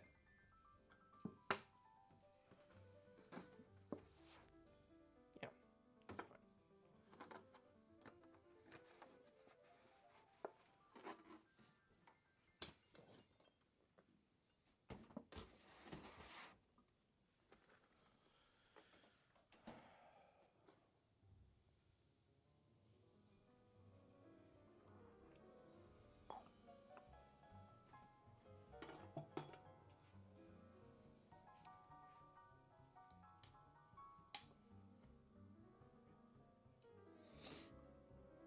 That was saying from an attack on a Georgia naval base during the Civil War.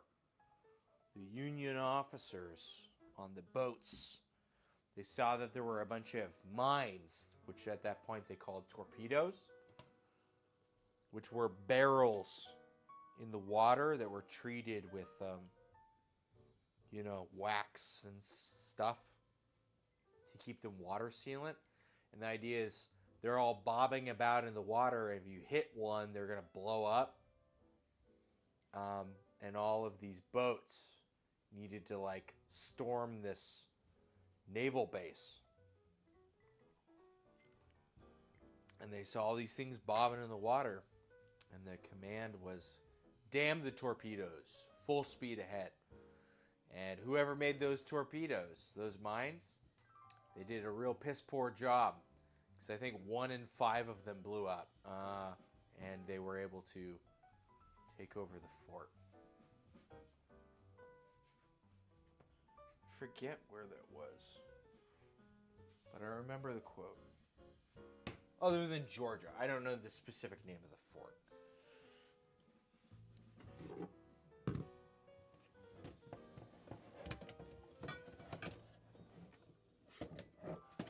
That was a No Dumb Questions episode. It's a good one, though. It's a good saying. Damn the torpedoes. Full speed ahead, you know. Fuck it. We ball. Dude, they're selling, the live basil in the store now. They're selling the live lettuce. You would use just part of it and keep the rest of the leaves for a later date. That's the whole idea of the live basil, right? That you wouldn't use all of it. They got the thing with the roots on it. It's just hydroponic, isn't it? Isn't that why it's like that? I don't know. Whatever.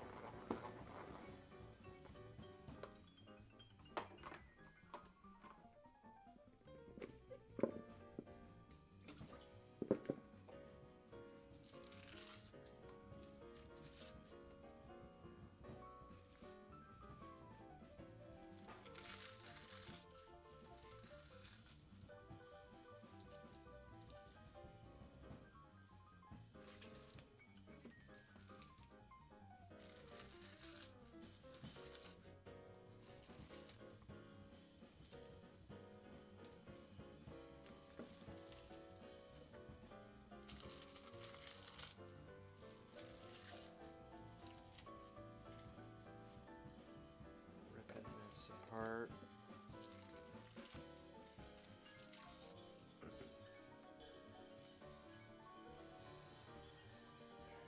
You take the rest of this and I guess just toss it in a compost bin. And, use it as an opportunity to enjoy another sip of our delicious cocktail. Okay, and we gotta up this heat again. We need at least. Oh shit! I upped the heat on the wrong burner. That's why that's happening. Shit. Okay, well there we go. You got to live and learn.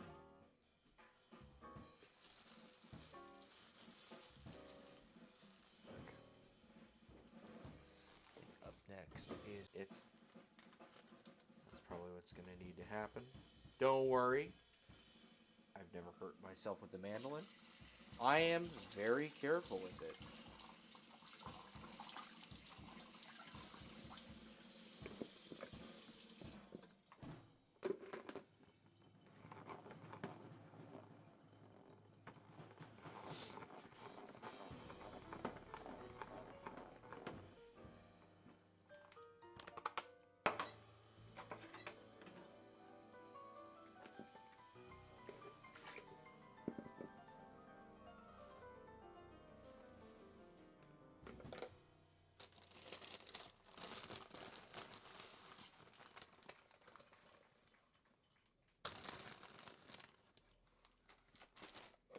Russell Hall on the bass. Kyle Poole on the drums. Yours truly. That was the tune we wrote for our dear friend Mr. Lawrence Levis. That's called Toast. And right now we have one of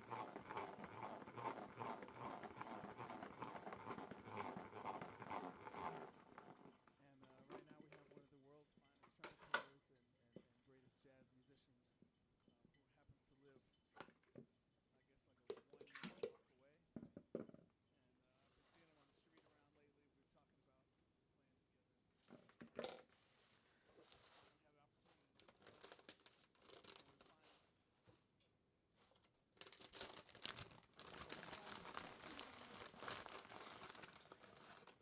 And we finally we played together in Maryland. Been real nice in teaching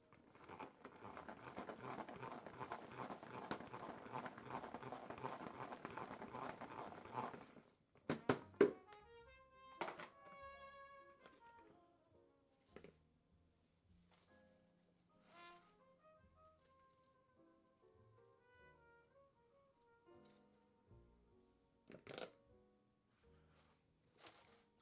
Alright, so spinach and lettuce. And now we're going to go in with some arugula. Baby arugula. Keyword is baby arugula. I tried growing arugula. I let it get too big and it was way too bitter and astringent.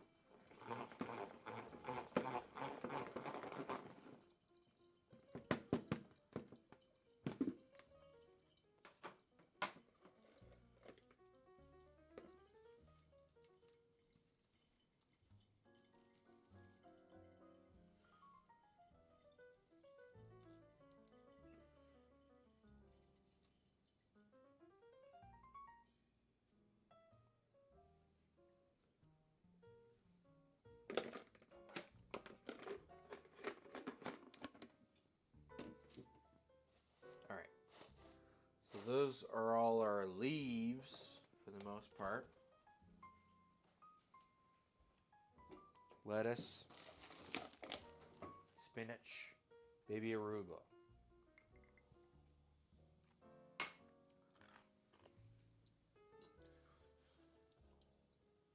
We're almost there with our confit garlic. It's gonna change color. It hasn't quite changed color, but it's starting to get like the done consistency, and you can see it's starting to change color. You can see like some of the pieces, the bits are starting to change, but them as a whole have not changed. That makes sense.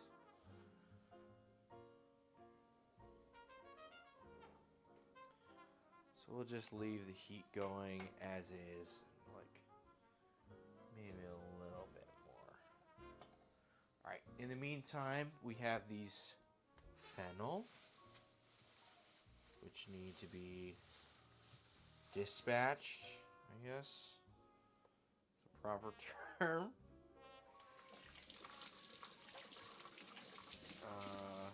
Just kidding.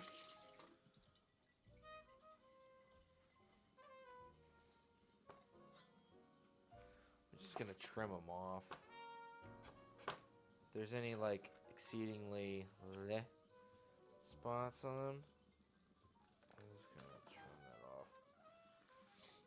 And the rest can kind of stay, and we'll mandolin it down, and then once it gets, around there, I'd rather have a bigger handle than cut it off right now. But once it gets around there, we'll just kind of call it. Alright, let me grab my mandolin. It's been a little bit since I used this guy. Maybe a month or so.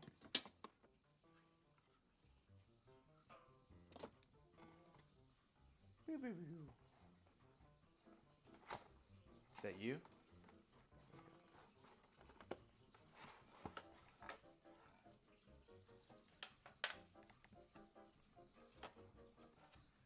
And I almost always use the whitest tooth on it, because I like the kind of like cabbage shred texture.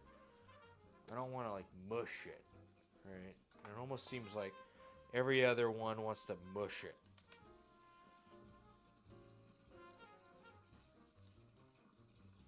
I feel like you would need something of like a harder, fibrous quality. See, this is happening very quickly. You can see it's already starting to change color, like as we speak. Yeah, so if you go for, I don't know,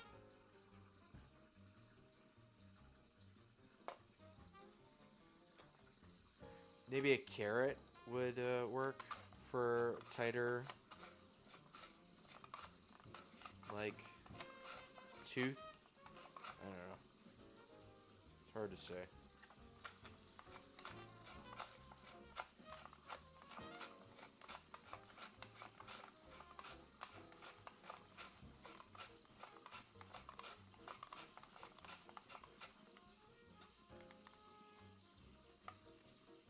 Just trying to hold this together in one piece without it just completely coming apart.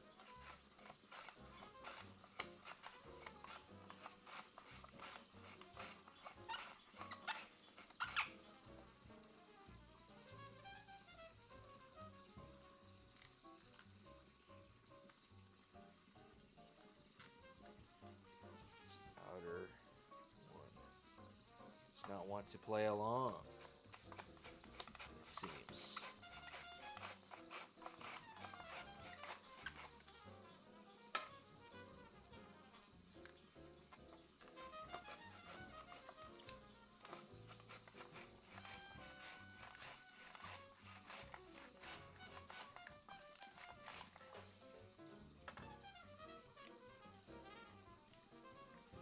Small enough that it just kind of all fits in the lane. Looks like it does.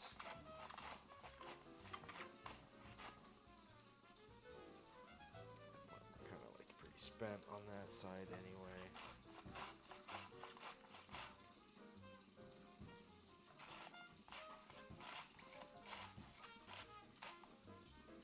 And I call that spent fennel. And these are done. There's going to be a little bit of carryover cooking, but they're already starting to change color, and they're still, jammy, which is what's most important, right?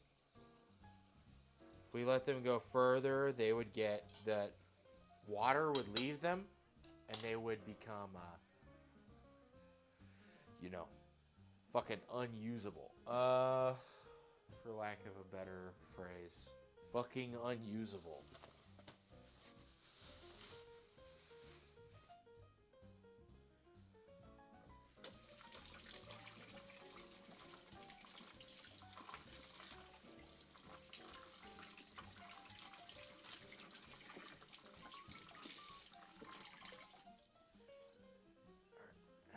Another shaving. So kind of some mist spots.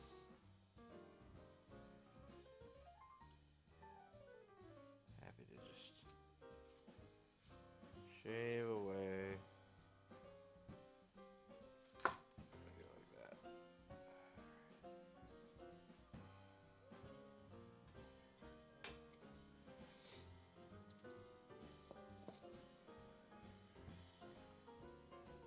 Looks like that loose one is on this side, so we'll just kind of place it towards the front.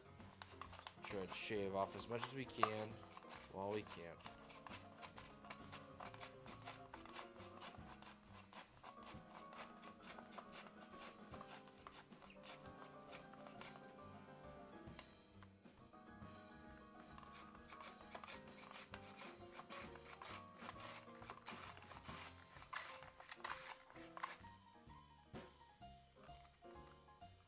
Now they're both coming apart. Great.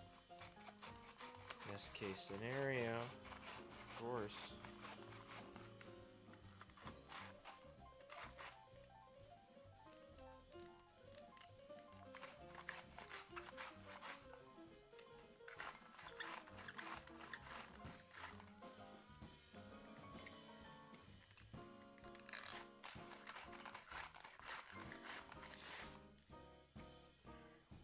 Almost there.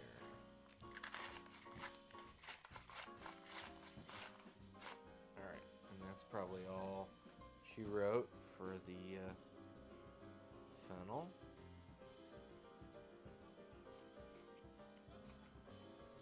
And the flavor on the flesh itself is actually very light. Smells much more strong amongst the, fronds.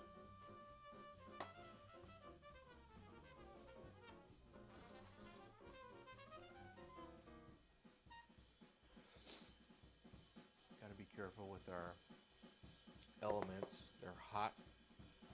Don't want to melt our vessel, our salad vessel.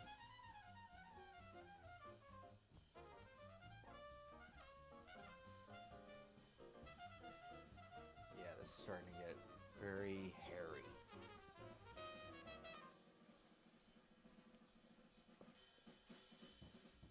Now, all we have left after this is bell pepper and red onion, which is pretty straightforward. I think I'm going to clear that spot for this salad.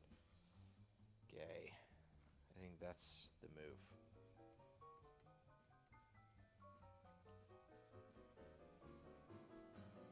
That should simplify things immensely.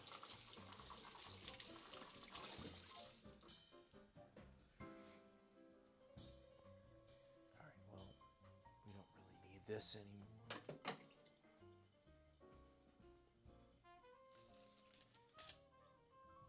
These guys either.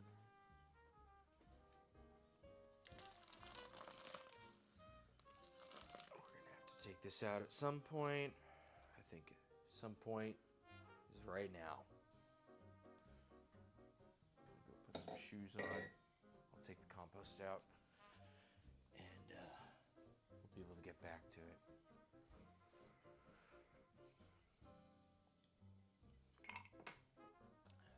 Sorry, forgot to change that back. If you guys like the top-down view better, let me know, and we can just make that more of the default. I'm down for whatever.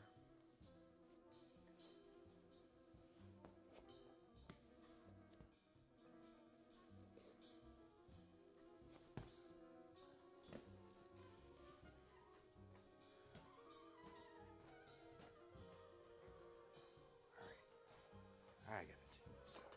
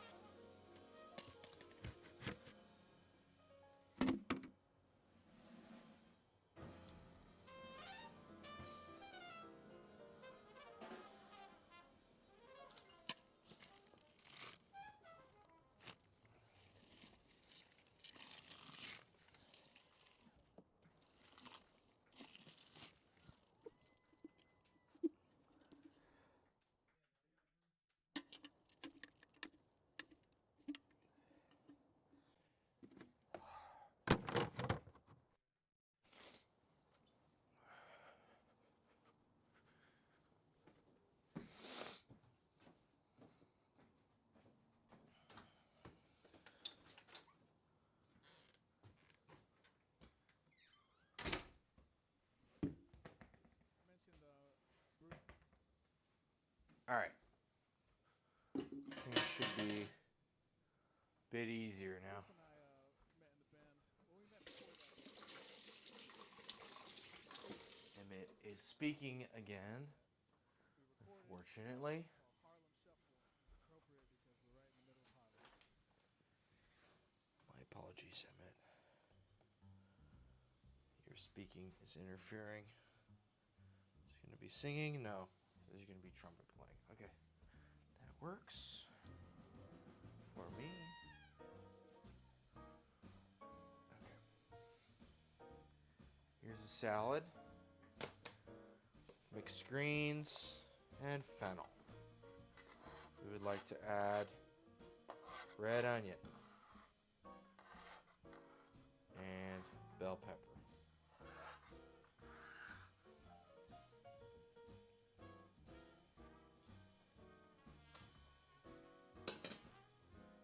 And this will exist in dry form until we portion out bits to add with salad dressing to toss, which will extend the life expectancy of the salad by about a week.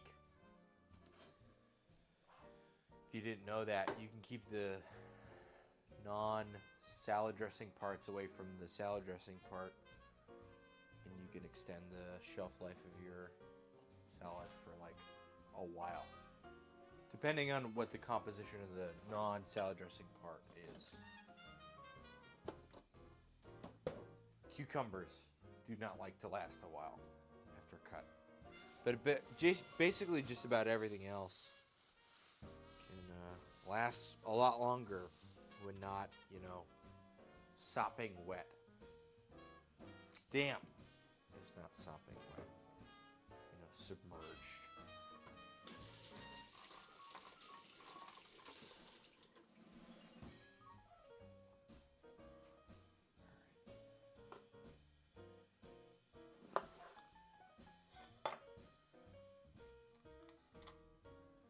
I'll do the bell pepper and the red onion, and then we will dock our focaccia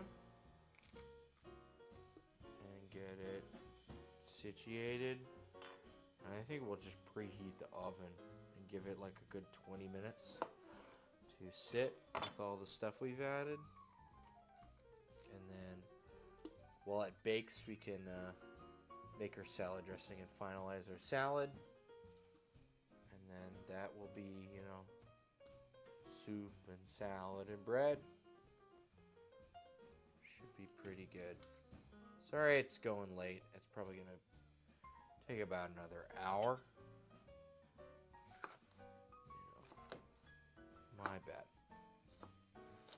It'd be nice if it took less time. I had to make 100 meatballs. So,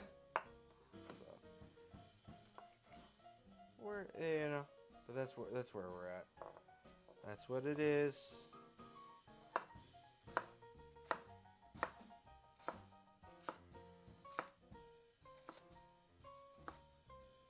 So, what are you gonna do?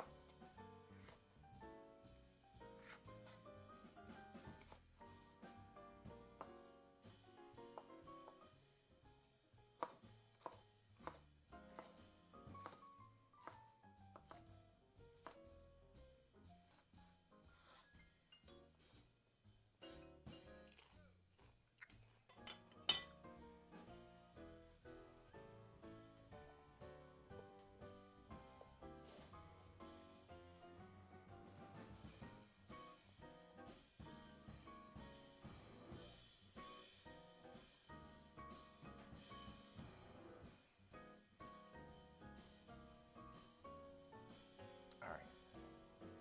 Now we just need a red onion. We can use probably all of it.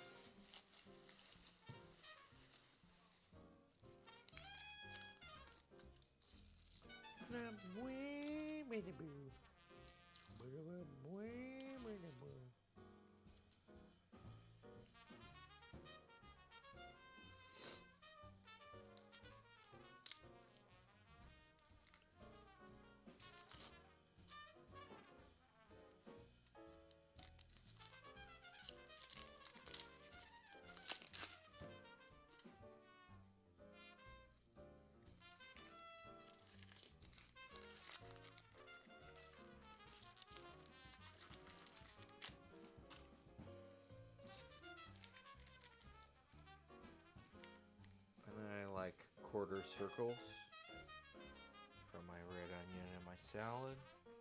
That's just me.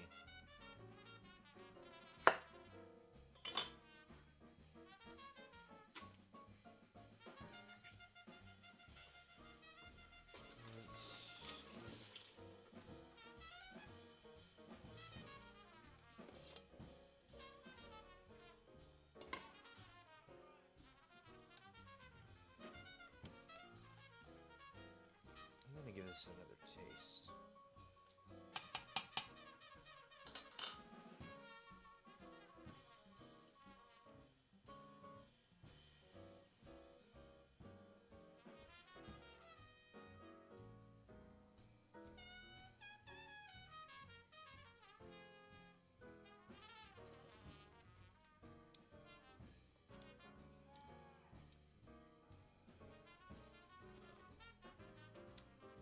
Burn the shit out of my tongue.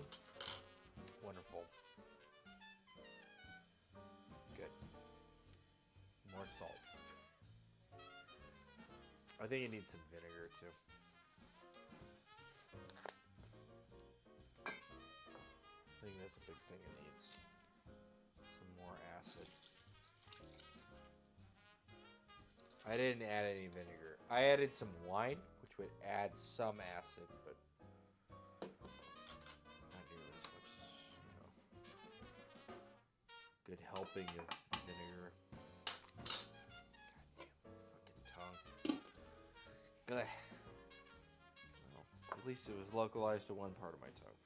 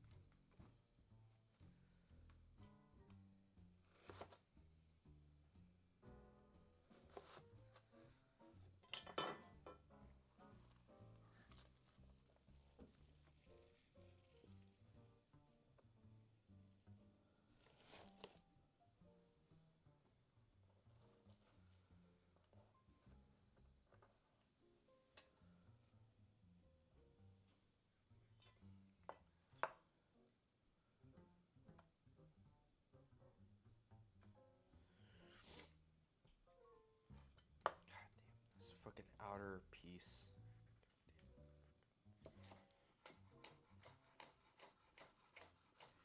Annoying. Get this shit out of here.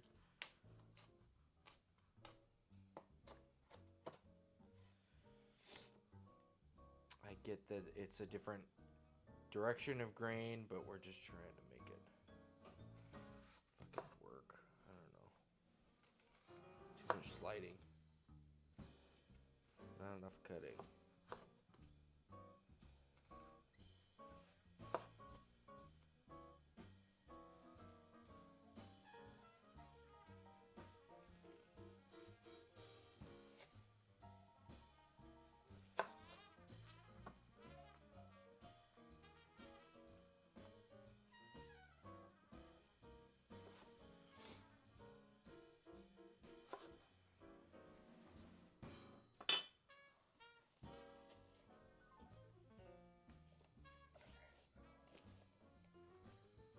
Great.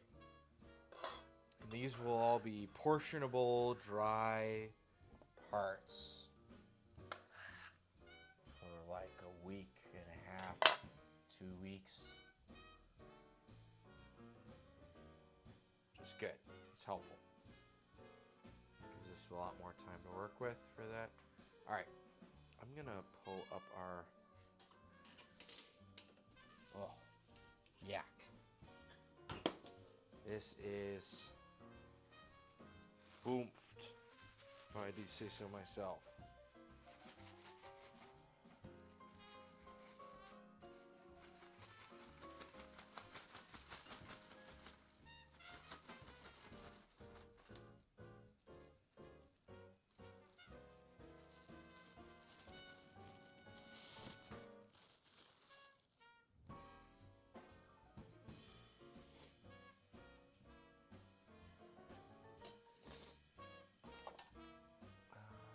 Where's the spider?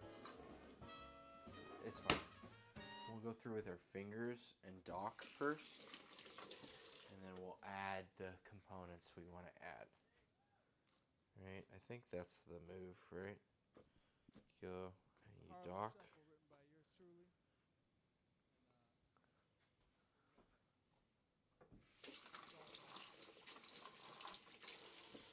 Or do you add the stuff and then you dock? I can't even remember. Happy Monday.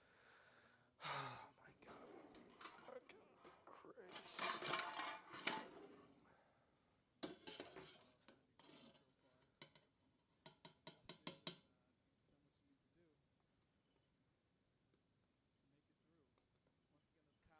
Oh my god, that was very ineffective. Mr. Russell Hall on the bass. Kyle Poole and drums. Bruce Harris sitting in with us. The great Bruce Harris. And yours truly, Evan Cohen. And that's Fumi.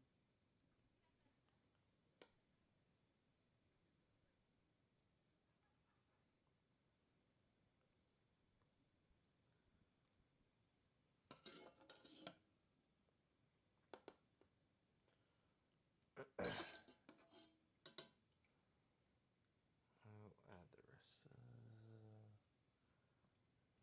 that's probably pretty good for that.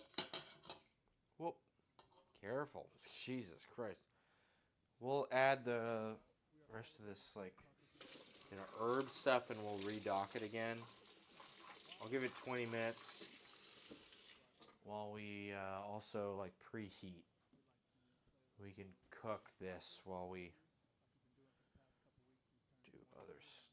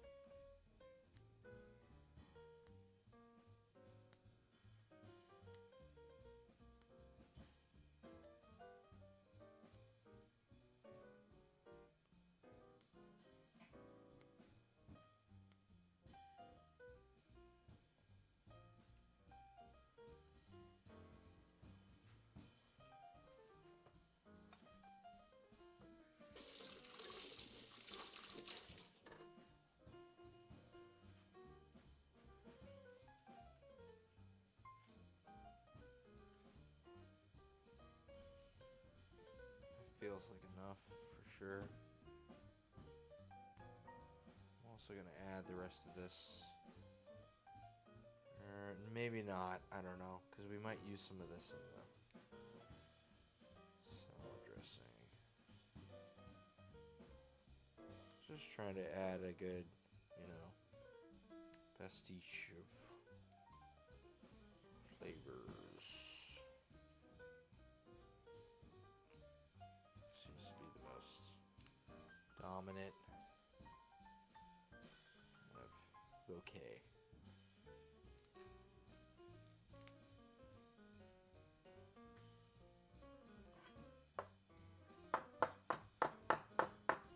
But we'll lean heavier on the rosemary because that plays really well with the focaccia and the garlic.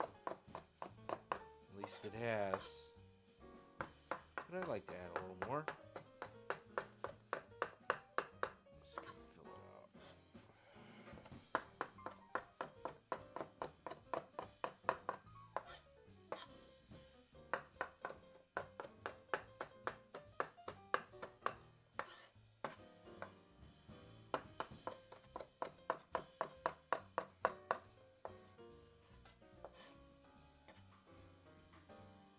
All right.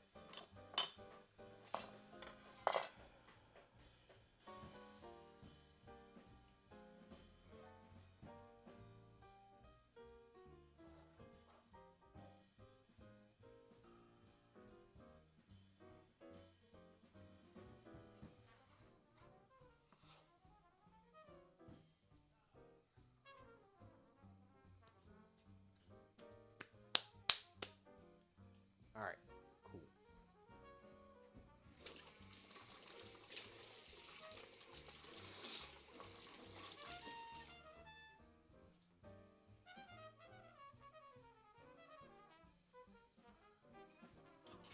I'm gonna pull our starters out of here. Hopefully they're alive. I'm trying to bring them back to life.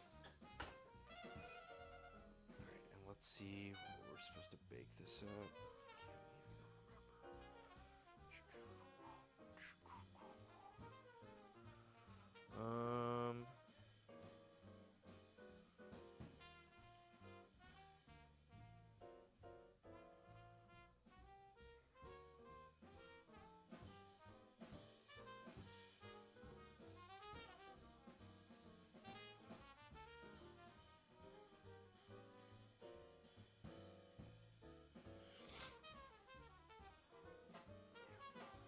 We're gonna do this at like 450.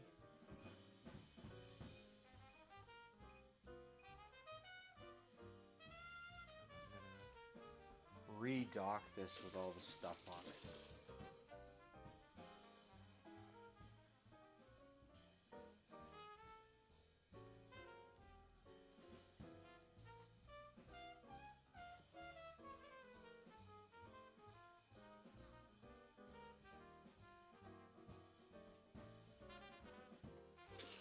It's looking alright. It's fine.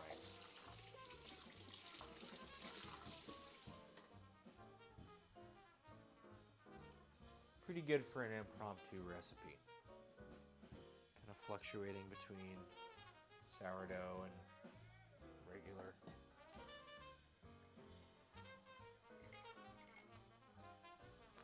I'll be back in 30 seconds. I promise it's 30 seconds this time.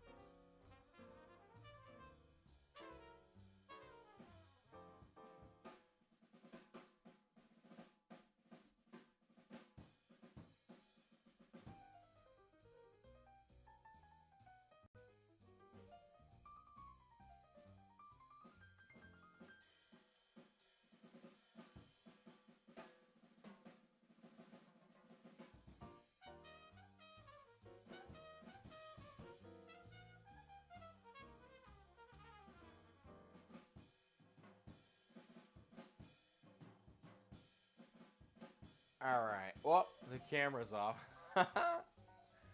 Here. And we're back. Dot. Cool. Anyways, after a regularly scheduled programming,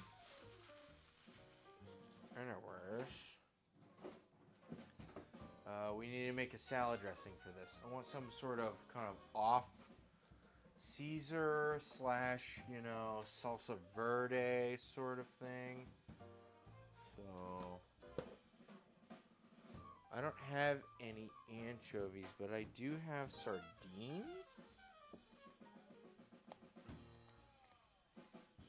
They're not. Yeah. So we might use some sardines. I've got this olive oil that's still plenty hot. Annoying. Kinda wish it was room temp. That would make things more easier.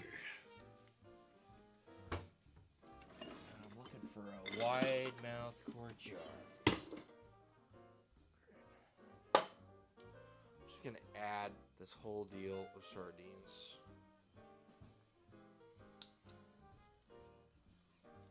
Bucket. We ball.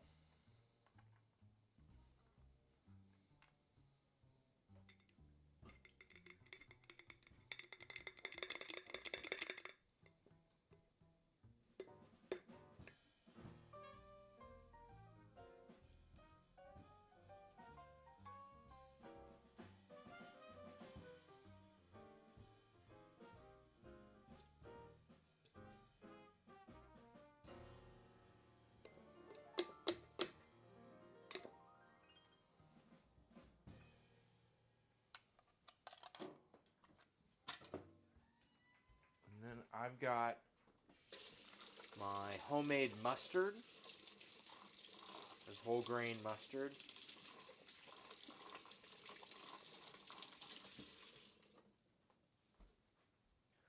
I'm going to add a spoonful of that. I know I want to use some of that.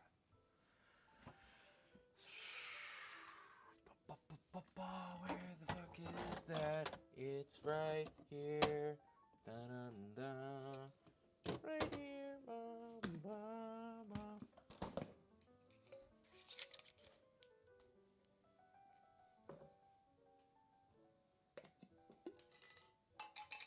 Let's get a spoon in it. I'm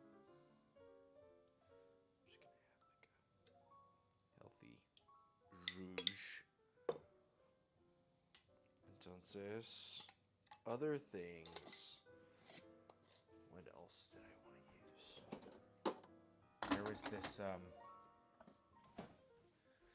We went to a thing and we got some vinegars that we split up.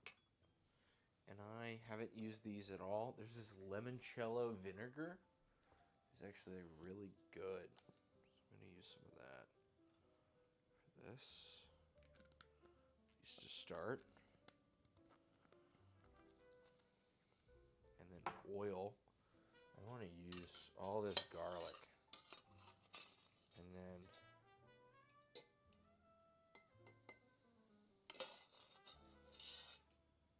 hopefully we can get this down to like room temp with all of the cold and room temp stuff that's in this. We're going to immersion blend this. Hopefully we can get it to a normal temperature. And then we can start adding other things like pecorino and cheese like that.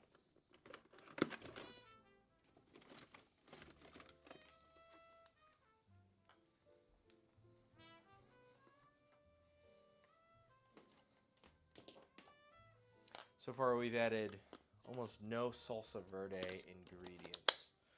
But I do have olives and capers that I think might blend well into it. I'm not very astute in the olives and capers world, but we're getting there.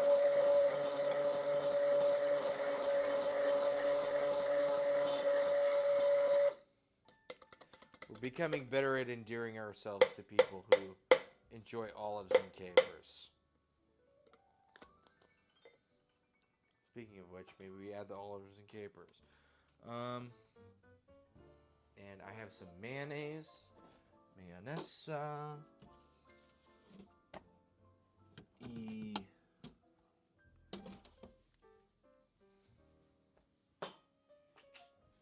And add these.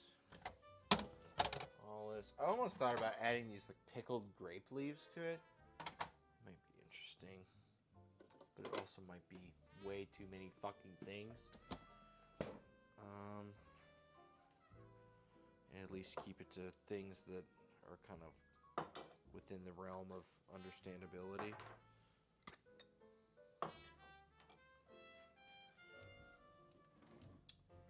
I think it's way too concentrated right now, if I were to guess, but I haven't tasted it. I'm gonna add these, and I'm gonna add a bunch of that parsley too. That was another thing I wanted to add.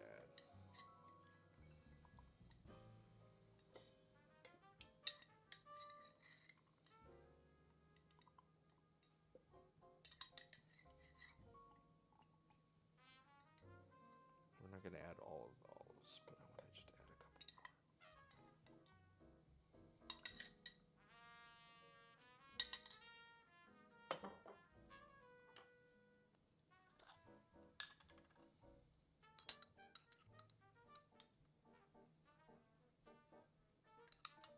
Capers.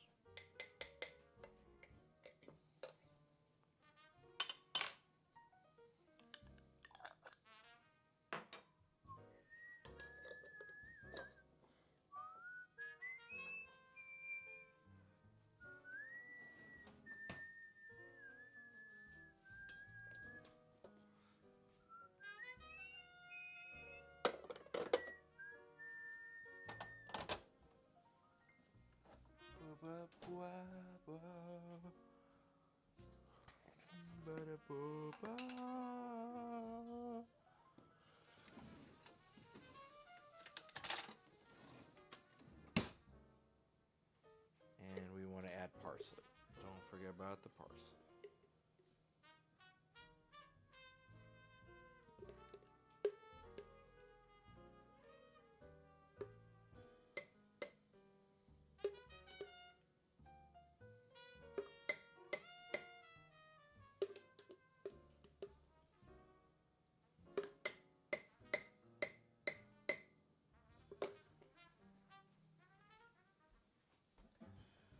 And we're going to add most of our parsley that I said was going to be for garnish. And the rest of it that we won't add will be the parsley that's for garnish. Chomp. Womp.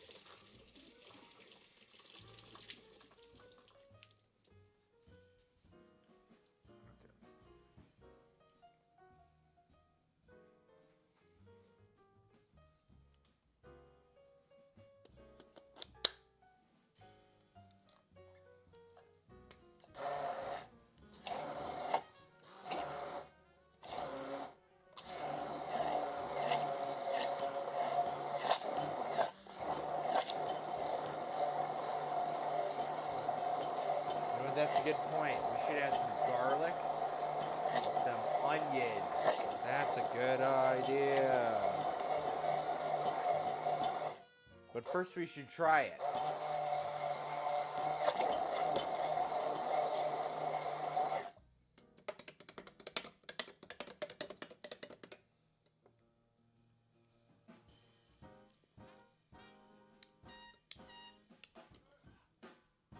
It's pretty soft.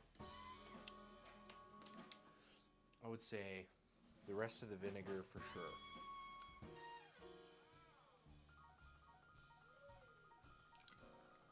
And possibly even more. We will see. Even more garlic. Yeah. Yeah. And there's also some like green onions in here that I think would be good for this purpose. Just the whole fucking deal of green onions. I think it'd be great in the salad dressing.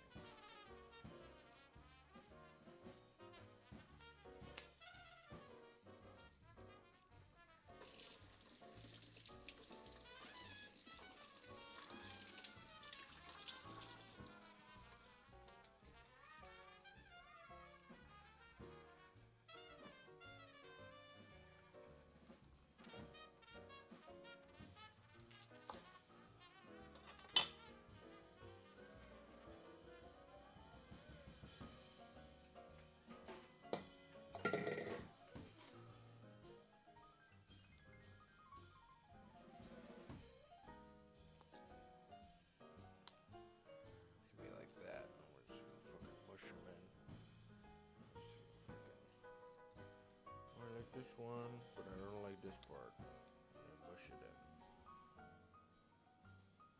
I like this one, but it's got this fucking weird thing. Get rid of that part. Yeah. Yeah.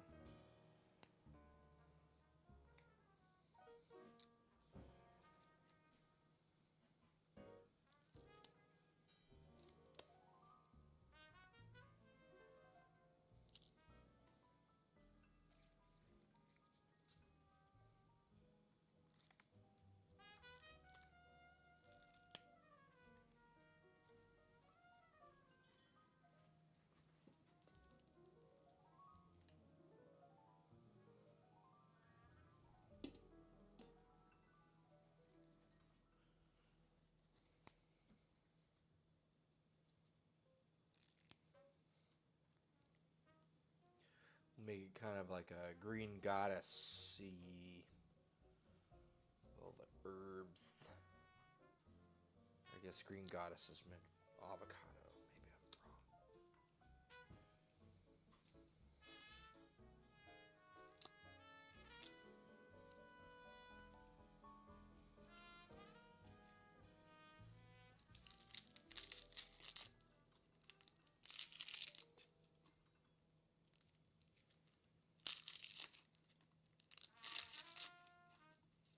I guess there's roasted garlic in there.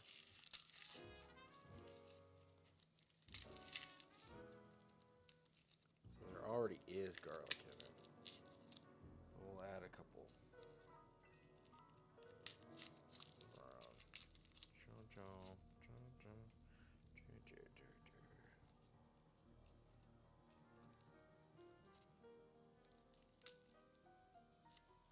How about like that? That much. How about that much?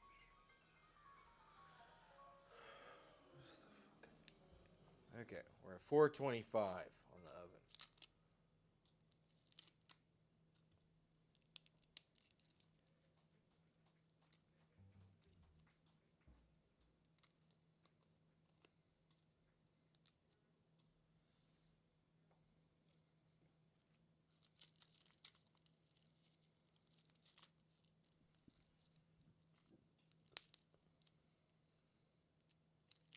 One more week before school.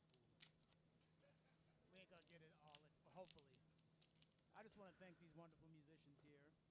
Kyle Poole, Russell Hall, Great Edna Cohen. No, it's been a pleasure seeing them grow up and growing up with them.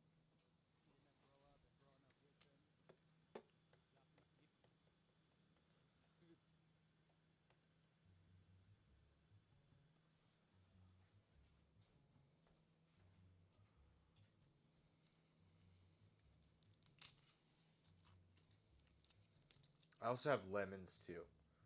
So if this vinegar wasn't enough, we won't add more other kinds of vinegar. We'll just add straight up lemons to it, which would be more in line with the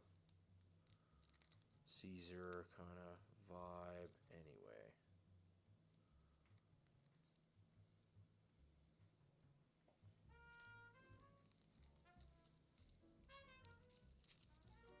I don't know. One of these is bad. And the oven is at temp. Wonderful.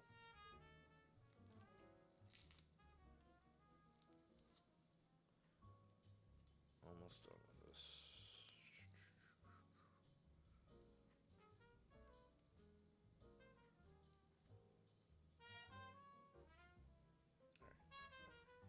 This gets going, and it goes in for 25 minutes. Okay.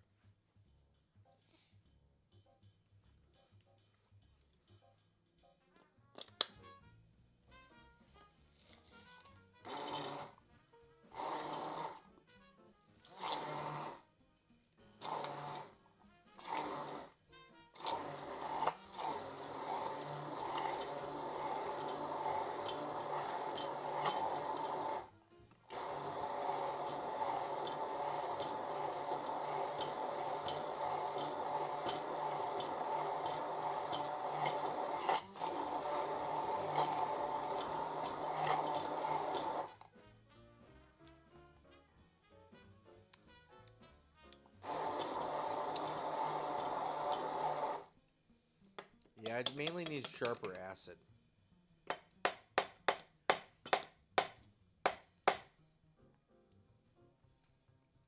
That is the main draw. The main drawback, rather. Add just a little more of this oil. And then we should just add the juice of like 2 lemons. That limoncello vinegar did not do nearly enough.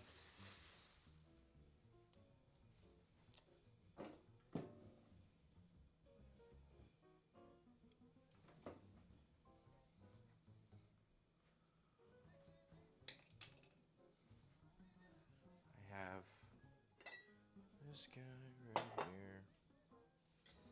Cut both these. Shump.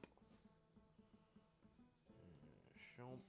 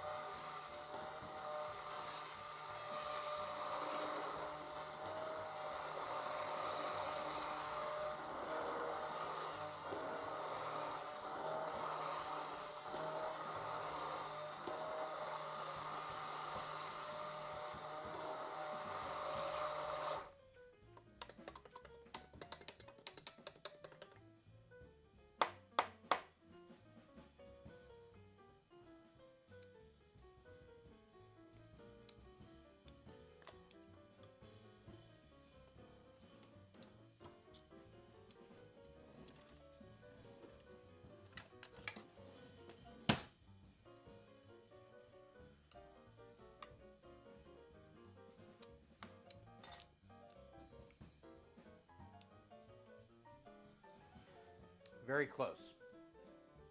It was very tasty, I will say.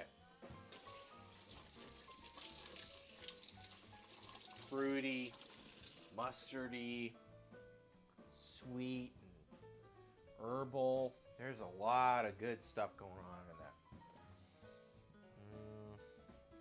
I kind of want to add cheese, but that's because I haven't added any cheese yet.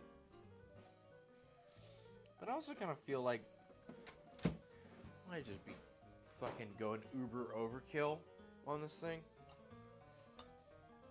Kind of just like it as is. Producer, would you like to try this salad dressing?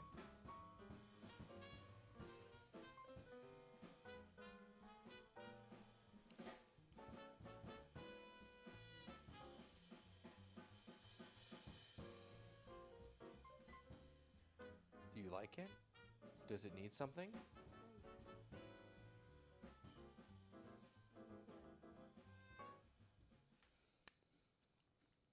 think it's fine. I think if you mix it with the salad. Maybe a little more garlic? But the garlic comes in stronger at the end. You know what I mean?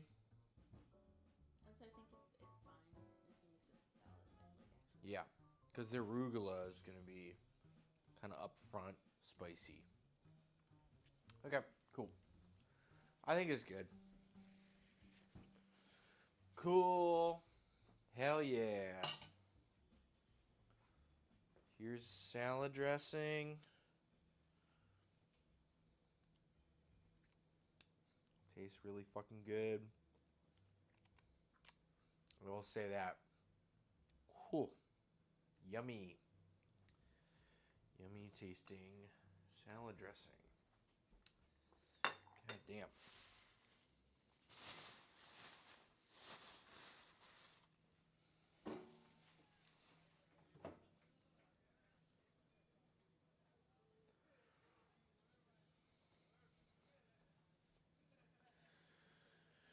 Okay.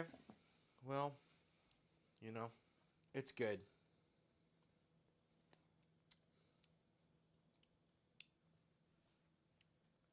Maybe I'll add the juice of like another half lime. You maybe a little more acid could kind of clench it. Or half lemon, rather.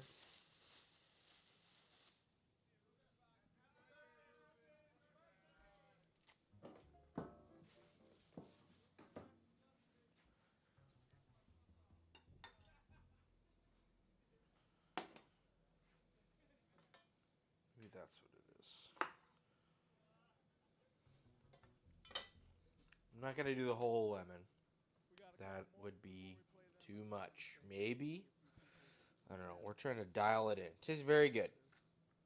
What we're doing here, and Bruce will be on there next year with Irvin Riley's band, so you'll even see him as the cup and lots left of it. Head on the ghost of this.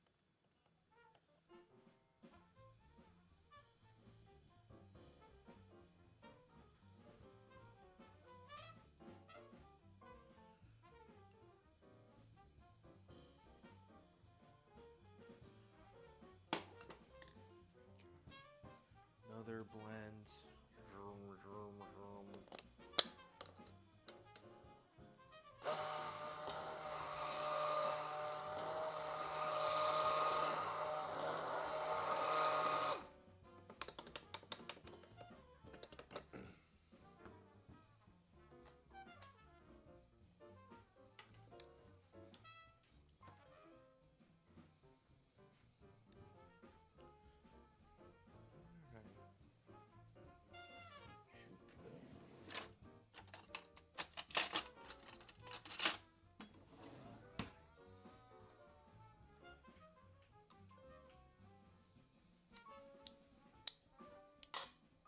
That's more dialed in for sure.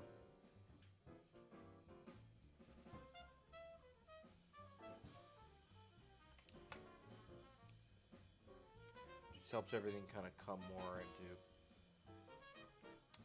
alignment.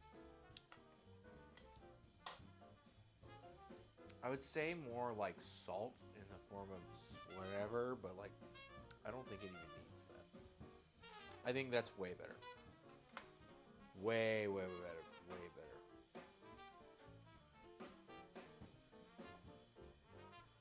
I added half a lemon. I think it's better.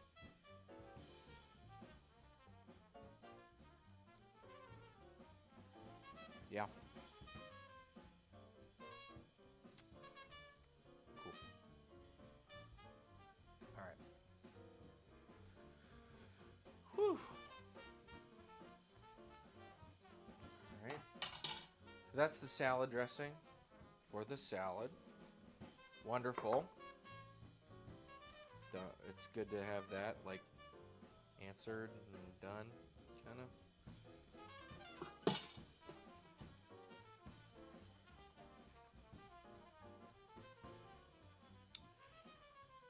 am I doing? Oh man, too much cooking, too much drinking, all that stuff.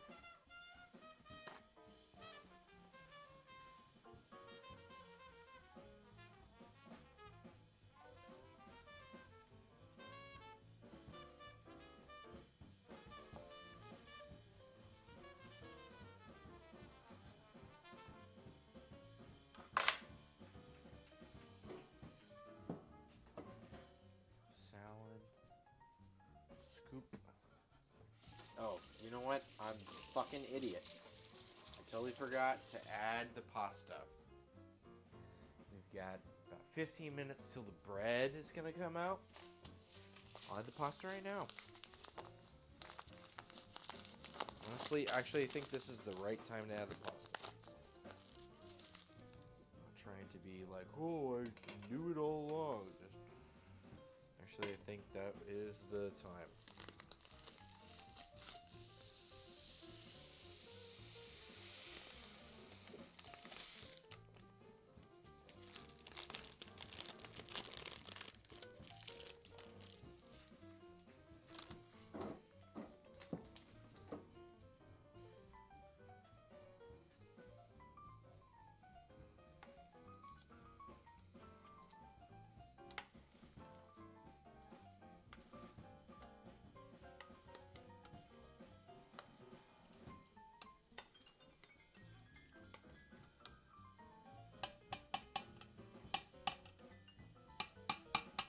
Give a taste test because we added a bunch of vinegar to it.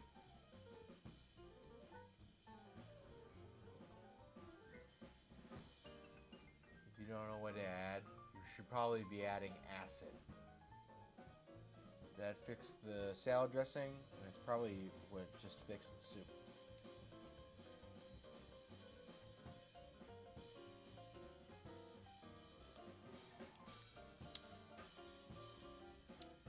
Yeah, much better.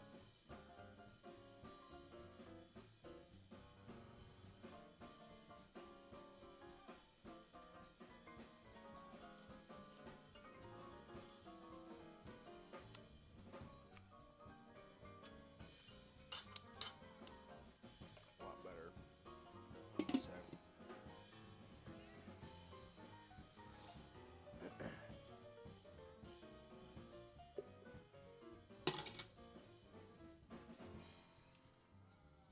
Okay, so salad, soup, and soon to be bread. Once the bread comes out, we'll start plating the salad and the soup, and then the bread should be cooled off enough at least to cut off a piece. It went in at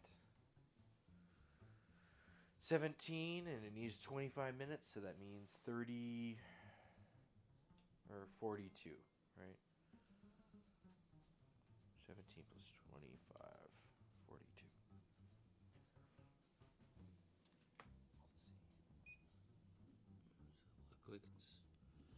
It looks bubbly. That's good. Don't want to open it up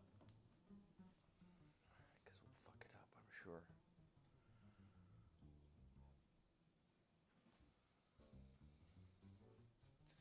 But yeah, these new additions to the bar were pretty fun.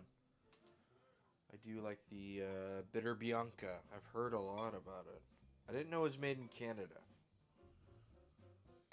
For as many times as I've heard about it, which is probably like 4 or 5 cocktail things, I thought it was an Italian sort of dealier like all the rest of them.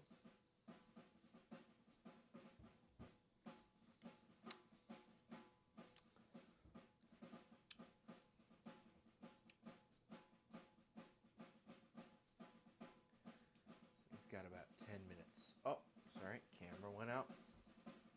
If you'd like to repump that, thank you, producer.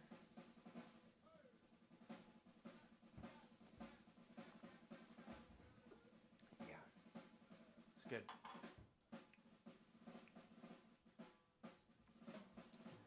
It's bitter and it's sweet, so in some sense it does taste like medicine.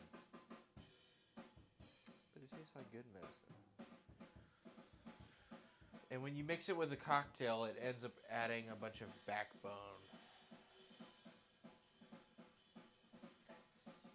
I wonder if there's some other fruity thing we can replace over the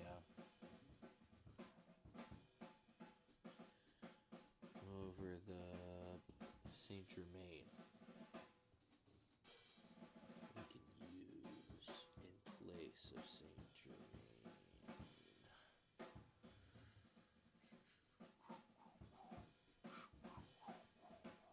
clear is better.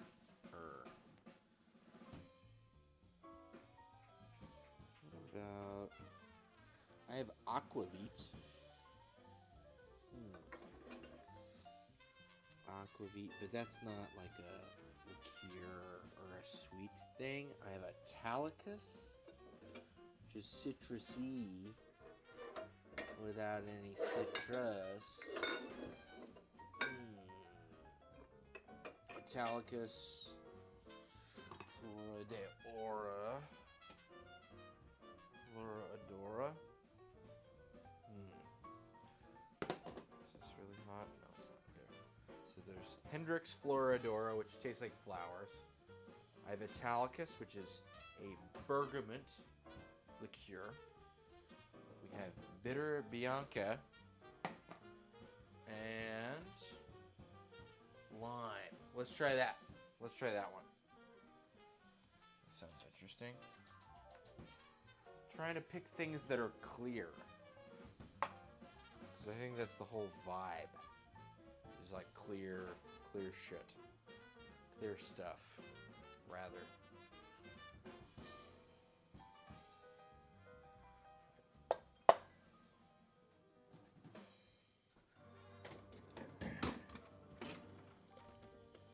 We only have one big cube, so I'm going to use this with a bunch of circle guys.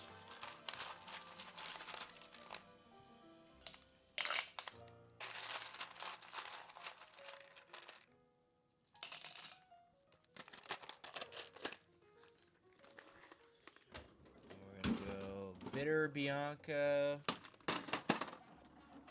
I'm going to add some of this Cookie Americano as well. Italicus and Flora Adora. That sounds good. Thinking about equal parts. What is the percentage on this? 20%.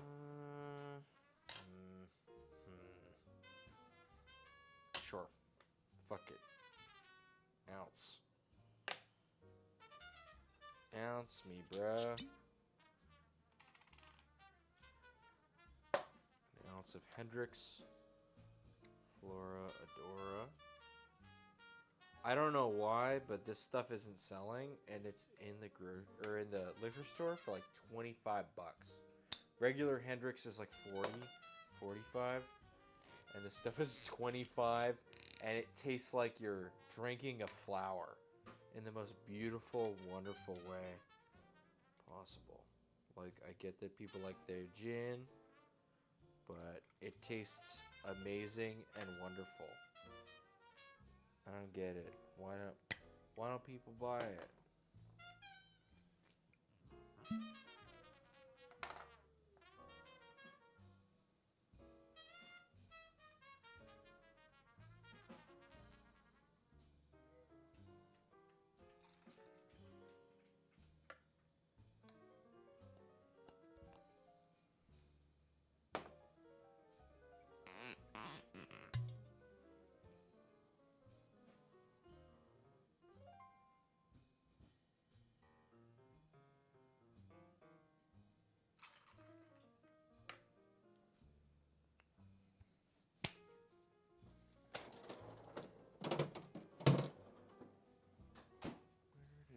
Citrus fucking guy go? Here, we'll add lemon instead. Because we have a lemon here already.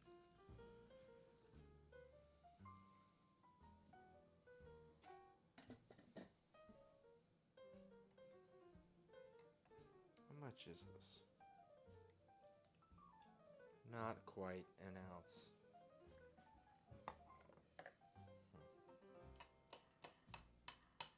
Let it ride.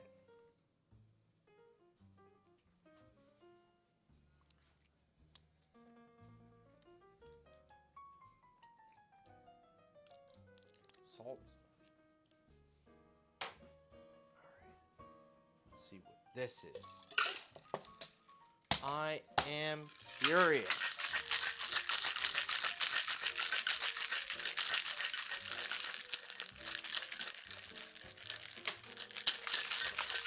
Fuck it.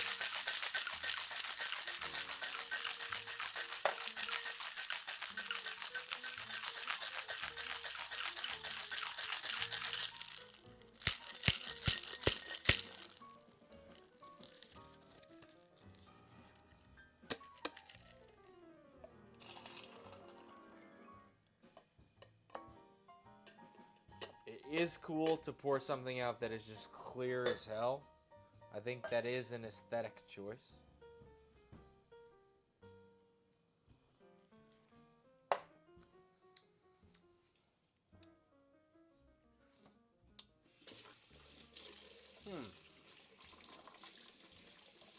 It just nicely supports the gin, the Flora Adora. It really feels like just building out.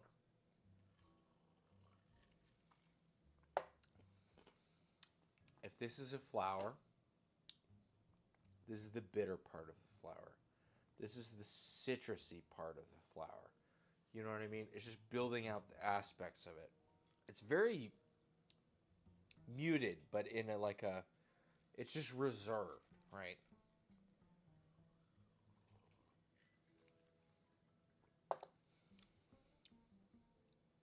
I enjoy it. I think that's wonderful. Honestly, every drink I've ever made with this tastes amazing.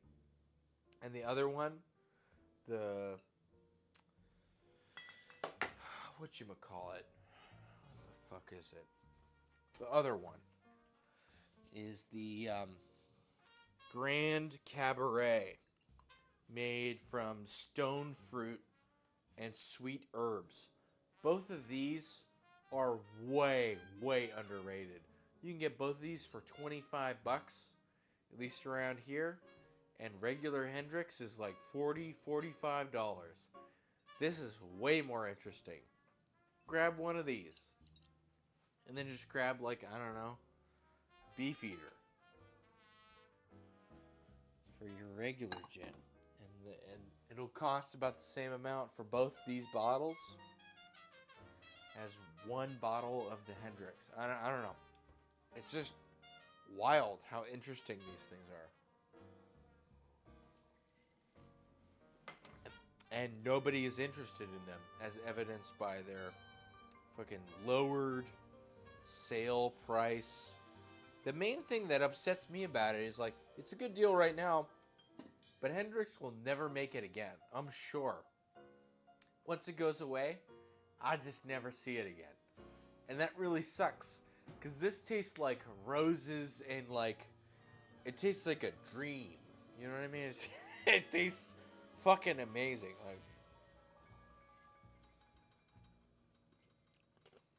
Like I don't know why there aren't more gins that just taste like straight up like I'm being poisoned by poison ivy or something. I don't know. Nathan Poole on the drums. Okay, we're getting there with it. Russell Hall on the bass. Yours truly, 42. Emmett Cohen on the piano. Once again, I our special wonder guest, if Bruce our Wallace. temp is too low. Like, it says 450, but I wonder We thank you so if it much isn't for joining us. 450. We're Like, here if I next bake week. at 450 And, again, yeah, don't forget to, what does it say the temp send us is? on PayPal or Venmo or Cash App or Zelle or Bitcoin or whatever you all use. Fumi uses Bitcoin to pay for his groceries. And we thank you. We feel your energy through here, and it means the world. Thank you, Emmett Cohen, for your great contributions.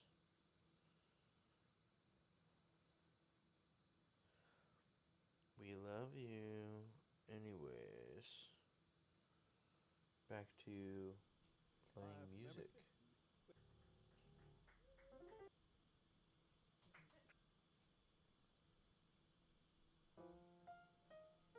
Alright.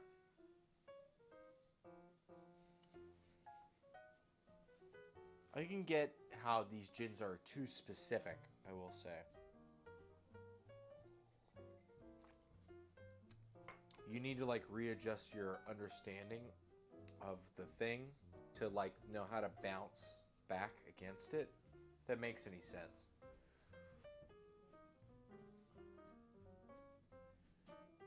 I don't know. It's good. I like it.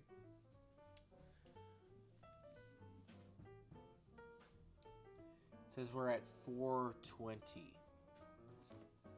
And it was at 450. And I literally just opened it up, looked at it for a sec. I wonder if this thing just doesn't keep temp good. That's upsetting.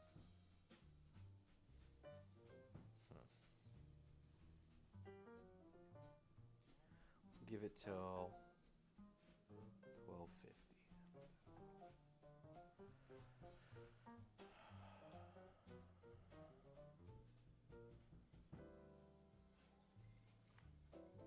It smells good, that's for sure.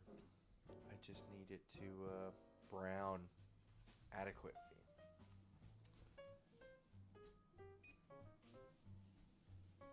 It smells better than Subway, that's for sure.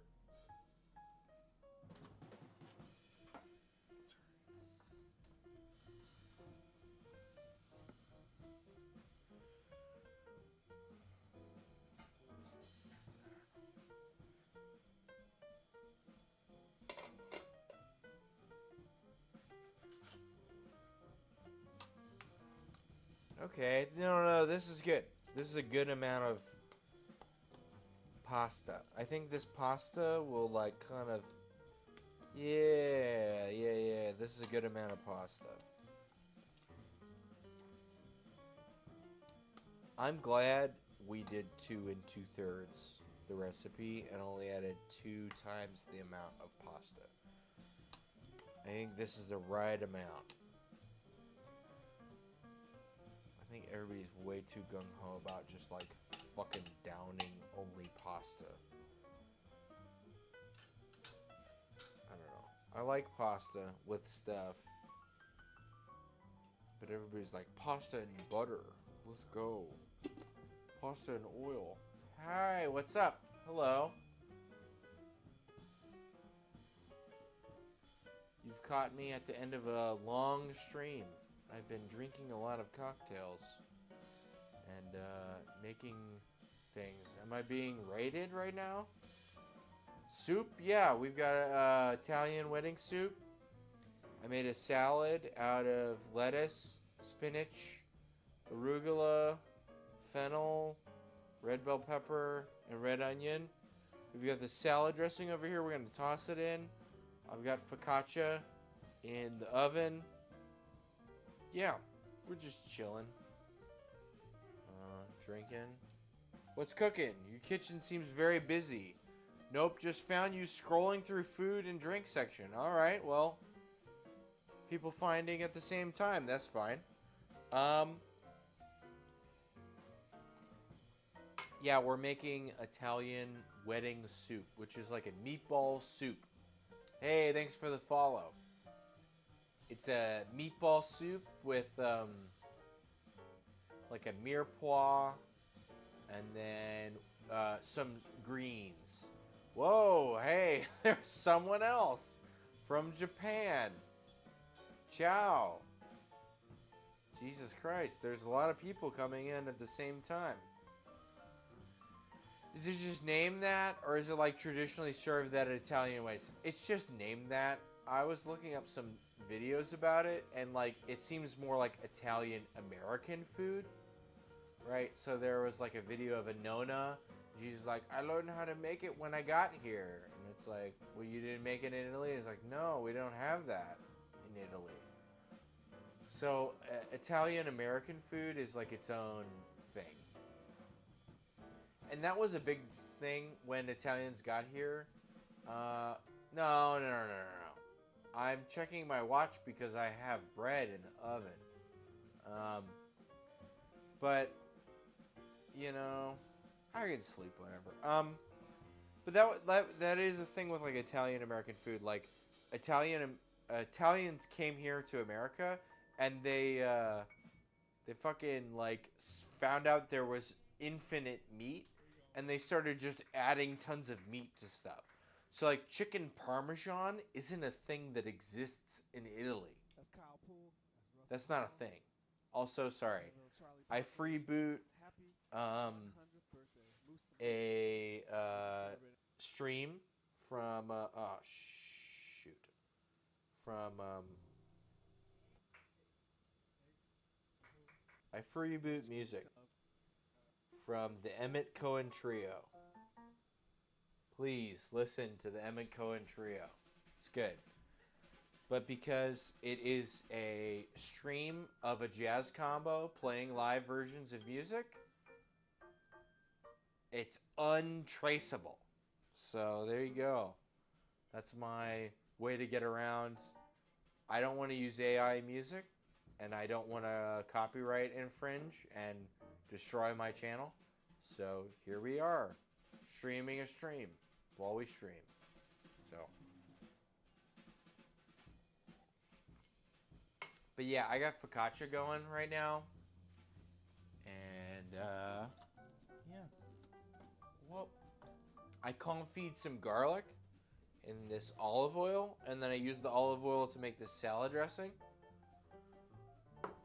which is like kind of an off Caesar.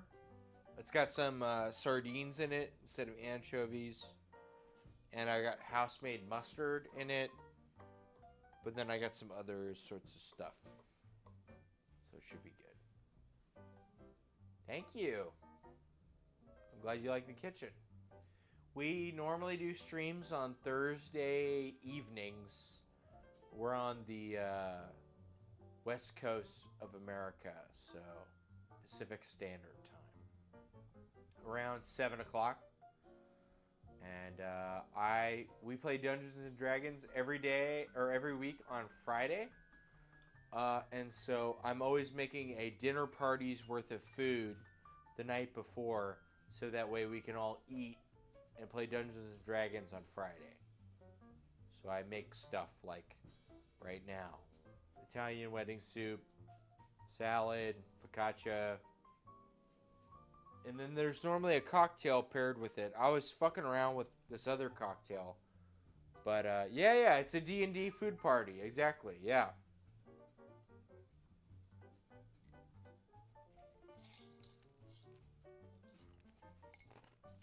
Yeah, and so every week we're doing stuff. So like next week, my buddy's having a birthday, and he wanted for his birthday, he really likes Diablo 2. So we're gonna do a Diablo 2 LAN party with like 6 people, and he wanted Korean food. So we're making kimchi jjigae, and then I'm gonna make a lime curd. No, it's a rum curd lime cake. And we're gonna make some banchan and stuff. So it's gonna be like Korean food with this like weird ass cake. Because I saw this recipe for this weird ass cake, and it sounds really cool. So yeah, we're always trying new stuff and improvising and all that jazz. So yeah, every week it's always new stuff.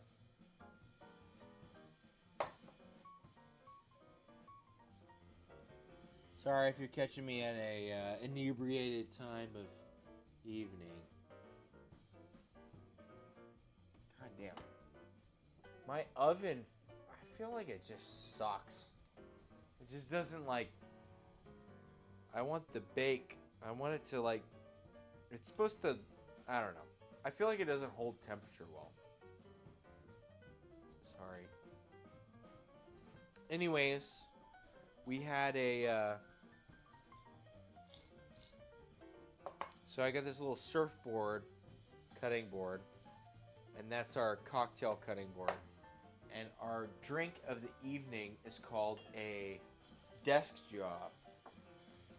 And it is like a stirred cocktail that is a mix of rums and Amaro. If you are unfamiliar with Amaro, those are herbal, bitter, sweet liqueurs from the Mediterranean, primarily Italy, and then some vermouth. So the main thing we've been drinking tonight is this desk job. So I've got this Cokie Americano. There's an ounce of that. Sorry, it's my day off. What are you gonna do? Alright. Sorry, I've been checking on the bread. Trying to make sure it's ready. But it is taking forever for whatever reason.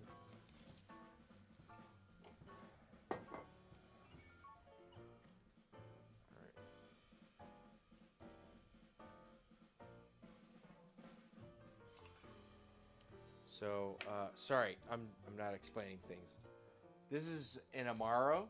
This is this bitter a Wingstop ad. Sorry. FanDuel ad. Oh, I'm sorry. Chinar is an Amaro that's flavored flavored with artichokes.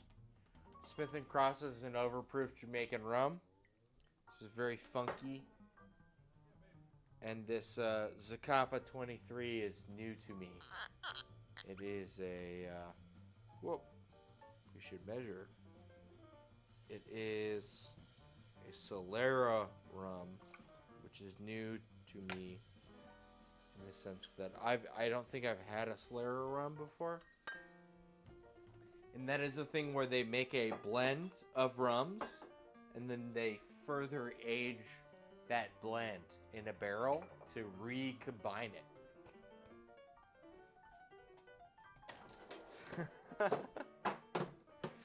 yeah.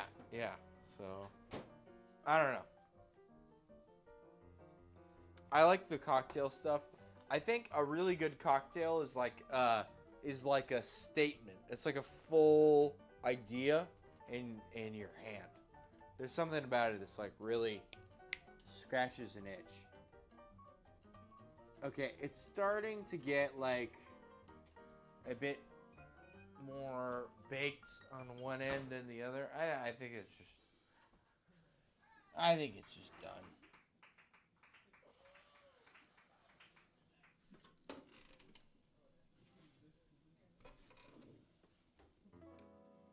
I think maybe because we did it in this like tall dish. Normally I do it in like a sheet pan that doesn't have these like wide edges on it, but yeah.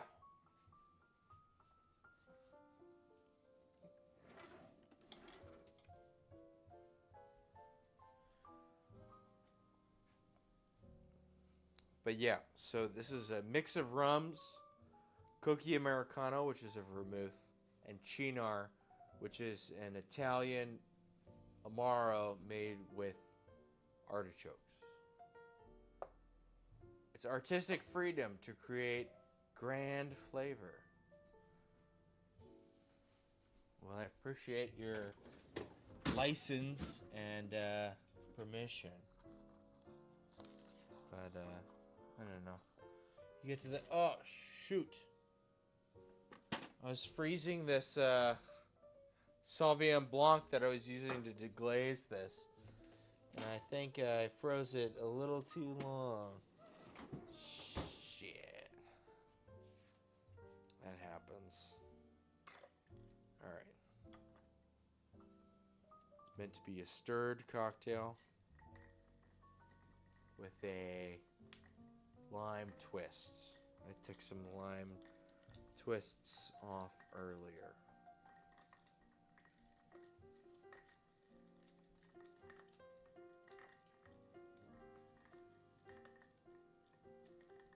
Yeah, chopstick works better than bar spoon a lot of times for stirring cocktails.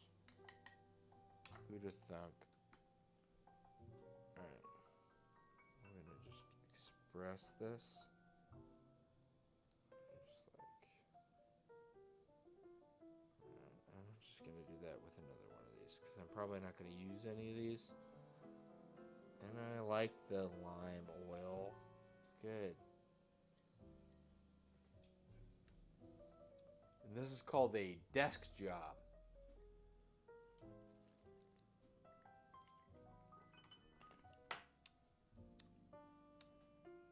It's very enjoyable. Okay. I need to start plating because all the food is here and ready for the most part. Okay. You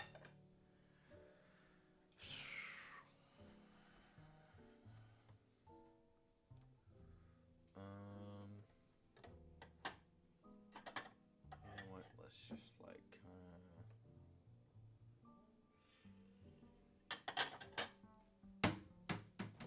dishwasher is clean. Soup in bowl with plate. Over here for salad and stuff. Okay.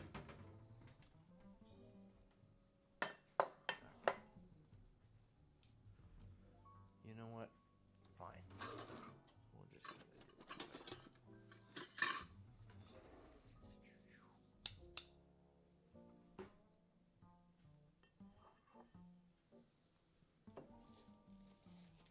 All right. Here's our mixed salad.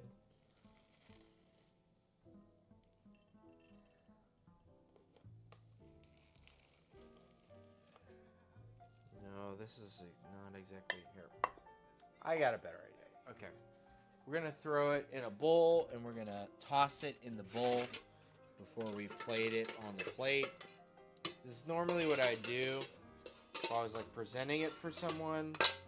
But also, if you want it to last a while, it's really helpful to keep them separate between the dry and the wet.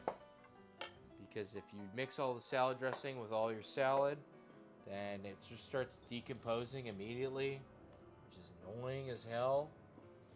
Because I don't want it to decompose immediately. I want to eat the salad over the course of like a week and a half. So, here we are. So, we'll just take out a portion of this.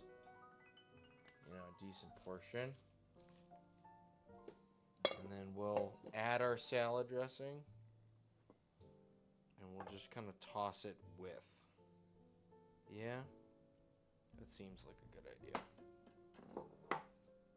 Do a micro toss instead of tossing the whole of the salad.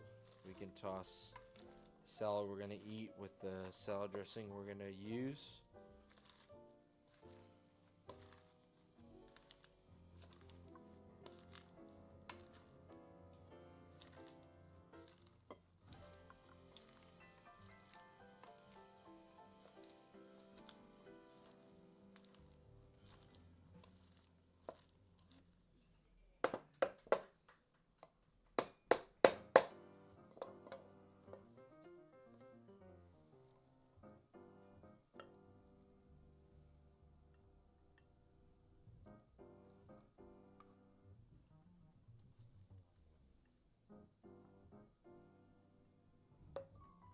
Maybe a bit much salad for the plate.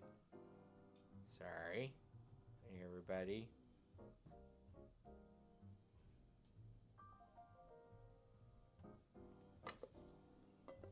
Do like the...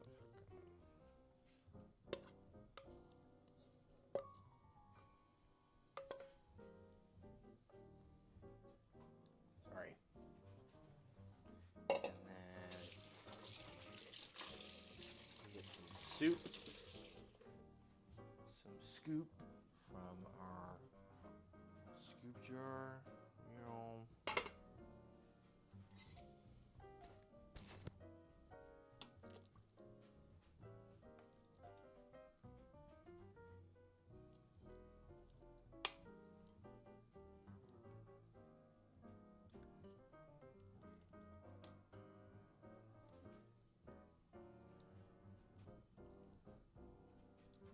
It's funny. It's important to be able to differentiate bay leaves, right? This is a bay leaf. Cha-cha. Here, sorry. Let's toss that.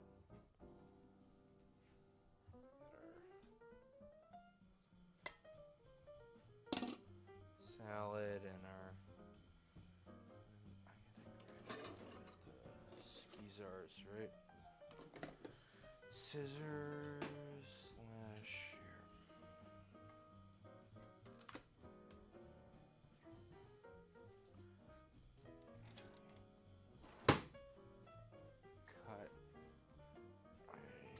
piece off of this.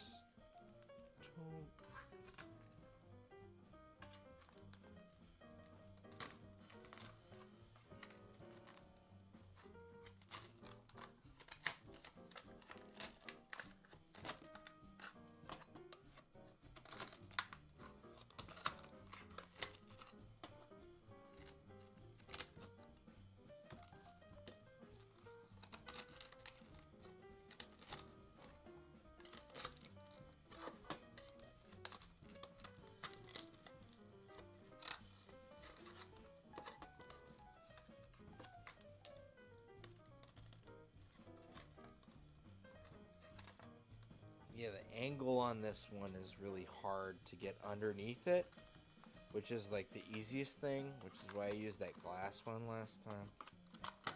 Makes it a lot easier. But this one is really hard because of the angle, because it's really high up. So you kind of have to like tear at it, get it to come up.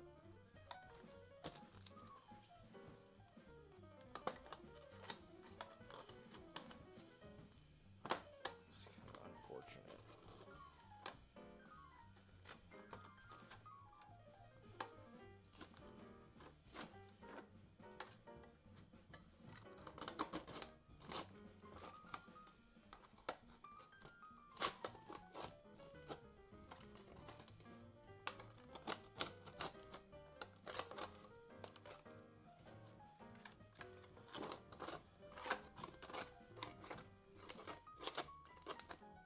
Okay, cool.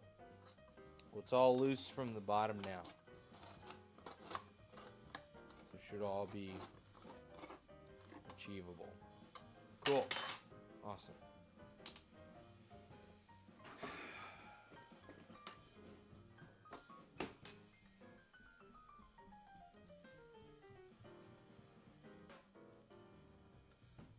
People cut their focaccia with scissors because they cut their focaccia with scissors. I don't know.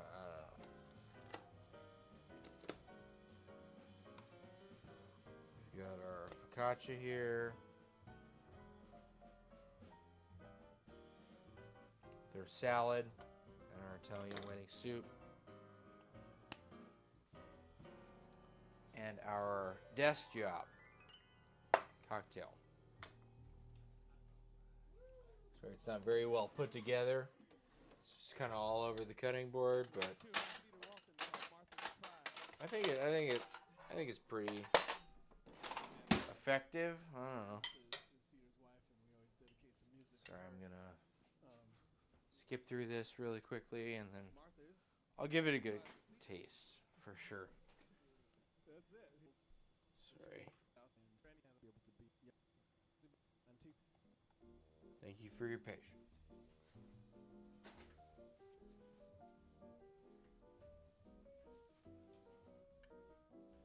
Alright. This really hot soup I'm gonna burn my tongue on, I'm sure.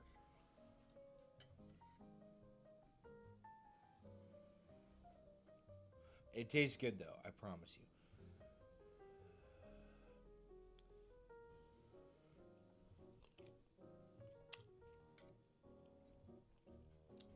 Yeah.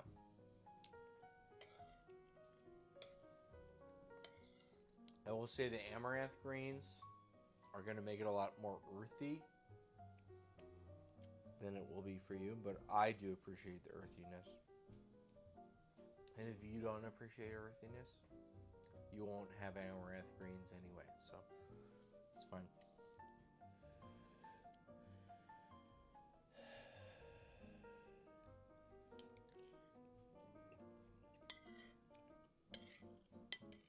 But yeah, it tastes great.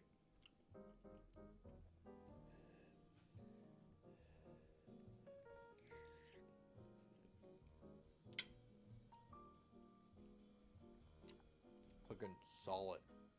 Hell yeah. The salad.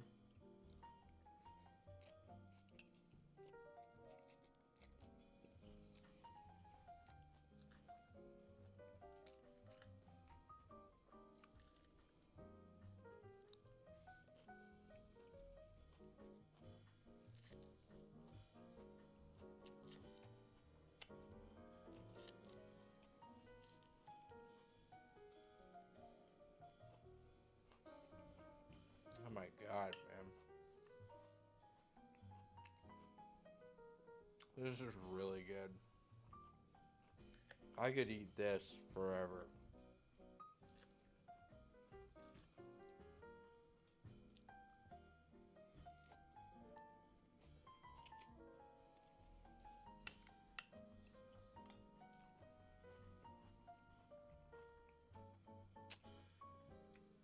Wow.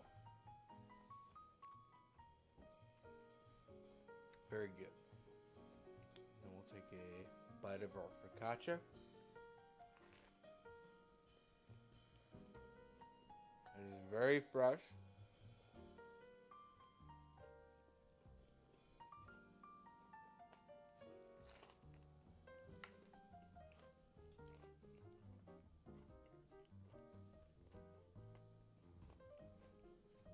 It's got that oily, chewy.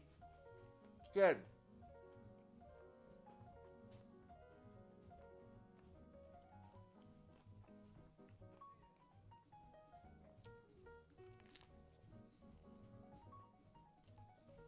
No, this is a great cast of characters. Wonderful dinner party sort of ensemble.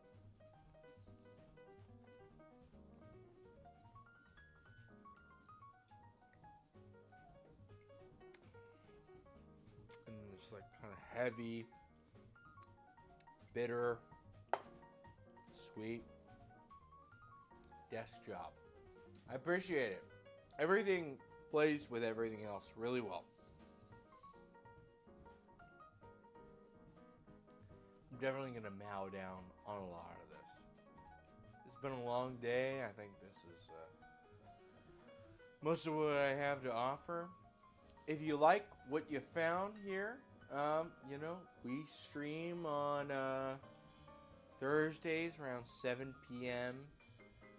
Pacific Standard Time, and we're always making a dinner parties worth of food for a bunch of Dungeons and Dragons people on a Friday the next day, and yeah, it's always new shit. We're always doing fun, good stuff. So anyways, I hope you found what you're looking for.